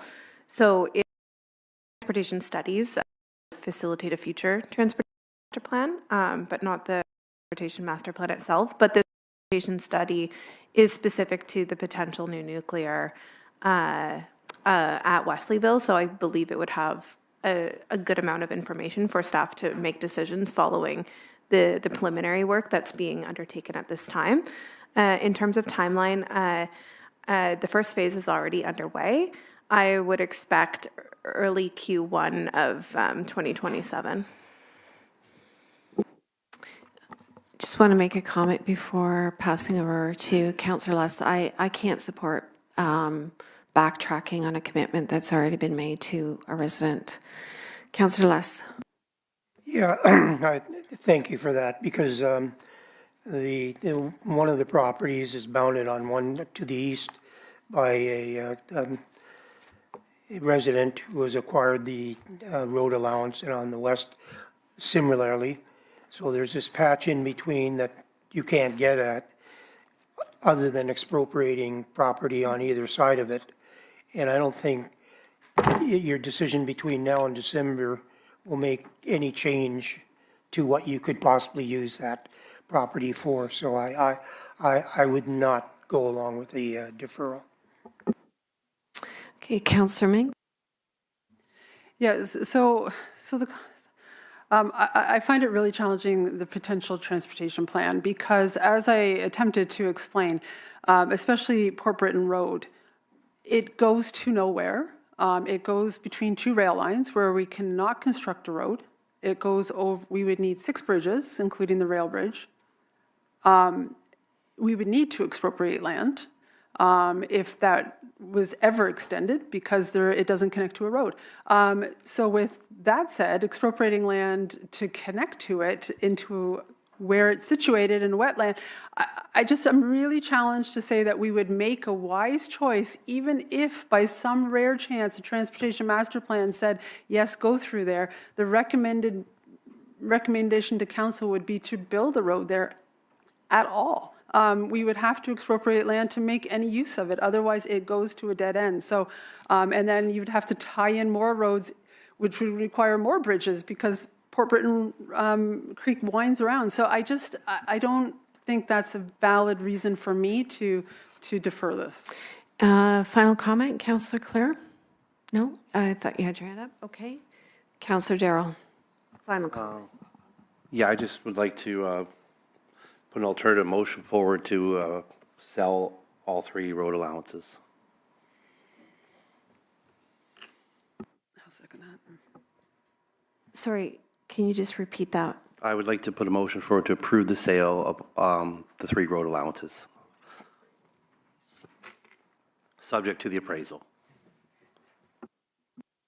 Okay, so I've got 2 hands up coming from the table over here, which I'm going to start with the solicitor, CAO, and then Councillor Less.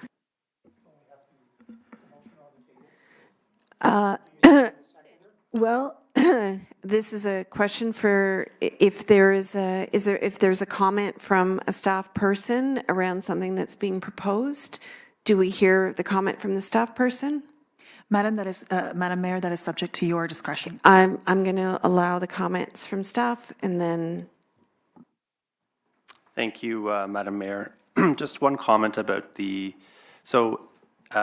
terms of the motion, if you do want to proceed with sale, I would suggest directing me to undertake an appraisal and then report back to council with the final amount and seek final approval for the sale at that time. And one of the reasons for that, especially for the 2 road allowances, not the Port Britain Road one, but no other notice other than posting the report in the agenda has been provided in accordance with the current land surplus policy or the new one if it gets approved at council next time. So just would recommend giving that direction now if that's the desire of council, and that way we can report back with that information and then seek final approval. Wise decision from the chair to hear from the staff. And that's Councillor Less. good information, and I'll defer back to Daryl. Okay. Is there anything else that you wanted to add to that, CEO? Because your hand also shot up. Just one final comment on the rail line. Like the intent probably would not be to take the road all the way up and expropriating land. It would be probably a rail spur. There could be potential industry coming into that area, rail line connections. It wouldn't be a through road. But that's something to say coming out of the transportation studies, as Director McAdams says. Okay, so we've gotten a suggestion from staff. Councillor Darrell, I'm going to put this back to you since you were speaking about an alternative motion. Yeah, I'm fine with adding Lee's suggestions. I'd just also like to maybe put a time frame on that we would get it back to make an approval on this. Okay, so I see the clerk is madly typing an alternative motion and consulting in terms of what is a realistic timeline to get that study and assessment complete.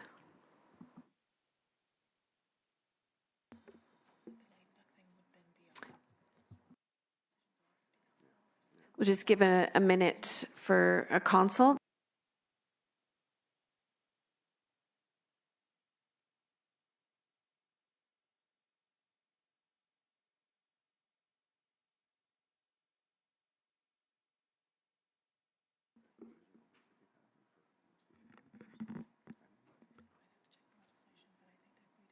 Okay, I think we have an answer.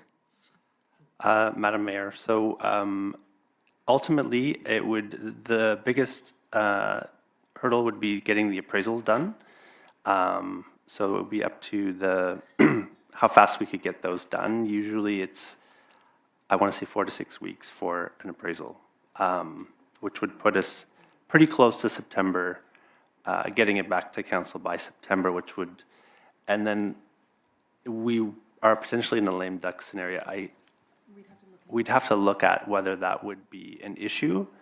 I don't think it would be, but we'd have to review. But we can certainly attempt to get it back to you in September. Obviously, that would be the last chance for this council.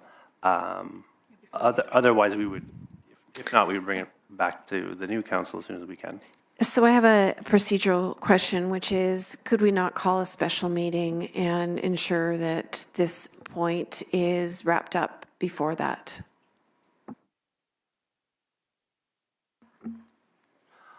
Through you, Madam Mayor, we could. It would just, as soon as we get the appraisals, we could call a special meeting if necessary. So, Councillor Darrell, how would you feel about timing that would ensure that we could get a special meeting in so that it does not get deferred into a lame duck period? I'd be fine with that. CAO. It's dependent on when we get the appraisals. Lame duck will August 21st. If we can't get it all together by then we will, and we still need to determine if lame duck will impact council's ability to sell at this point in time. So I don't want to commit to that at this point in time. Deputy Mayor. Thank you. So for the clerk, just for clarity, lame duck would be transactions under 50,000. Am I right on that? So I highly doubt that this. I would just need to review the legislation to be sure. It's just, I wouldn't feel comfortable providing a response at this point. Thank you, I appreciate it. Councillor Mink. Thanks. Thank you. Through the mayor, I just want to ask sort of a different question that's really bothering me at this moment. But if these applications came up somewhere else, further up, let's say Osaka, Elizabethville, under similar circumstances, would it be a different discussion? Or are we having this because of the proposed nuclear? And the reason I ask is there's people who live here in this community, and I'm hearing all the time, what's happening with my property? Am I going to be expropriated? Is everything down here a freeze? And when we sit here and we talk about, well, we might put a rail station on that person's land, they're listening to that, but they haven't been informed of that. And they have been asking for these community gatherings where they can ask these questions and comment on these things that they hear us say in here, where they walk away and have nowhere to get an answer to this narrative that's coming out of this room. And it seems to me that this whole area is on a freeze. And if that's the case, then we need to make that official. And if it's not the case, then we need to move forward. CAO?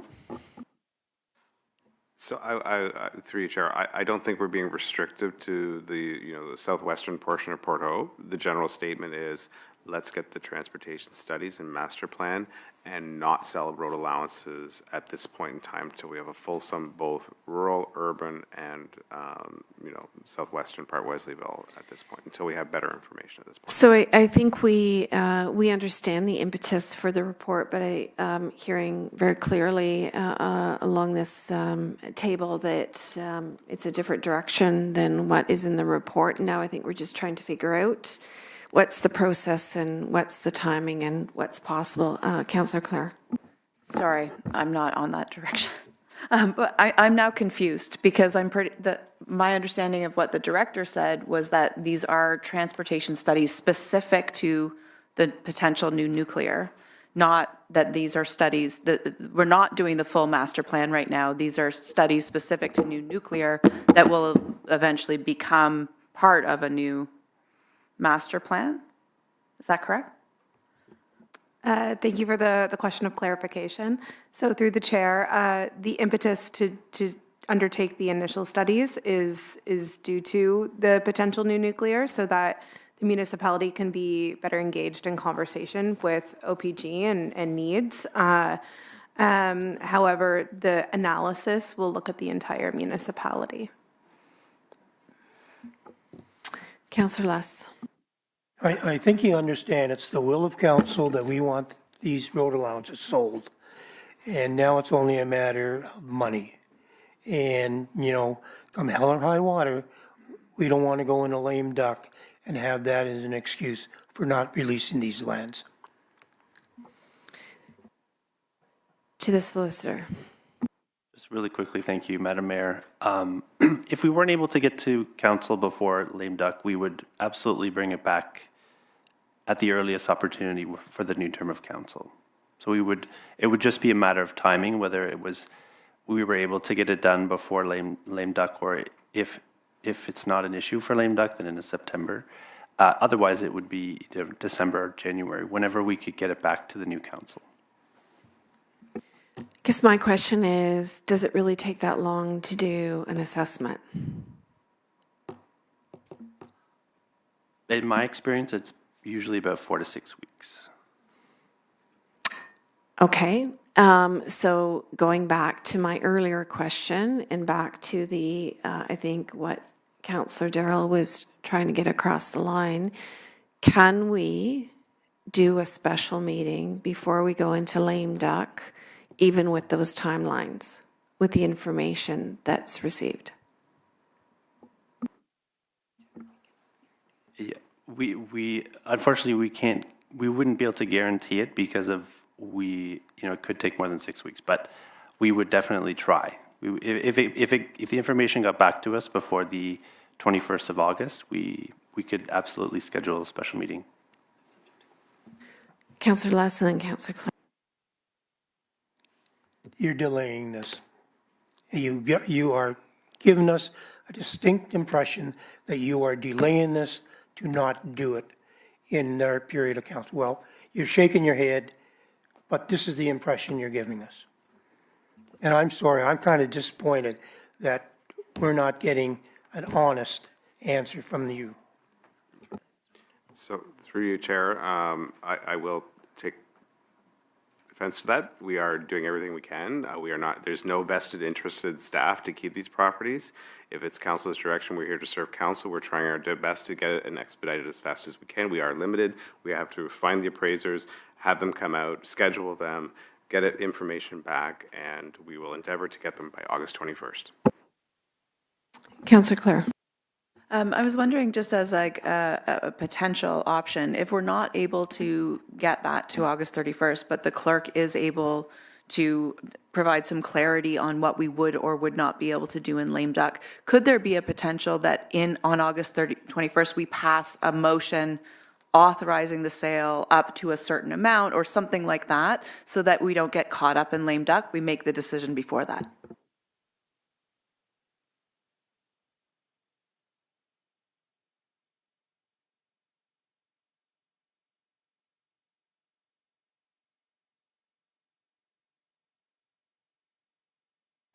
Yeah, through you, Chair, just a response to that, yes. We still need to clarify if it is a lame duck issue, number one, and number two, council can pass a motion delegating authority to the CAO to close the transactions. Okay, that seems like a good resolution. So now we just need I'm sorry to ask the clerk, but can we craft a simple motion that captures that resolution to the dilemma?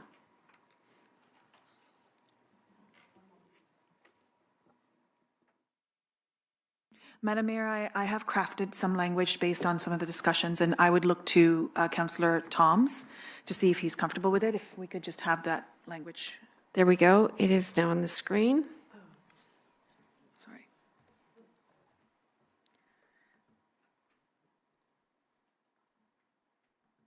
Sorry, guys. I apologize. I'm trying to just make it a bit more clear. So that is the motion, right there. Yeah, one moment, please. One moment, please. Yeah, one moment, yeah.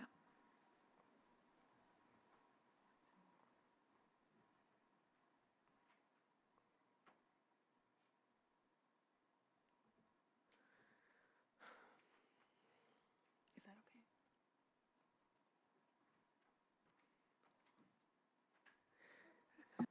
I thought we were also talking about referring it to the CAO if we did get into a lame duck period. Madam Mayor, that is a prescribed process that would have to be followed in terms of delegating that authority to the CAO. It is my intention to bring forward a report on lame duck provisions and delegating authority to the CAO for the July 21st meeting. Should that bylaw, it would have to be a bylaw that this council would need to pass. If council were to pass that bylaw, then that authority would be delegated to the CAO to make those decisions. Is that comfortable for everyone, Councillor Darrell? Yeah, I would just like to add that, could we say that the 3 properties approved for sale as noted in report? Because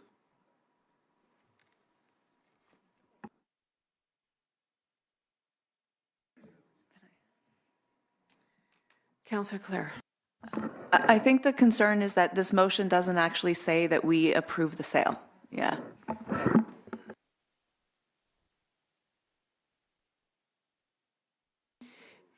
I wonder if the wording is to undertake an appraisal in order to proceed for sale, but am I assuming that you don't want to see the appraisals? Or am I assuming that we would still want to have a conversation about Councillor Attridge? I'm wondering whether we're approving the disposal of these properties and then it moves into the appraisal.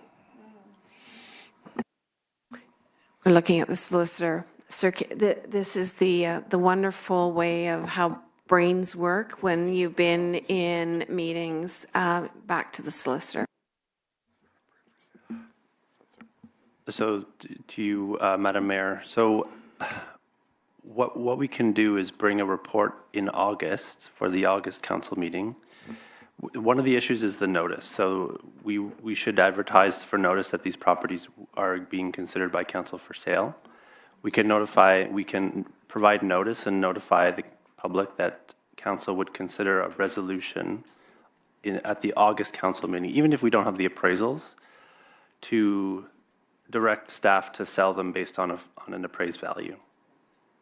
And that would also be, if we did get into any difficulty, we could have the bylaw passed at the next meeting to delegate that authority to the CAO. Yeah, in August, there's only a council meeting. So you would be able to. No, but the clerk had mentioned that bylaw is going to be coming forward at the next meeting. Yep. Councillor Attridge. Over to you, Lee.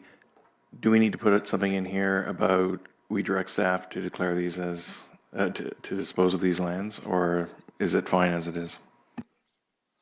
So it would be you will need to pass that resolution once we come back to you after we've provided notice. That you would declare them as surplus and then approve the final sale. There is still a process that has to be followed. Okay. All right, back to the motion. Councillor Darrell. Yeah, that's fine. Okay, Councillor Darrell, as the mover, is fine with this motion. Councillor Maker, you seconding the motion.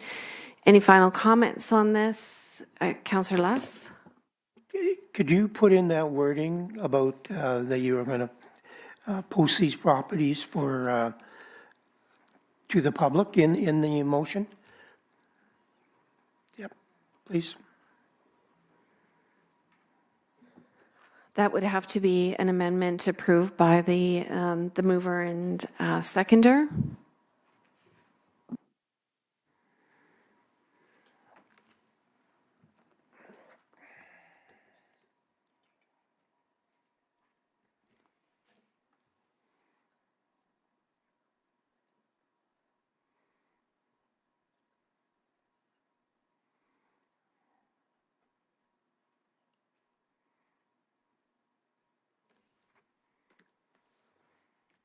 Should be final approval of sale and following appropriate public notice.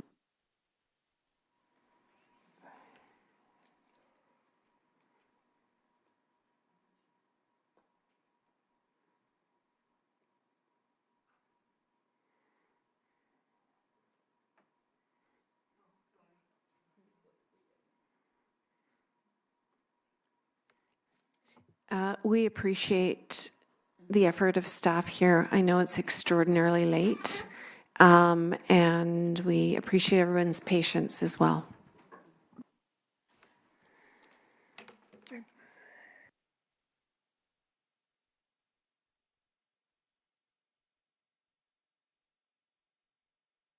Okay, so we have some revised wording to the original motion. Is this agreeable to the mover and seconder? I see yes to both.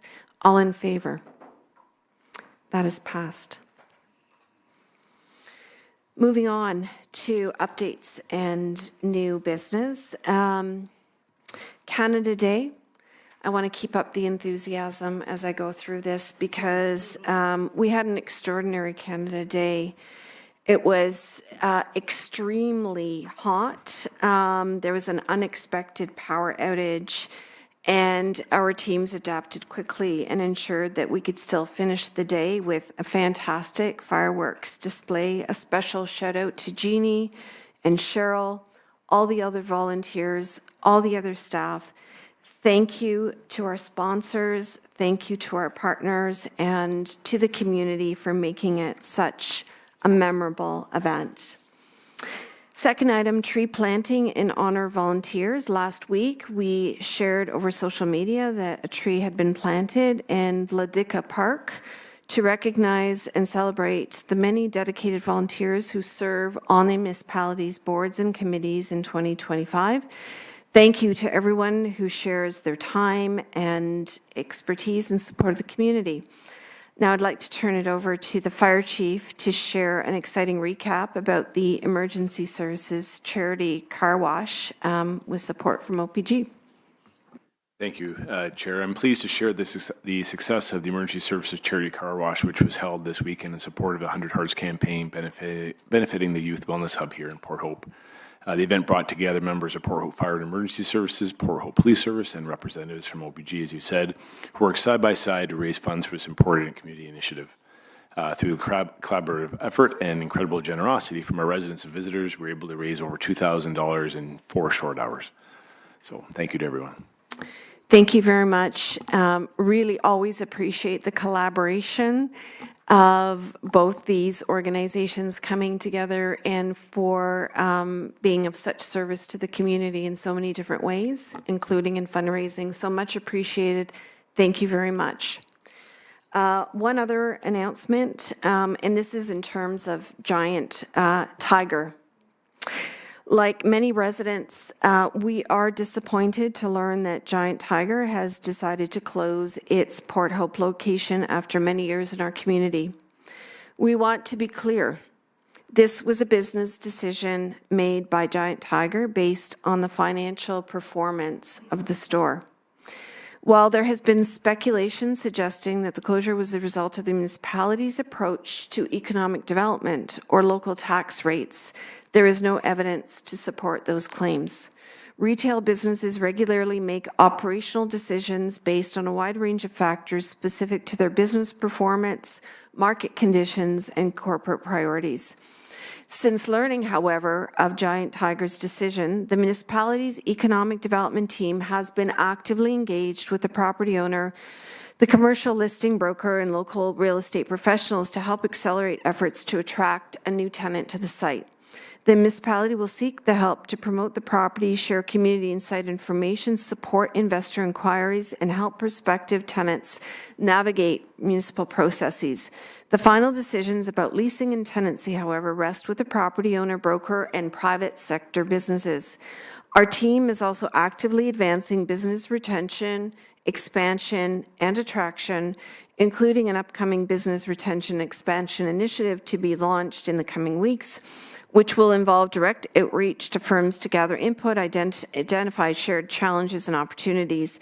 This is a focused effort to understand where our firms are today and what will it take to help more businesses compete and grow in Port Hope. Finally, we are working with stakeholders to identify opportunities that may assist affected employees during the transition, including potential employment opportunities at other Giant Tiger locations. We will continue to keep the public informed as further information becomes available. I'm going to turn it over to council members for any updates that they would like to share from around the table. Seeing none, I will now ask staff to leave the room.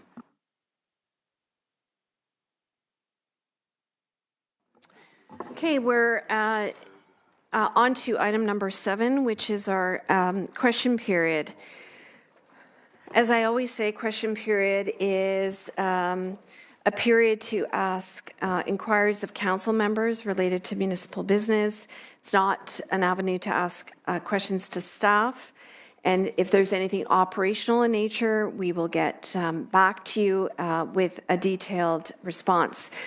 Given especially the hour that we find ourselves at this evening, unless the questions have a very short answer, we will be recording all the questions and providing fulsome answers at our next council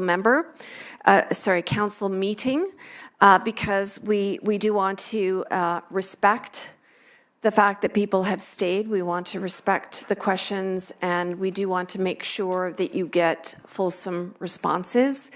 And fulsome and accurate responses may not be best served with tired heads at 11 p.m. So I hope you can respect that in reverse. So at this point, if you do have some questions, please come up to the microphone. I have lost some of my feistiness. Okay. Dee Benson, my question's on the CAC. First of all, I appreciate the council getting the CAC functioning quickly. I appreciate the 6-month review mandatory review, and I love that it can be revised, the terms, I should say, because I think we're missing the point of the CAC almost entirely. I do have a question. I think the question that we've asked is, how do we create a CAC? And the question we should be asking is, what problem will the CAC solve? And I don't know that that's clear to anyone right now. I would say that as we think about this, homeowners aren't struggling because there hasn't been a CAC. We're not struggling because there hasn't been a frequently asked questions page. We're struggling because there's a significant imbalance of power between a government institution with lots of money and technical experts and lawyers and consultants where we have none.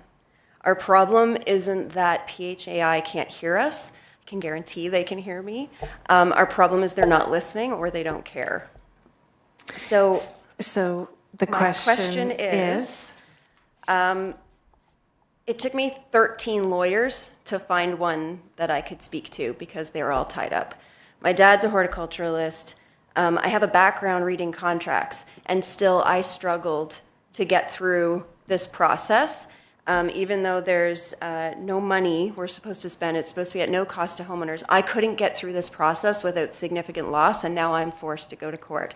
My question is, what gap is this committee intended to fill, and how will it help those of us find this challenge, finding justice? How will it address this imbalance of power, and how will it address those of us who are setting the trends? Trends are real people. How is it going to help us, who have set that trend of soil compaction? There are real people here. We're not statistics, we're trends. So how is that going to help us? And what is the goal of the CAC is my question. You don't have to answer it today. Well, I think very briefly, there are terms of reference for the CAC. I do think you make a very good point around where is decision-making power in this entire project and in all the related processes. And as I have mentioned a couple times now, there is going to be a very high-level meeting that's going to be happening over the next number of weeks with key stakeholders that actually are the holders of power and decision-making in this process. And there's a combination of issues that are going forward at that meeting that is a combination of the kinds of issues that have been heard from the community. Is it going to solve everything? Probably not. But there will be at least an opportunity to report to the CAC because Councillor Clare had asked for that meeting to happen in short order. And then I think that the CAC will be able to continue forward from that with terms of reference and further conversations.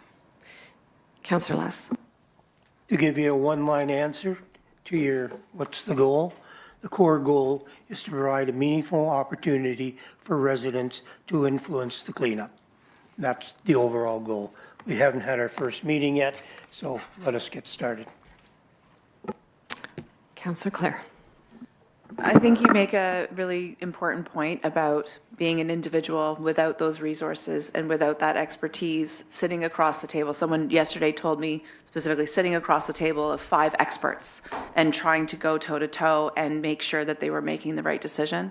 In my view, one of the core outcomes of having a CAC should be that residents no longer feel like they're alone at that table, that they have access to information and support and, in terms of navigating the process so that they don't have the experience that you have. I think your second part of your question about what about those of you who have already had that experience, that's, I think, a little bit more complicated and nuanced and probably requires an answer not in this moment. I think we probably have an opportunity to give you a little bit more of a fulsome response that brings all of these threads together, but you'll just have to bear with us.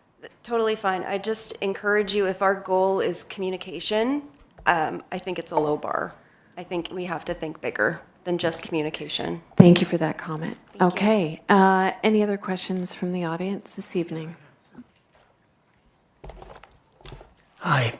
I'll be very brief. I have just one very short question.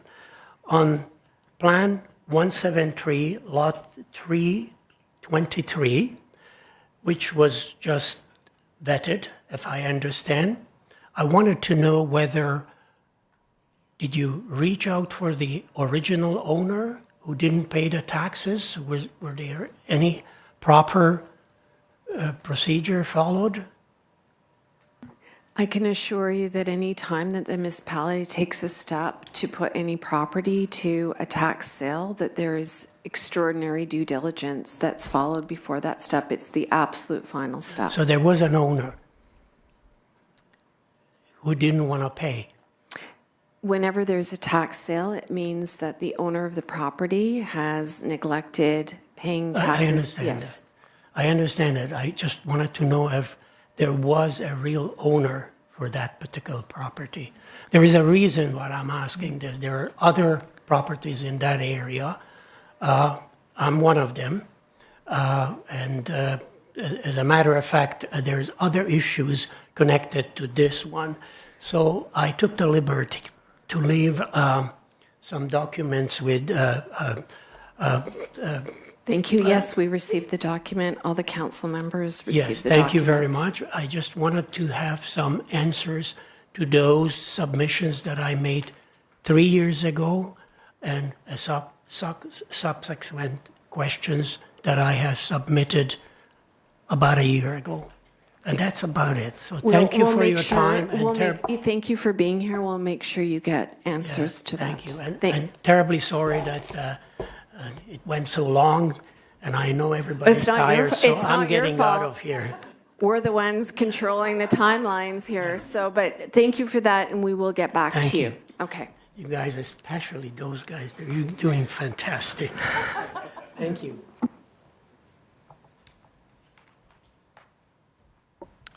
Good evening, Madam Mayor and Councillors.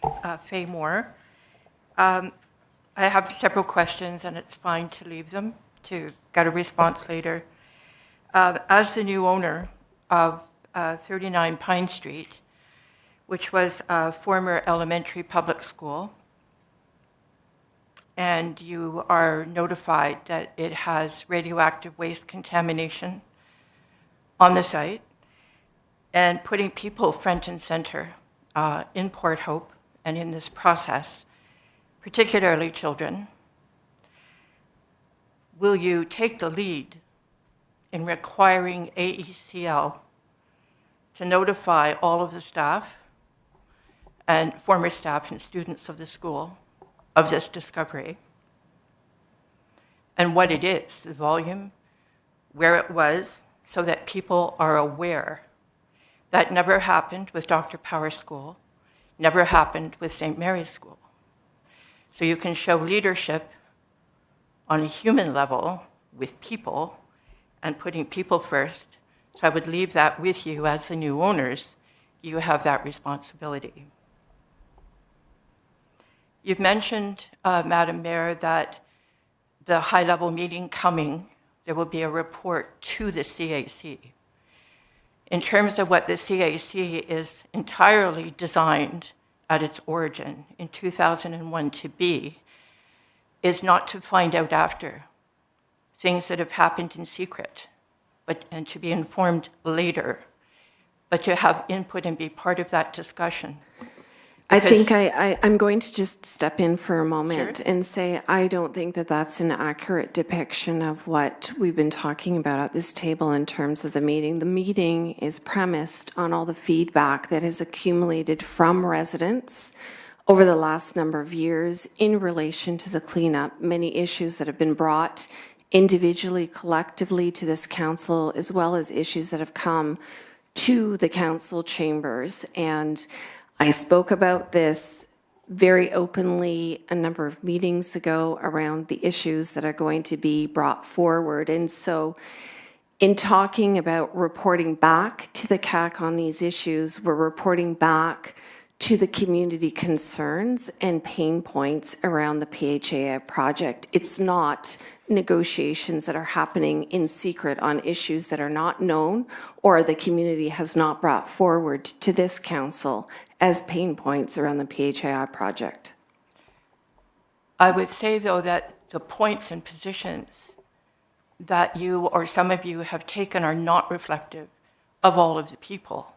So what we don't know, what you're taking in as your agenda and what you want them to do, for example, the arsenic change.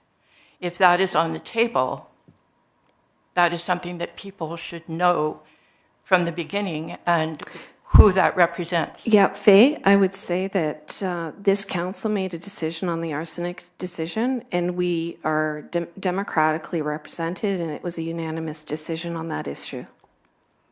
Sorry, I don't know what that means. You're democratically represented. We are democratically elected to sit and represent the community, and on the arsenic issue, the vote, excuse me, the vote was unanimous. The problem with that is that what you're saying is that something like a CAC is not really necessary because you can make all the decisions because you were elected for 4 years. So what's the point of a CAC or communities standing here or groups giving input to you that differs from what you want to? So I guess that's a question. Will you let us know what your agenda is going into this high-level meeting, what the position of council is on those issues and what you hope to get out of it? Because obviously there's concern that some of the issues are going the way of the federal government and a shorter, faster, cheaper cleanup that leaves more radioactive waste in Port Hope. Thank you for That's your, what thank we're you for your seeing. question. And one more question was about the loss of trees. Do you have any idea what the tree loss will be if OPG is successful in getting the largest nuclear reactor in the world at the Wesleyville site? How many trees will be gone from that area at the beginning and through the life cycle of that reactor, and does that matter? Good question, and of course it matters. Thank you.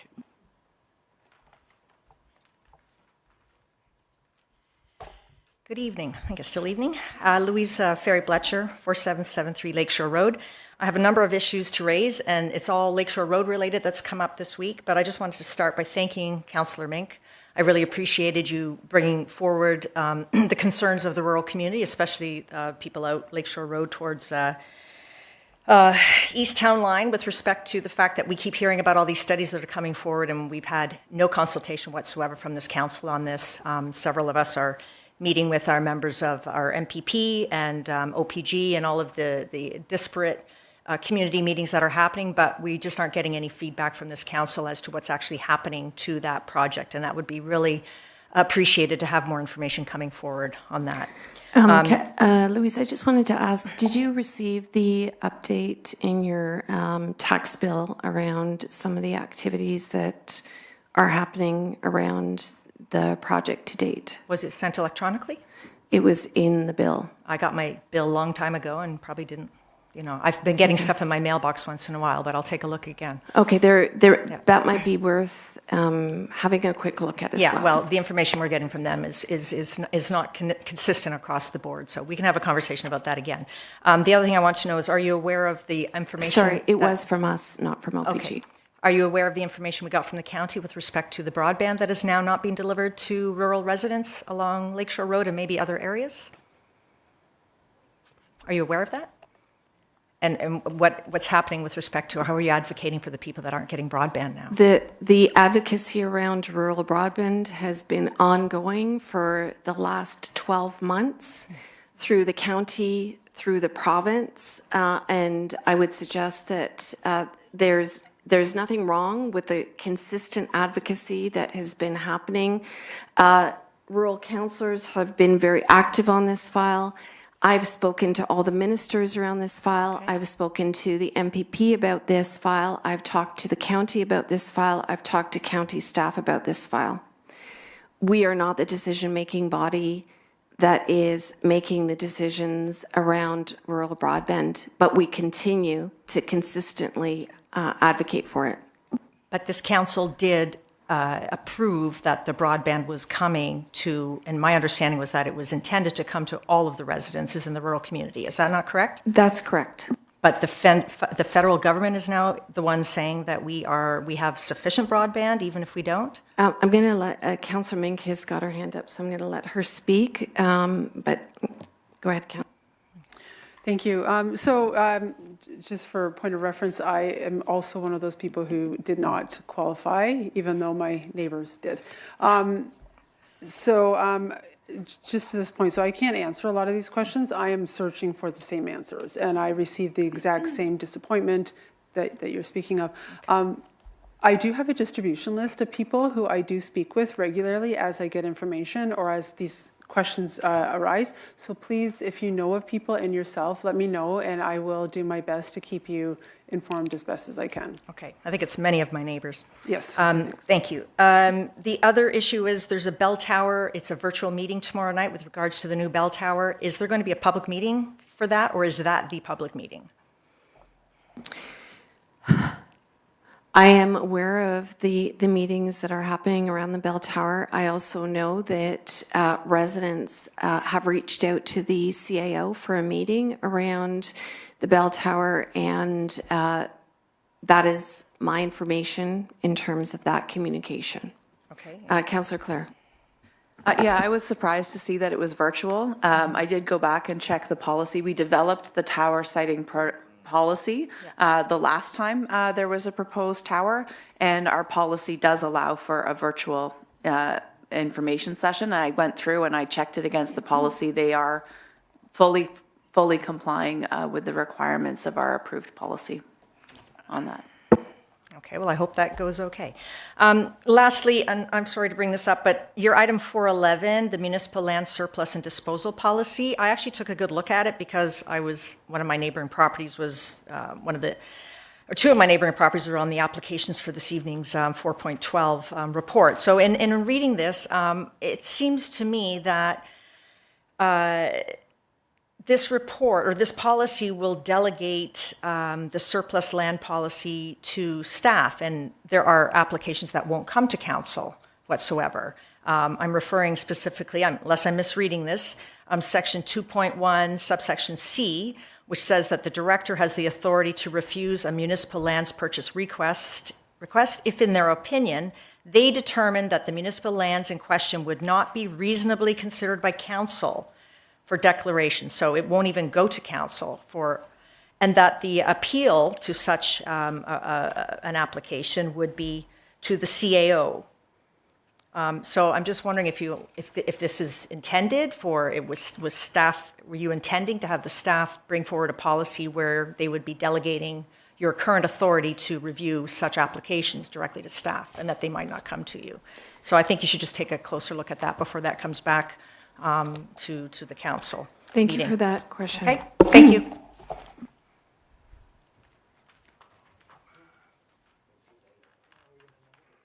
Cameron Green, Port Hope. Sorry, I know it's late for all of us, but a lot of us have been waiting a long time for this evening. I missed at the end, what did we decide on the committee now? Do we have a date for the meeting? The meeting was requested before August the 30th. Do we have that commitment? Yes, we made a motion for that. Okay, so we'll have a meeting before the end of August. Okay. And I hope we can get commitment to have transparency and straightforward talk going forward on this. It's the impression of a lot of us that we haven't had. And starting with this evening, there's never been a CAC. We said tonight that the council asked to set up council as a community advisory committee. That was never the case. PHAI came here in March or April and did a presentation with 3 screens saying council as community advisory committee. And council said, what are you talking about? Basically. And the question is? The question is, has there ever been a council as the community advisory committee? Cameron, I think we've covered this terrain previously. I'd like to think about us moving forward. That's my question. We've formalized a path forward, and I think we'll leave it at that. Okay, so let's forward. Can you commit to transparency and straightforward talk so that we understand There's a exactly what we're terrific talking terms of reference for the CAC, and that is the intention. Okay. And the reason that I missed the meeting being in August is because we had a conversation about whether we had to go to AECL to get approval for setting up a committee. And I drifted off thinking that PHAI has had a community liaison group up till 2018 that they disbanded just as the project was getting off the ground, made up of residents and PHAI. And I believe they have a committee today made up of residents and PHAI. And we have to discuss. Sorry, Cameron, I have to ask, My do you have a question is, question? yeah. You want to ask me a question, or? No, I'm asking, what is your question? Did we come to the conclusion that we don't have to ask AECL how we want to set up Yes, our we committee? did. Okay, and we're going to go forward with that. Yes. Thank you very Okay, much. thank you.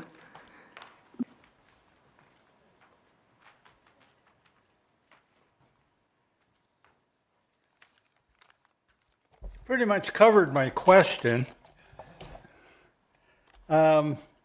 Obviously, it's about the giant tiger. Okay, and obviously, I'm not happy with economic developments, the way they're doing. There was a couple meetings ago, they were talking about how they were going to expand all the stuff that was going on and whatnot. My question is,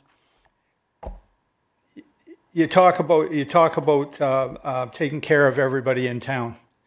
Okay, now, I realize that it's a business decision. I've been in business in this town for over 40 years. I've never had anybody from economic development ask me a question about anything. I've never had a visit, nothing from any of the economic developments. Now, what I'm concerned about is across this road, the Giant Tiger is the only store in town where I can basically go and buy socks and underwear. Okay, now I have no intention of driving to Cobourg. Also, you have to take care of the seniors that are in the building across from Giant Tiger, because they're the ones that, there's no transportation. Do you plan on having a bus or something that is going to take people? This is way, way, way more than a business decision. There should be something that this town can do